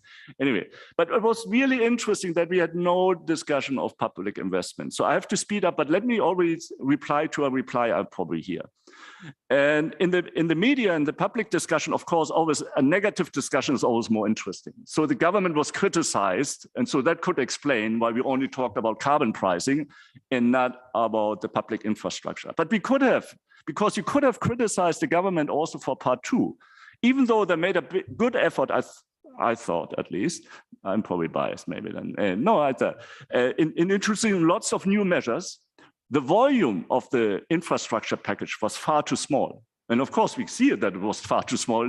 2 years later, we made it much bigger, and we made it bigger again after 3 years. So you could have criticized a lot about the small volume of the public infrastructure budget. Anyway, so that's my first. And again, this is sort of, that's not a regression evidence. It's kind of historical evidence. And the second example where we neglect, that's now not about climate policy so much, but more again about neglecting adjustment costs. So this is the recent discussion about the gas embargo and the consequences for Germany, the economic consequences of a gas embargo. Most people see that discussion in a different light, but from my point of view, it's actually a discussion about adjustment costs and neglecting a little bit adjustment costs. So after the Russian invasion of Ukraine, so very recently, many people demanded an immediate energy embargo from Germany, but by the way, an embargo would never be a German embargo, it would be always an EU embargo. And that would mean an immediate stop of imports of coal, oil, and gas from Russia. And I would call that the cold turkey approach, so immediate. The German government, by the way, decided, and I won't defend the German government, they communicated badly, et cetera, but I will tell you something. They actually already decided in March, and they made it public. You can read about it, they made statements, to implement something that you might call a gradual embargo. Already in March, they decided they would go out of, they would stop Russian imports imports of coal and oil by the end of 2022, and they would stop imports of gas. Of course, that's the problem, by the end of 24. So that's, you could say, well, that's too long. But anyway, so it's not that they said no, we don't want to do anything in that dimension. And indeed, they said no, we are exiting imports from Russia. You could always say, okay, these were announcements, but every embargo initially is an announcement, right? We announce now officially that we have an embargo on coal, but with a 4-month period. And on oil, we will announce it soon, probably still, I think it will come with an adjustment period, which is exactly the adjustment period Robert Habeck already announced in March, by the way. There's nothing new actually that happened in the last 2 months, but anyway. So question, what are the economic and social consequences for Germany of a cold turkey approach? That is, from my point of view, actually, I know the discussion was different and very heated, but from my point of view, it was always, what are the consequences of using shock therapy for the German industry? Okay, probably very large, we don't know, it depends on different things. Many people have written on this, about this, or some. And I think it's very plausible to assume that the adjustment costs, if adjustment costs are small and substitution is very easy, then of course the economic costs are small. If, however, in the short run, and that's exactly how I think about the Bachmann paper. The Bachmann paper, which calculated that the economic cost of an embargo is a modest 0.3% in the model simulation, and then they did some additional approximation and an upper bound of 2.3%, by the way, not 3%, 2.3% is the calculation. The 3% just shows up at one point. One year GDP loss. These numbers are pretty small, but you could say they make sense if you assume that there's always access to gas in a competitive market, meaning never a shortage. Of course, for higher prices, prices go up also in their model, but there's never a shortage. And also, if you assume that the gas-using industry can substitute away relatively easily, and also if you assume that there's no substantial interruption of the production network, there is some in the model, again, it's all a question of numbers, so I'm not denying they have a network model, very clear on this. Then, of course, it's not so surprising, meaning that's how I would think about the result, if you think these adjustments and substitutions are pretty easy, which is a sensible assumption in the long run, but not in the short run for me. So that's my, then you get these small costs. If you don't assume this, also the Bundesbank and German economic institutes have already generated much larger numbers, 5–6%, and the numbers will increase soon further. We have to wait a little bit. Okay. The transformation, my conclusion, therefore, so these were two examples, a little bit different. The second was not climate policy, but my point was a little bit adjustment costs, complexity. And by the way, this is not about paradigm shift in the sense we have to rewrite economic theory. Sort of, I'm always a mainstream economist, I noticed, I always say, sometimes, although I'm not sure whether I should call myself that anymore. I'm getting frustrated. But in a sense, I always find some papers where I can make sense of it, right? I mean, we have these things, but they seem to be getting neglected. The same with the, okay, I'm diving into minimum wage discussion. I don't understand it anyway. So the transformation of an economy is a complex process with large adjustment costs and lots of uncertainty. Our analysis often, but not always, neglects these adjustment costs. And also the time frame is important, right? What's possible in 3 years, it might not be possible in 3 months, at least not at huge cost. And 2 recent examples I gave you, I'm not sure whether they're good, I'll leave it to you. Focus on carbon pricing is not an optimal policy if the adjustment costs are large. Then we should have a broader 5-dimensional policy approach. And it would be good if the government, of course, every individual ministry has these plans, but the coherence of these plans is not always given. And by the way, that is also, okay, now I'm deviating again, but it's all linked. The reason why we cannot, in public and in the ministries, this is my personal opinion, rationally discuss these 5-dimensional policy problems is because we are giving too often these simple recipes. And of course, there's no need to talk about industrial policy if it shouldn't be done. There's no need to discuss subsidy, optimal subsidy. if subsidies are bad in a sense. But I mean, they would come out. So that's a little bit my explanation why we have also, besides blaming the government and the ministries, and I'm pretty sure that's always an easy shot, why we might not have these coherent plans. And of course, there's always the accusation of socialism if you come up with a big plan, right? I mean, in order to have a successful green transformation, I think the government needs these coherent plans, and we should actually rationally discuss them. Okay.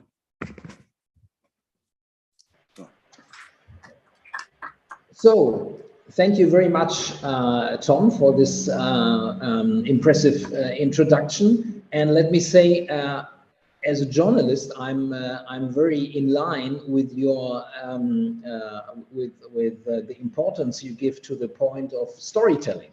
And we, as journalists, we always know you have a good story to tell. And the question now for the commentators and for the panelists is carbon pricing really a bad story, a too simplistic story? And this is the question I will hand over to Brigitte Knopf. She is Secretary General of the Mercator Research Institute on Global Commons and Climate Change.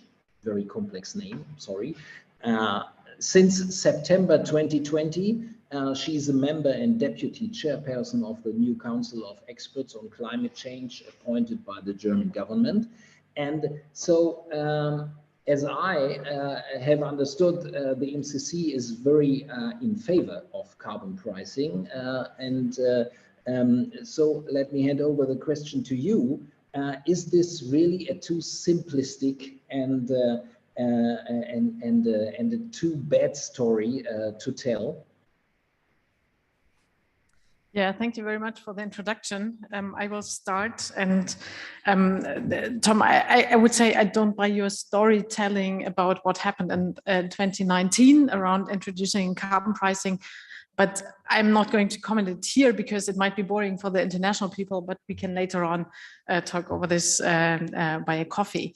As Michael Sauer rightly pointed out, I have a little bit different view, but I also agree on some aspects. So therefore, the title of my talk is the role of carbon pricing, the role of carbon pricing in modern policy, right? So a little bit different connotation. And I'd like to start with this dimension. You mentioned 5 dimensions, but I think it's always important to keep in mind that we have here a combination of a physical and an economic problem, and that climate change, the problem of climate change can be summarized very nicely by this figure that we have still abundant fossil fuels in the ground, about 15,000 gigatons, mainly coal in Asia. And when we really want to limit temperature increase to well below 2 degrees, we may not emit more than about 600 gigatons into the atmosphere. So we define here a kind of artificial scarcity. And this is where carbon pricing comes into play. Otherwise, we would always have to compete with the market forces with cheap coal. So this is, let's say, the background. Now the question is, what do we know about carbon pricing? A little bit empirics about that. I would say it has properly worked in the electricity sector. Here's an example of the UK, where you see in 2013, an additional carbon price, so-called carbon price support, has been introduced in addition to the European emission trading system. And you see that the real UK, the black line, goes down and emissions decrease, while the synthetic EU in a modeling or empirical analysis stays more or less at the same level. So it has worked in the UK. We also see a good example of what has worked in the European emission trading system. So this is in the electricity sector, and this is a bit more sophisticated in the transport sector. In the electricity sector, we can replace, let's say, brown electricity by green electricity and can use the same kind of infrastructure. So therefore, the problem is less difficult. And this is different in the transport sector. And this is an interesting analysis, again, empirical analysis of some of my colleagues, where they analyzed different countries within the EU and could always compare what happens in other EU countries. And they come up, they analyzed where have we seen steep emission decreases and then try to attribute this emission decrease to a kind of instrument or an instrument mix. And what they found out is that indeed an instrument mix is then responsible for the emission reduction. And you see on the right in these gray shaded elements, where you see the first column. These are kind of carbon tax related policies like carbon tax, fuel tax, road toll. And these have been always involved when we see such a steep emission decrease. But in addition, there was also in the second column, you also see that green vehicle incentives have been in place. And this is also reasonable because you need to allow some kind of switching from a diesel car to an electric car, or you need another incentive to buy an electric car. But then in addition, with a carbon price, some kind of carbon price in order to tackle the cars that are already there. So this is quite interesting that we see more the effect of policy packages here in the transport sector. And I would call it policy packages. So carbon pricing has worked so far. And now the question is, what is the role of carbon pricing in the transformation? And this is also a very simplistic view, but I think it relates perhaps a little bit on why we disagree in some points here. So the conventional wisdom, what you call the modern climate policy, I would say it's the conventional wisdom. This is that there is, you see here, these are the marginal abatement costs, and the gray curve are the sum of the avoided emissions. And implicitly, some people think that there is a kind of politically feasible carbon price. And until this politically feasible carbon price that a policymaker can stand, there is a kind of traditional policy that works. We can do emission trading, what I've showed before, and carbon pricing and so on. And then some people argue, well, implicitly, we have the feeling that then we come to an area where the policymakers cannot stand these high carbon prices. And this is then called new climate policy, what we see for hydrogen, for example, synthetic fuels, negative emissions. And the argument is then, okay, this requires other policies. And I would say, in part, this is true, because we see here that, and this is what you also mentioned, that at the beginning, we need strong support for these long-term investments through pilot project, public investments, contract for differences, upfront investment costs, immediate tax write-off. So we need really public support to bring some of the new technologies into the market.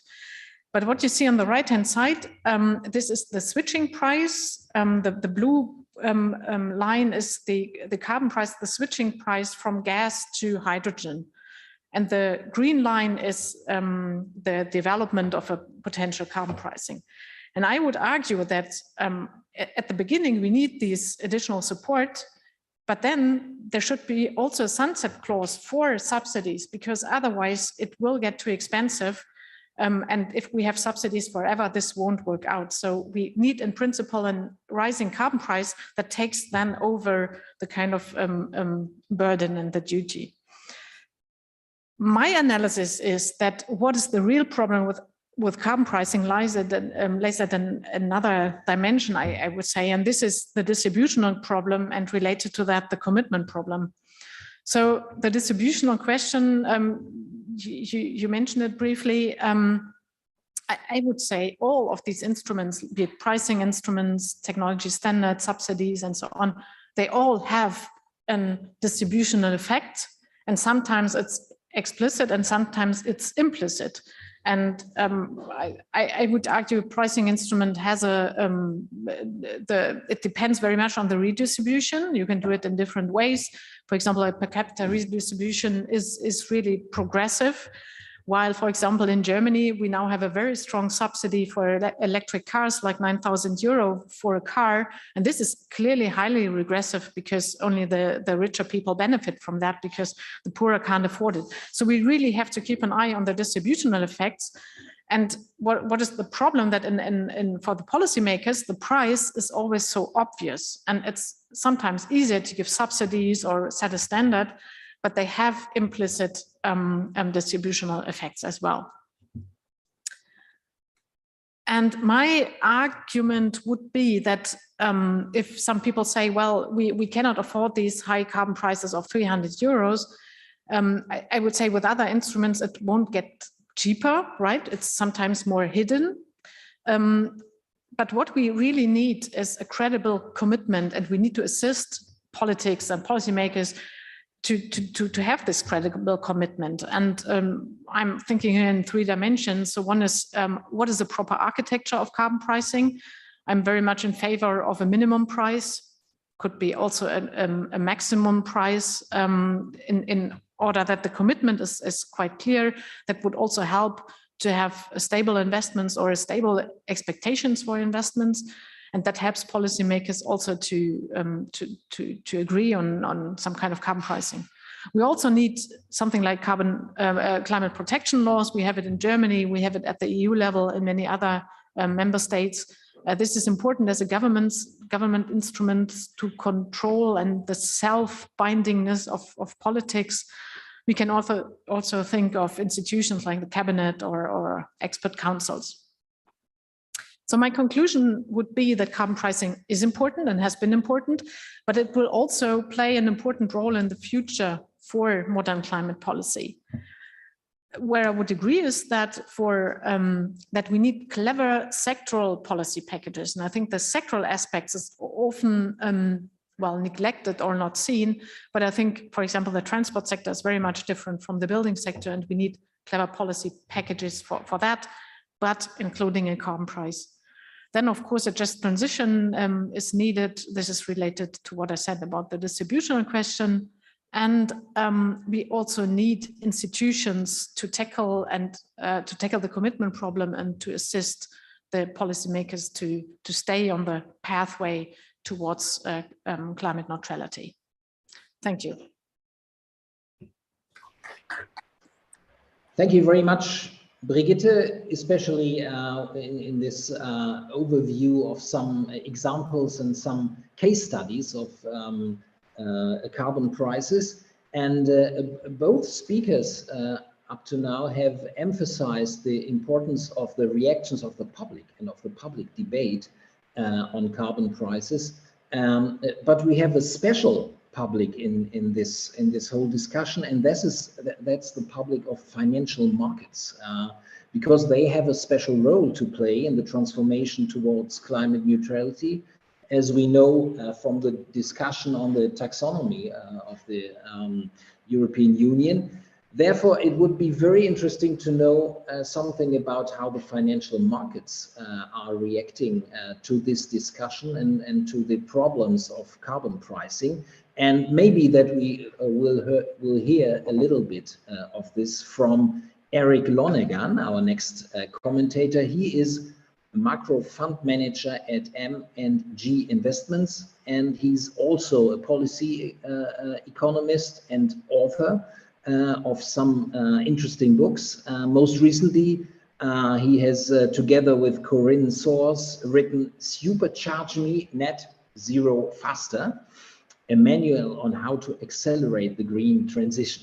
And so the question is, Eric, are carbon prices accelerating the green transition?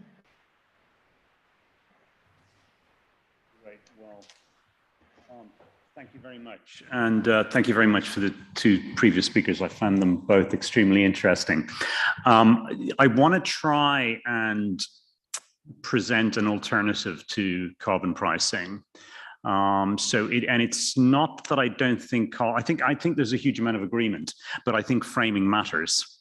And I really want to illustrate why I think framing matters and why I think we went to the wrong chapter of the textbook. And by virtue of going to the wrong chapter of the textbook, we've actually caused ourselves some huge problems. Now, by the wrong chapter of the textbook, the obvious chapter for economists to go to when confronted by the problem of climate change and specifically emissions is to go to pollution and to think about externalities. That's an absolutely logical thing to do. There are, however, some fundamental flaws with that if you just stand back and think about just the theory of externalities. Because the theory of externalities, in fact, you can get welfare improvements in externality theory without changing behavior. Now, as soon as you recognize that, this doesn't apply actually to the problem of emissions, because we want to collapse emissions. We don't want to correctly price an externality. Let me give you an example. If my neighbor is making a lot of noise and that deteriorates my welfare, you can just compensate me. You can tax my neighbor and send me a check, and apparently my welfare will be just as good as if they weren't making noise. Now, the problem if I draw that comparison to the planet is you still destroy the planet, okay? So that's really not on. We actually want to dramatically change behavior. We want to collapse emissions. Now, as soon as you recognize that, you start to think about this very, very differently, because you think, hang on a minute, are these goods that we're going to tax and carbon price, is demand price elastic? Now, these are notoriously price inelastic. So in effect, the rewards to taxation are extremely low in terms of changes of behavior. If you look at the history of fuel taxes in America, and these are, I would say, the very, very strong counterexamples to the supposed success stories, which I'll come on to. But if you look at highway repairs in America are actually financed by fuel duties. And the reason they're financed is because they're price inelastic. They're actually a very good means of raising revenues. So if you think about it, if you had a really successful carbon tax, it would raise no revenue, because we want to collapse emissions. That's our objective. Okay, so why has the idea taken hold? It's taken hold for the obvious reason that economists are going to be seduced by something they think they understand. But I think that the really interesting thing is that the theory of externalities is a much broader appeal. And the broader appeal is because it's actually ethical, right? We like the idea that the polluter should pay. So it's very, very powerful and emotive. If you explain to people, look, the polluter should pay, people are highly responsive to that. And I think those two combined explain the dominance of this concept. Okay, so which chapter should we be looking at? What are the right chapters of the textbook when we consider the issue of trying to collapse emissions? The first thing, and this is something that we describe in the book, Supercharge Me, is what I find very interesting here, and this is true of the economics literature, is this is a movement without a manifesto. Now, what I mean by that is we need a diagnosis first. So we actually have to have a plan, as Tom said, how are we actually going to collapse emissions? And it's becoming increasingly clear, i.e. there's a consensus among experts if you look at the Energy Transmission Commission, but also if you look at the work of the IPCC, which is effectively what we have to do is make electricity generation sustainable through renewable electricity, right? That's pretty clear. Experts disagree if we can go from 70 to 100%. But given that most of the world is closer to 15 or 20%, our primary goal in terms of collapsing emissions is to get renewables up to around 80% of electricity generation. Right? That is our first goal. And then our second goal is to electrify everything. So we want to get renewable electricity generation as high as possible. Then we want to electrify transport. We want to electrify buildings in terms of temperature regulation. And we want to electrify manufacturing. Right? That is the plan. Okay, so what are if that's my problem, which part of economics should I be looking at? Well, the first chapter I should look at in economics is how to regulate utilities. And again, I find this absolutely fascinating. I mean, this is a prime example here, in fact, of how the debate has been hijacked by carbon pricing and taxing. Right? I find very, very few discussions on how to regulate utilities. That's the most important question, because there's no point in us having electric vehicles, or at least the benefits of electric vehicles are dramatically reduced if we don't have sustainable electricity generation. There is no option for the manufacturing sector if we don't have renewable electricity. Renewable electricity is about a regulated utility. Now, I'm fascinated, and Brigitte, I must apologize. I know a little bit about UK utilities and why they have collapsed their carbon emissions. And taxes have really played a very, very trivial role. The key thing, if you go to the chapter on regulated utilities, how do you accelerate investment spending in a regulated utility, right? You either increase the return on capital by doing something to prices, or you reduce the cost of capital. Now, the specific features, in fact, of renewable electricity investment are really, really interesting, because the dominant source of their cost, if you look at the estimates of levelized cost, is in fact capital expenditure, because they don't use fuel, right? So it is all about the cost of capital. So how did the UK succeed in collapsing emissions in electricity? Did they tax? No, taxes were applied to coal, so you could shrink coal.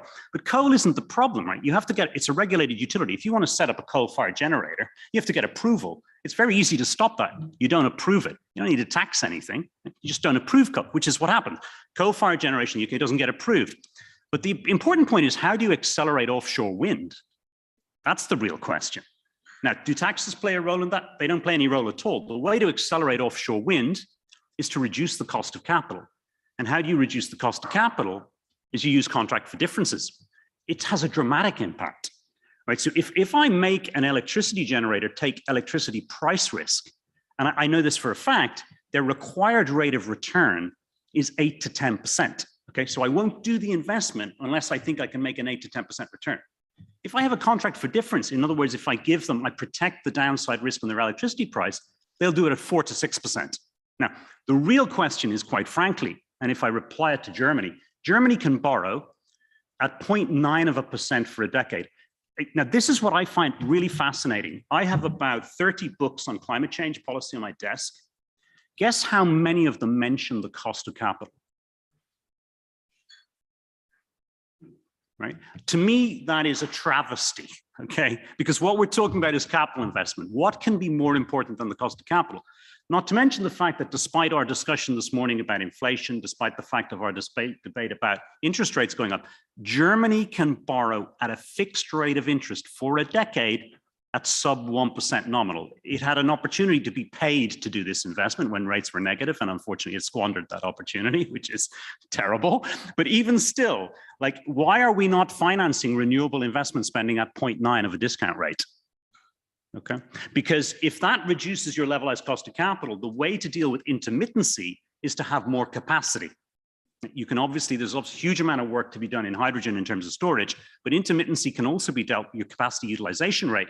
You can make a lower capacity utilization rate economical if you have a lower cost of capital. Okay, and we are incredibly lucky, because the one advantage of us being late to this problem is that we have way better technology. So the fact of the matter is that today, solar and wind are the cheapest forms of electricity. So as economists, we are doubly culpable, right?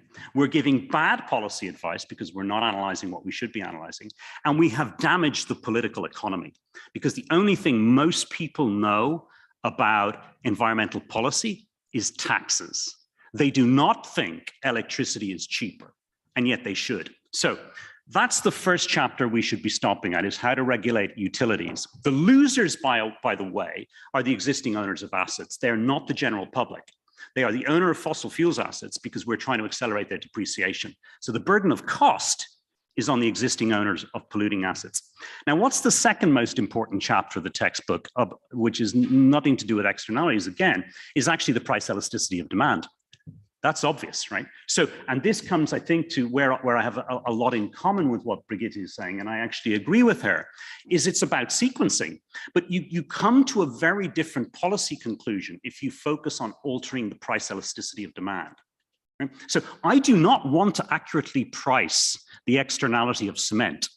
I want to have a substitute for cement, which I can make cheaper. Right? So if the substitute for cement at scale exists and is cheaper, i.e. I'm targeting the price elasticity, it forces me to create a substitute. If I create a substitute, there won't be political resistance to effectively carbon taxes, because what I'll be doing is making the green option cheaper. And that has to be both the political economy and, I think, the practical economy. Okay, so all I'm really doing is saying, these may appear to be subtle points, but how you regulate utilities should be front and center of what we're doing as economists, and what we know about regulated utilities, given the lead times and the properties of renewable electricity. The lead times are very short. So we need to be aimed with collapsing the cost of capital in renewables. That should be absolutely the goal of policy. And we are doubly lucky as a generation, triply luckily. We have great technology. They have shorter lead times than the fossil fuel alternatives, right? You can build solar farms in 18 months. Offshore wind in the UK. The UK in offshore wind is astonishing. They are going to build approximately 60% of our existing electricity capacity will be built in offshore wind in 4 years. These are astonishing timelines. We could collapse timelines if we have the right policies. The second thing we need to do is target the relative price of substitutes in every single sector. Make green steel cheaper than emissions-intensive steel. Make plant-based hamburgers cheaper than meat-based hamburgers, right? I want every single shop you go into, the green option needs to be cheaper. And by the way, that is the evidence of the success stories. If you look at parts of Scandinavia and parts of China where electric vehicles are 95% of sales, why?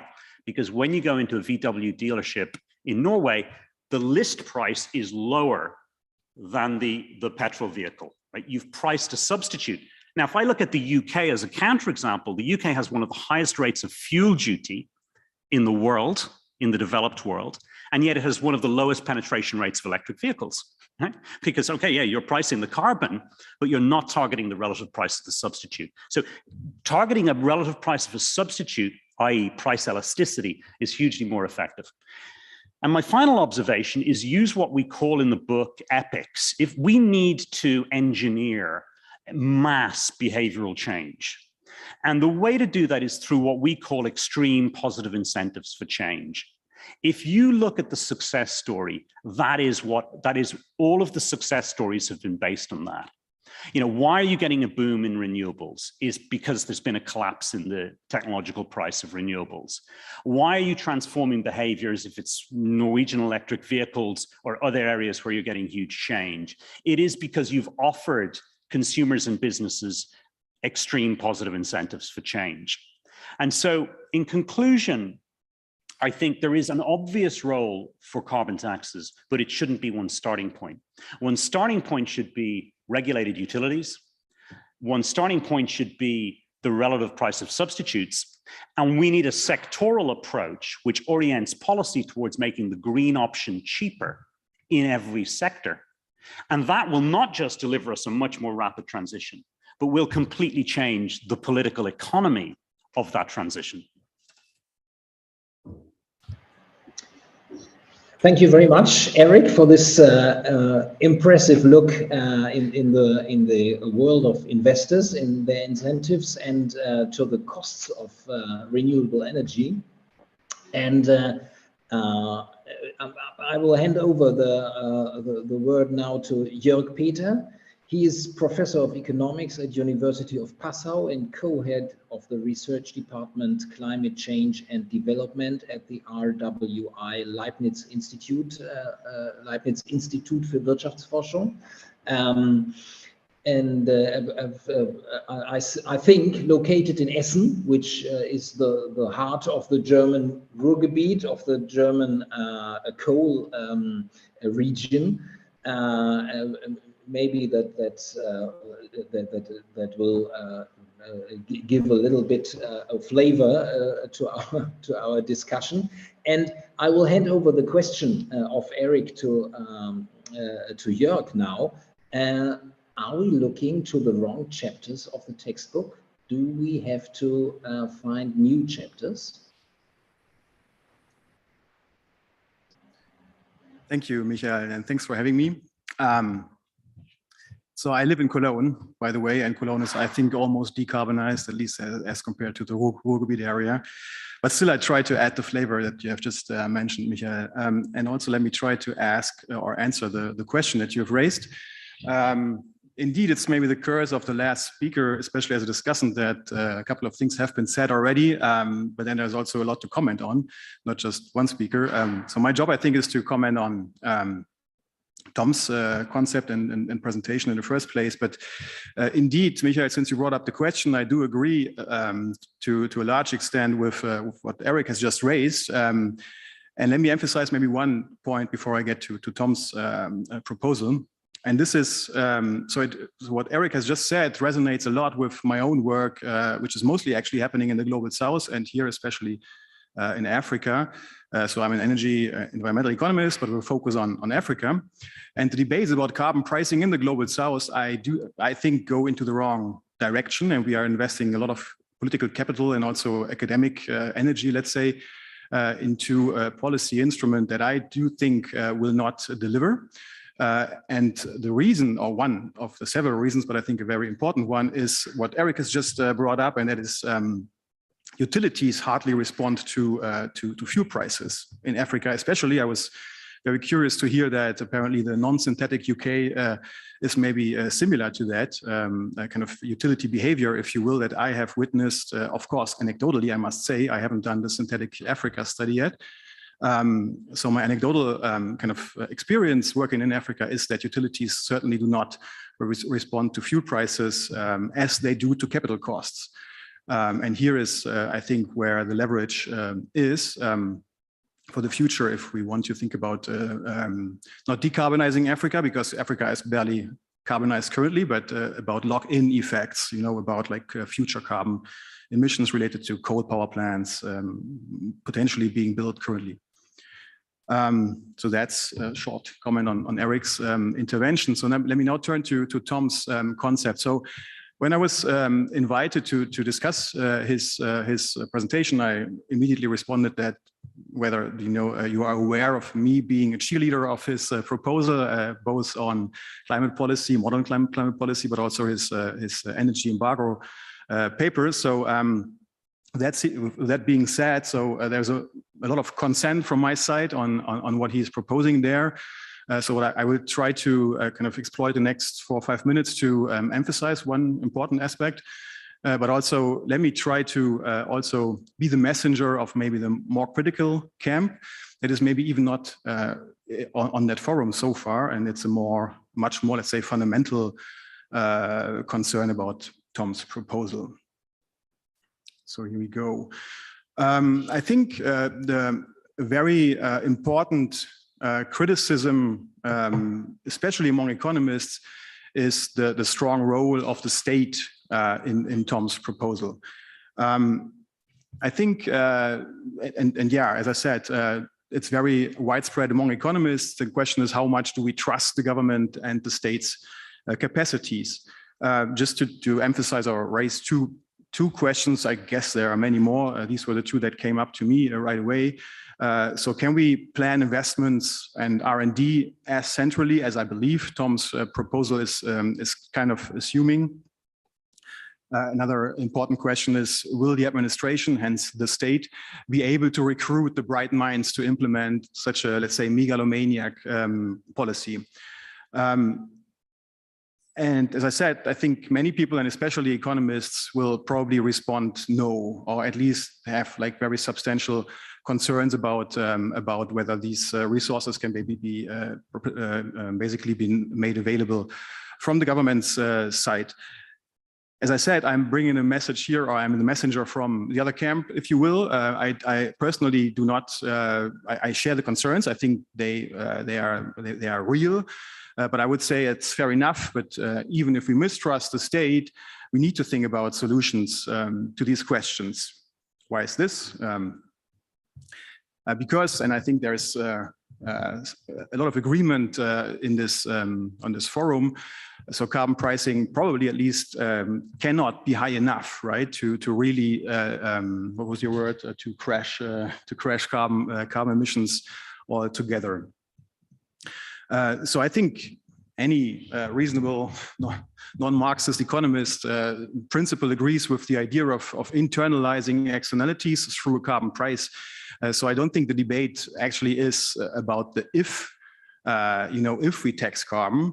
It's rather about how high do we tax carbon and how high can we tax carbon.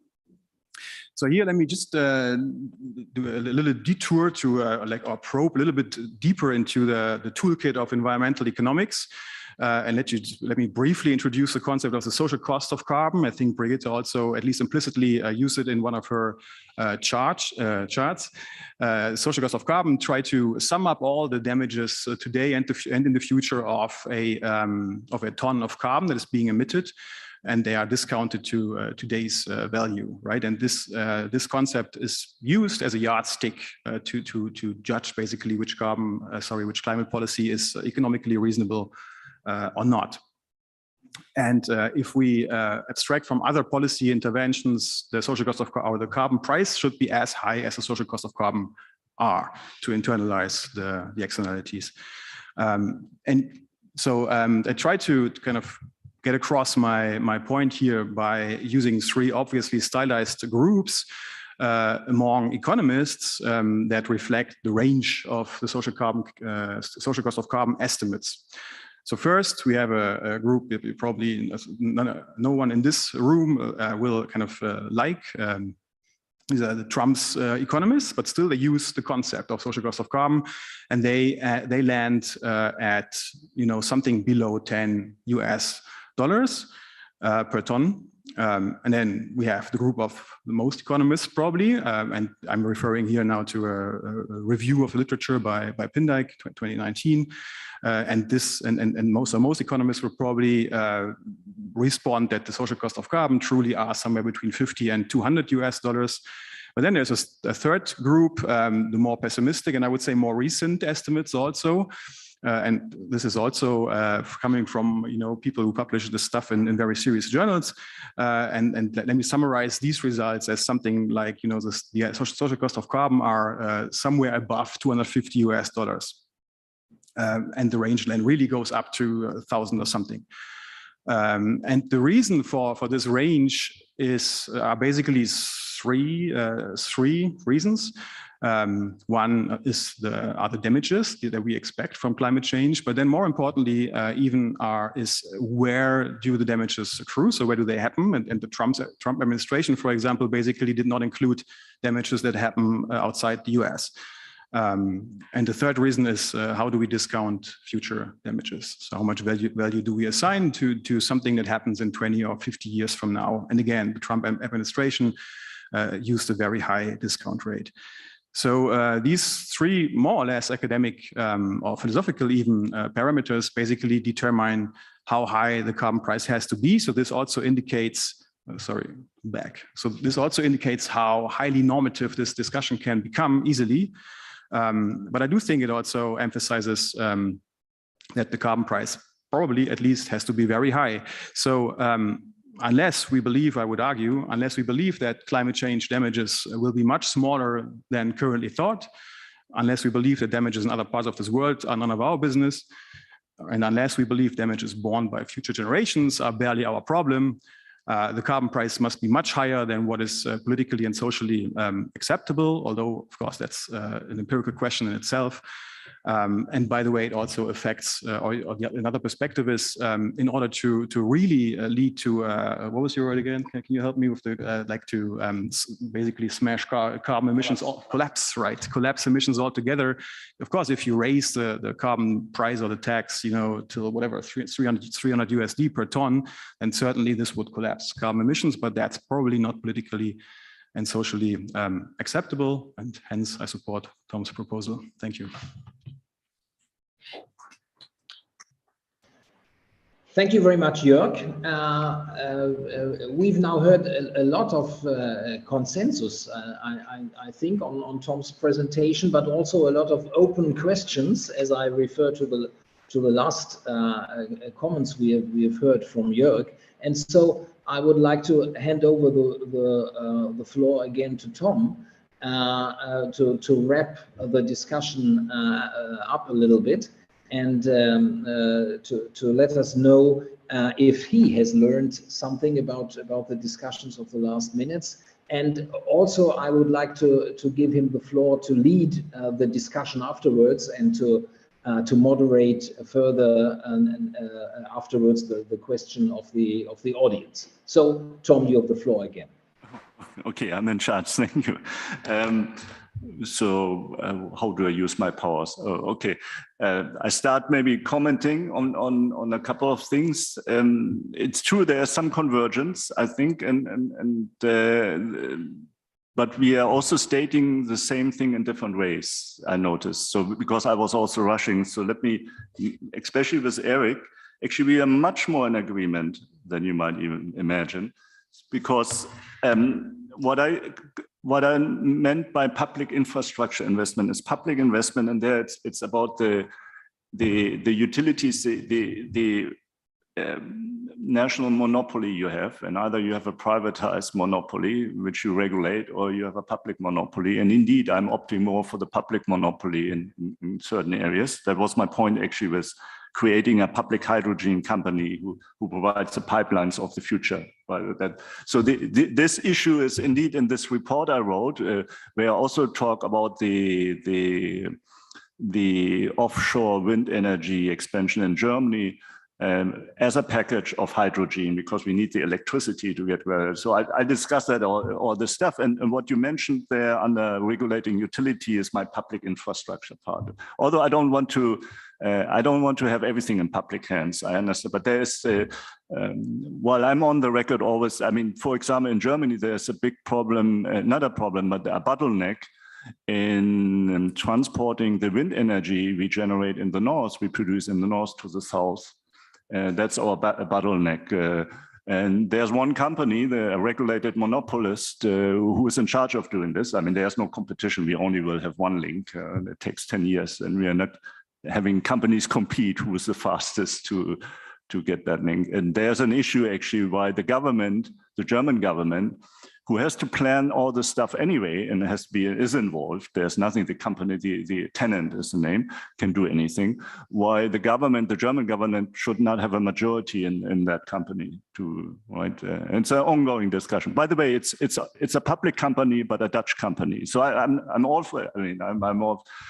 So we have strange situations like that. I mean, nothing against the company. It's well managed, sort of, but you can imagine that there's certain conflict of interests. I mean, that company has another parent company who has other objectives, of course. So, I mean, you don't need to be a conspiracy theorist to imagine a conflict of interest and that there's a gain for the German government to have a majority say. By the way, they want it, of course. So anyway, so first part, regulated monopoly, national monopoly, big issue, and that's the issue actually we should be full agreement. Second part, a very important point about carbon pricing you mentioned, and this is actually my industrial policy. The contracts for differences are the ones I also discussed in the report, and exactly that is my point of making it cheaper for the transforming industry to be producing in a clean way.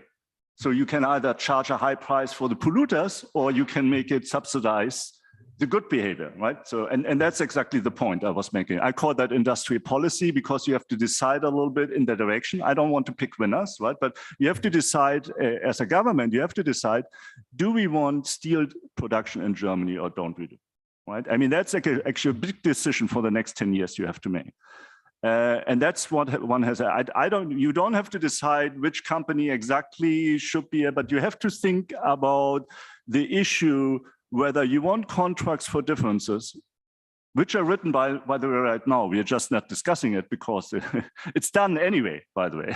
That's the funny thing. So we are handing out a lot of money right now, by the way, without discussing it.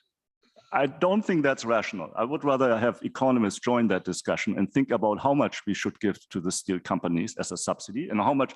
Of course, the contracts for differences are both. They reduce uncertainty, and that's definitely a win-win.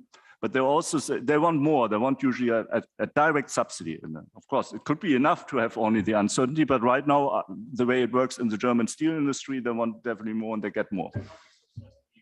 Yeah, but that's exactly the discussion we should have. Cost of capital. What part of the contract for difference is uncertainty reduction? What part is just money flowing? We don't have that. We can't have that discussion if we don't acknowledge the problem. So what I called industrial policy was actually that. Just to have I mean, I know very often industrial policy means something very different, but just to have a term, I used it there. Okay, so much agreement. So a little disagreement, not with Eric, but not fully. But I want to make two comments on the empirical evidence you presented. One on the carbon price, the 300 again, but which is related, of course, to what I just said. So the empirical comment is you also have a colleague who has, I think, also found a lot of empirical evidence that the carbon price, and this is repeating what Jörg just said, is very effective and changes behavior in many instances when people have to save. But when it's about making big investments, it seems there's a big range of carbon prices you can vary and nothing happens. And you can imagine, economic theory would tell you that if there's a fixed adjustment cost, which is huge, just by making it more costly to do business, as you know, but not giving the business, the company the opportunity really, or to help it, could very well mean or carbon leakage. It could lead to carbon leakage, etc. I mean, we know these things. So, and I think the way I read the empirical literature, and again, your colleague, what's his name at the Institute, has summarized it once, there are some who believe that for investment projects, for big investment by companies, carbon pricing is not very effective. Of course, other things. I mean, at least the price itself. Okay, so that was my reading of his. Unfortunately, I forgot his name. He's an Abteilungsleiter. What's his name? DG. Yeah. Anyway, it's maybe not. I will talk about it later. But again, but I think you could confirm probably, and this is what often also in the discussion of the empirical literature I'm missing a little bit. We have to distinguish at least, first of all, between the short one and the long one. The elasticities, the abilities to adjust are very different, and and we have to differentiate a little bit more when we talk about the evidence on carbon pricing having an effect on behavior.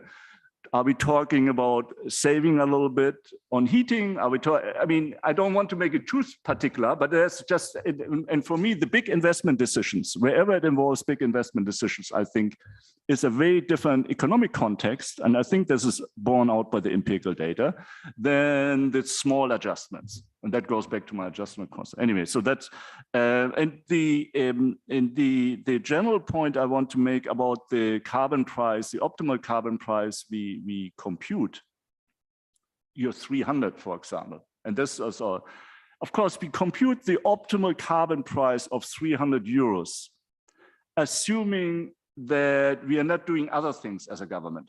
This is my point, meaning if I use a lot of contracts for differences, if I expand public infrastructure, public transportation massively, and if I subsidize public transportation massively, then I've also changed the relative price. It's a relative price.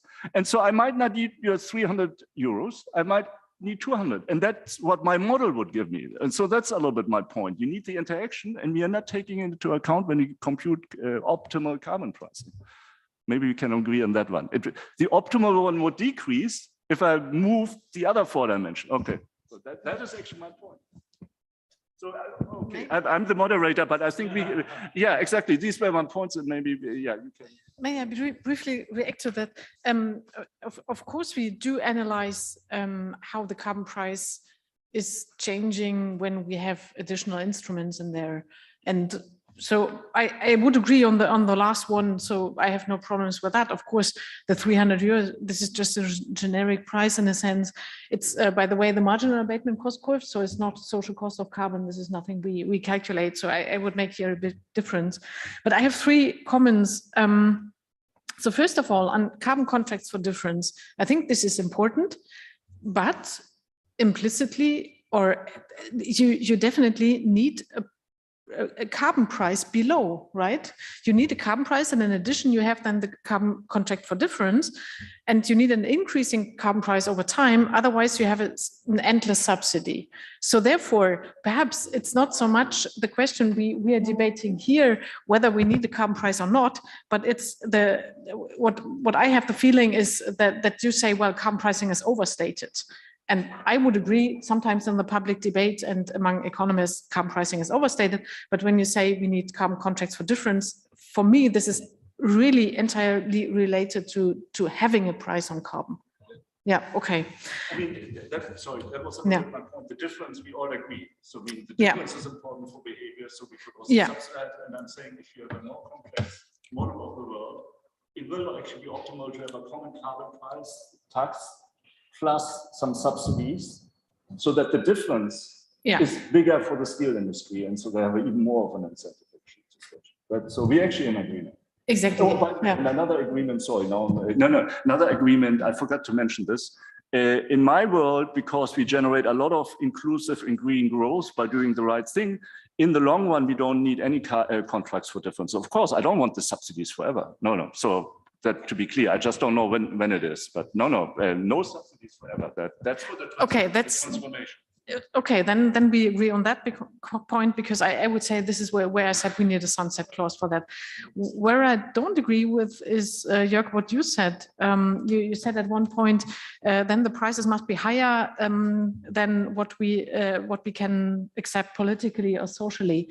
I was wondering, I mean, in one sense, I agree if the price is explicitly being seen, and then a price of 300 euros is beyond everything a policymaker can stand at the moment. But on the other hand, if we do it differently, we subsidize or we invest much more in different technologies to reduce capital costs and so on, the overall costs will not decrease, I would say. So therefore, we have an amount of costs. And in a sense, you're saying, well, the whole, or in the end, the transformation towards net zero is socially, politically probably not acceptable. So this is just,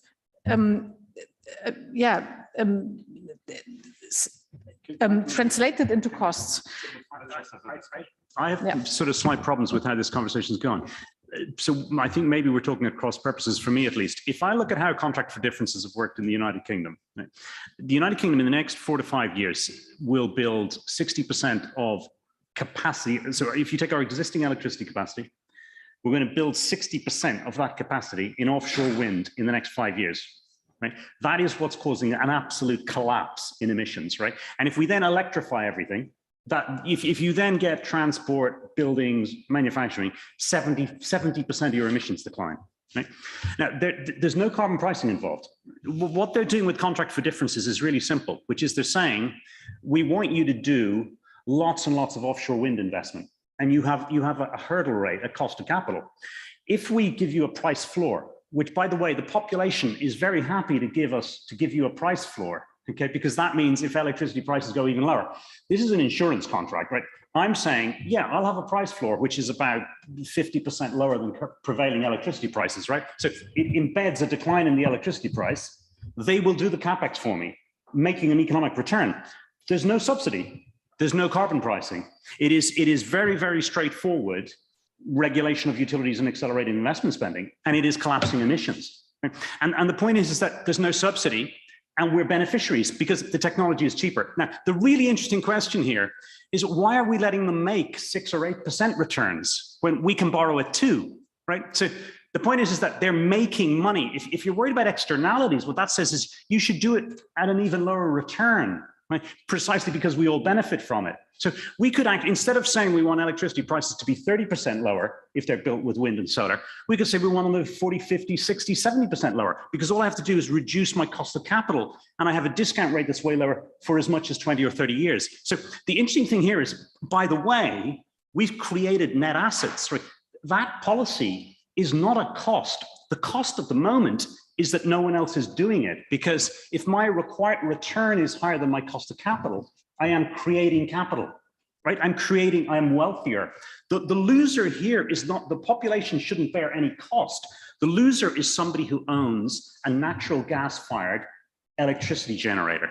And that happens to be about 0.001% of the population, right? You don't have to worry about them politically, okay? And they're not significant in terms of the market value of their assets. This is a tiny amount of the asset base owned by a tiny segment of the population. The rest of the population is wealthier. If we create that asset, we are wealthier. There are other things we may need to subsidize, but the big work is actually net asset creating. And in fact, that's a surplus that we could fund loads of other things. If you want to fund R&D in green steel, in hydrogen, you can make a huge surplus on electricity assets just by using your cost of capital, not a single tax. Just one question. I mean, somebody has to take the cost for this kind of insurance, right? No, because I'm an investor. I want price stability, and the provider of price stability also wants price stability. So it's an insurance contract where both preferences are improved. So in other words, what the household says, I don't mind if there's a floor. No. So nobody wins if prices go 80% lower. But the point is that I'm still lower electricity prices. So I'm the UK public. I'm very happy to have lower electricity prices, and I've had fixed prices. Well, in expected values, I mean, an insurance contract has zero pay. I mean, it's no cost. Yeah. It depends on your individual preferences, right? You've got different preferences. I know. What I benefit from the electricity price as a consumer. Yeah. You want stable. No, if it's a pure insurance contract, let me incorporate the audience. But that was my point. In reality, they have an insurance component, but and that's the reason why one has to discuss it. But there's at least the way currently contracts for differences, I think, are made written in Germany. There's a huge subsidy component as well. So let's discuss which one is which. And in the end. So that's how it works in practice. Okay, so let me bring in the audience. Yeah. Thank you very much. I have two questions. The first one to Tom. Your 5 dimensions are quite kind of like nationally focused. So I was wondering to what extent you would wish to have like some sort of international institutional mechanism to kind of facilitate a global transition. And the second question is to, well, anyone who wants to answer it basically. From some of my friends who are more in the like degrowth or post-growth camp, they say that even if we were to electrify everything, we wouldn't have the necessary resources to build the infrastructure that we need. So I was just wondering if you could give me your take on that. I'll take the first one and then pass on to Heather. So the first one, no, of course, it all has to be at least anyway for us and for Germany at the European level, and of course most people, the next step, and of course we have to also attack it globally. There are two answers why I wrote this paper first, only about Germany, because it's a first step. And as a macroeconomist, I'm used to reasoning in a very abstract way and from a very far distance without knowing that much. So I decided I want to know a little bit more about the details. And the more you want to know about the details, the more specific you have to be. So I decided to start with Germany, the one country, then I know a little bit more, and then to take the next steps. Of course, you want to do the especially the hydrogen strategy, by the way, would only work as a first step in Europe. Indeed, in that paper as a proposal, so that my pet project, to start now, creating a pipeline system for hydrogen, which transports green hydrogen produced in Spain via France to Germany, and from Germany to the east. So nice, one can draw nice pictures there. So that would be a pro-European project that's interesting. Now, if you want that to succeed, don't go only via the EU, of course. And it would have to be also be given a push by some country leaders first, right? That's how things work. That's how we got the European Recovery Fund. It was not the European Union who started it. It was a meeting of French and German leaders to decide, well, maybe we could agree on that. So that's sort of my practical answer. Start somewhere thinking about it, and of course everything has to be European first and then globally. But once you think about European politics, also keep in mind actually individual countries are still important in that process. Okay. And I pass on to the question to the second question about degrowth, or a little bit. How, or are we using up our resources too much? I guess it was a. Do we have the resources? Is there a way of green growth, or is that a nonsensical concept? I think he was referring to degrowth even, so that's the other camp there.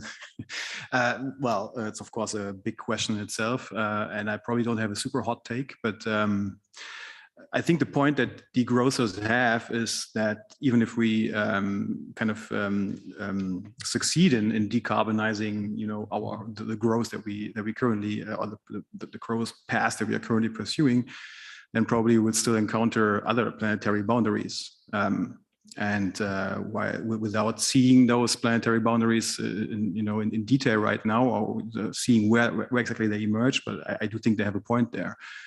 Although, of course, I think every welfare economist or welfare-oriented person should also be concerned about the implication of degrowth, obviously. So that will be my response to this question.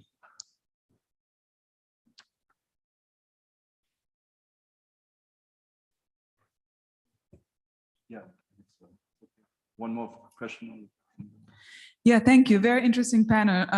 The contrast between shock therapy and positive incentives very much reminded me of the Chinese transformation, where the debate was all about whether one creates positive incentives or shock therapy. And we know how it ended, and that it was a very deep transformation.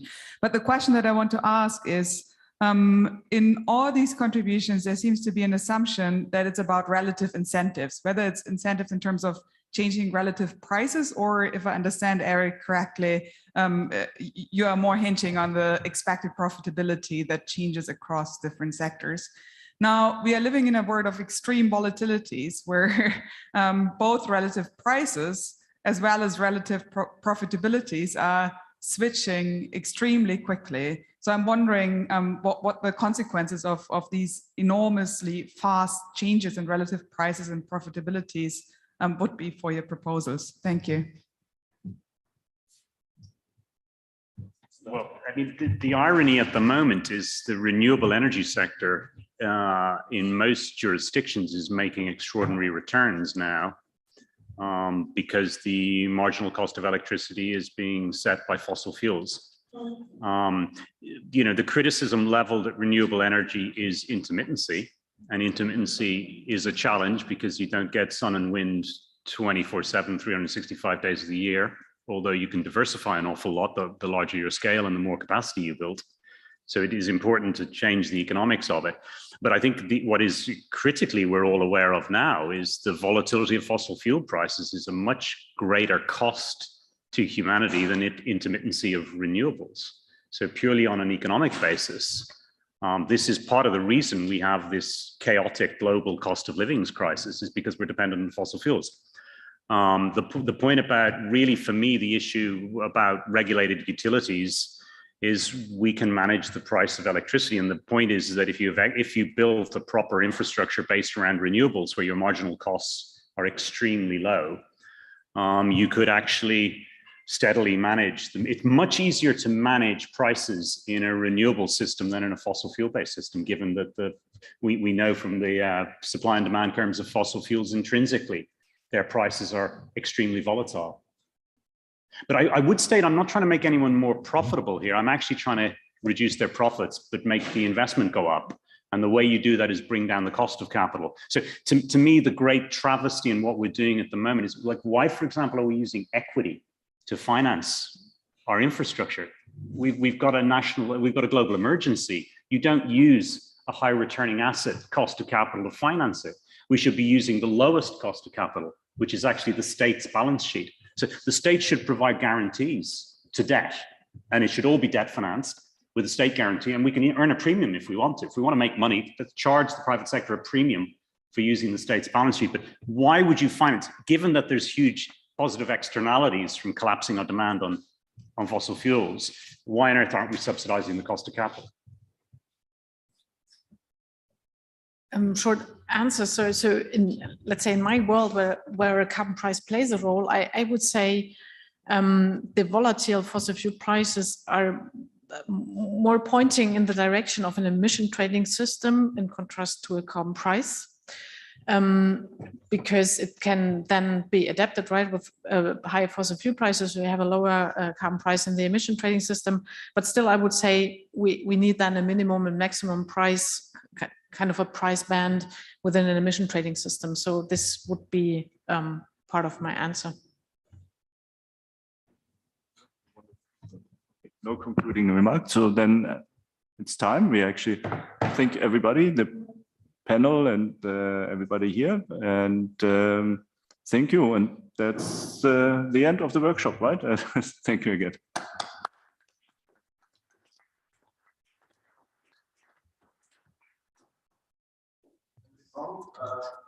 Oh, sorry. Just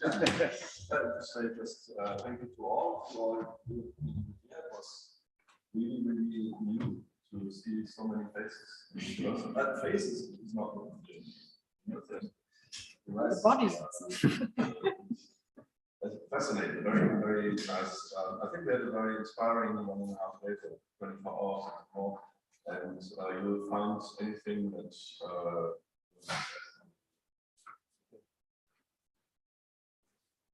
so you will find anything that has been said during all the time on our website quite soon. So you can review anything what you wanted to see or what you didn't see. We are planning for the next workshop in early October around good jobs. We will focus on this on a German-American perspective. We've already Danny Roderick who will join, and Jutta Almendinger has accepted. So very happy, looking forward to that. And on the role of the state, I think we will continue to work, and that will be a topic at that time again. If you want to have a last coffee or something to leave, please do, and see you next time. Thank you very much.